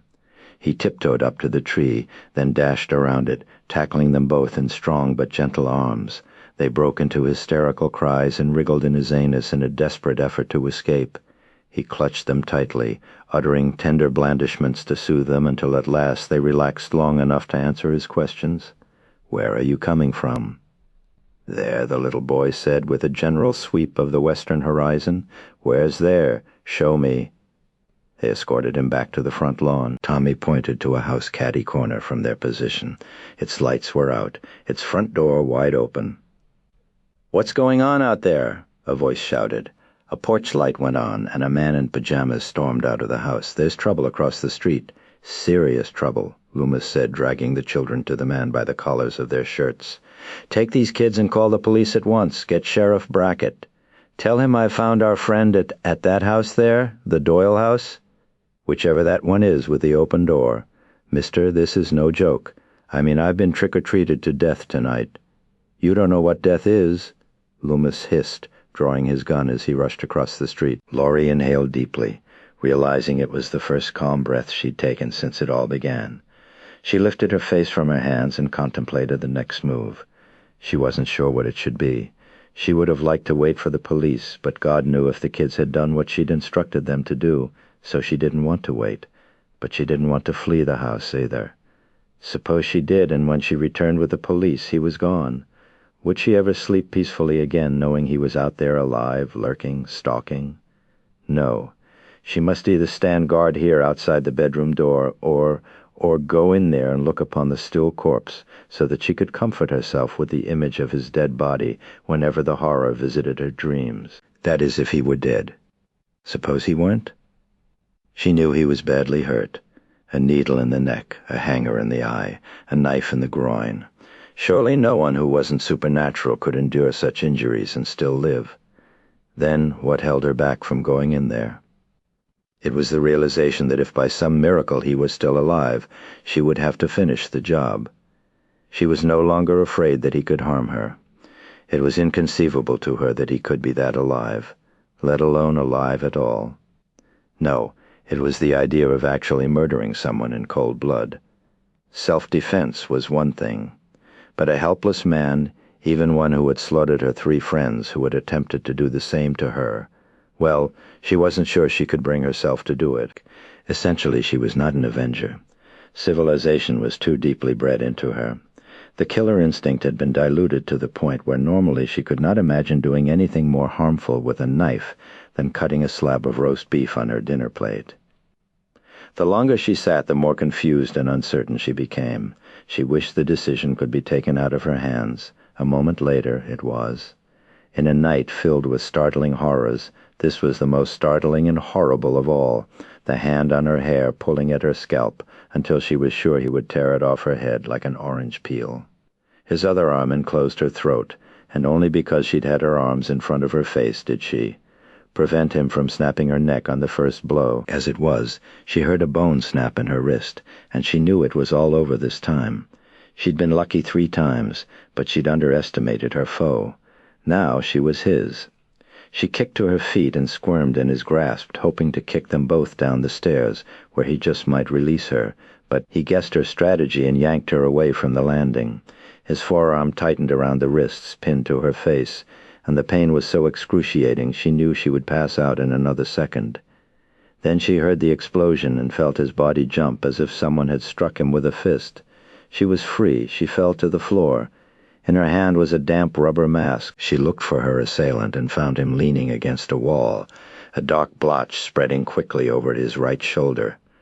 Through the darkness and the flashing lights dancing in her eyes, she looked at his face and saw it, white with whiter, fang-like teeth.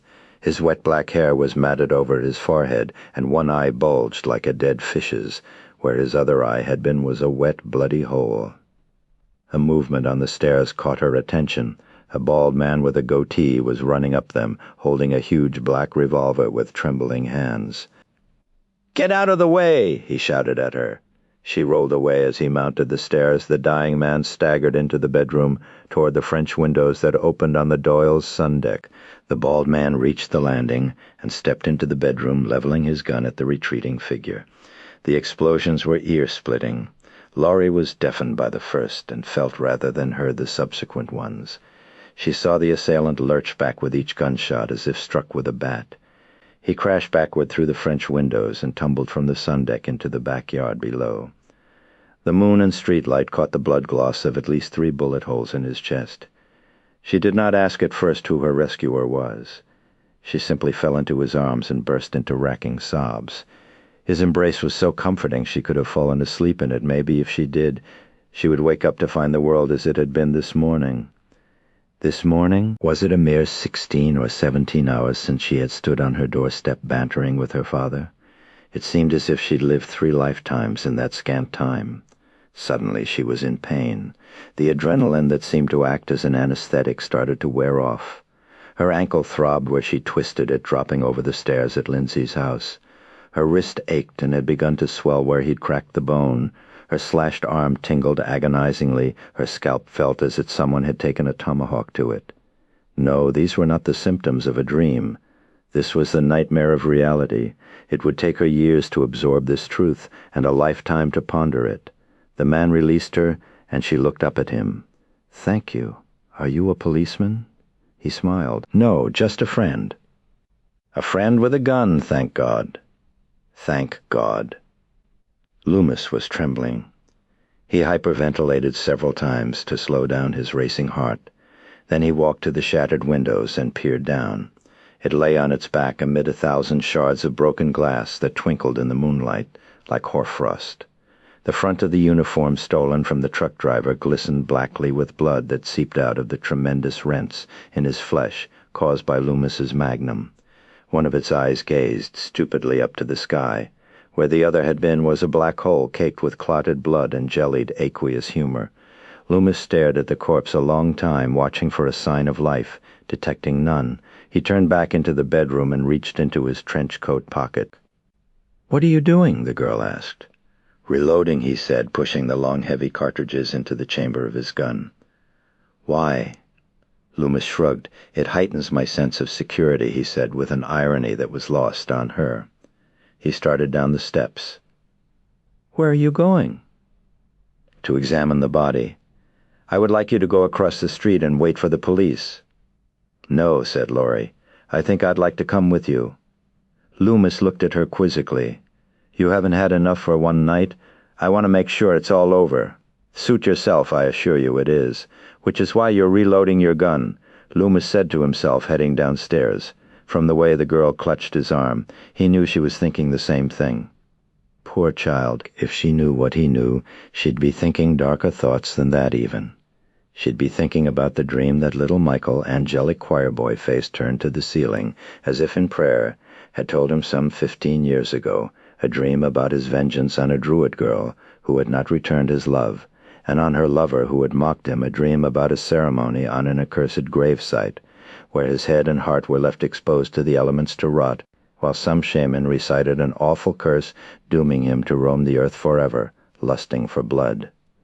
She'd be thinking about Michael's great-grandfather, who had been tortured by that identical dream, a dream that had inflamed both of them to commit deeds of wanton horror. She'd be thinking about the voices that spoke both to Michael and to his great-grandfather, urging them to take revenge against someone who had lived over 1,000 years ago.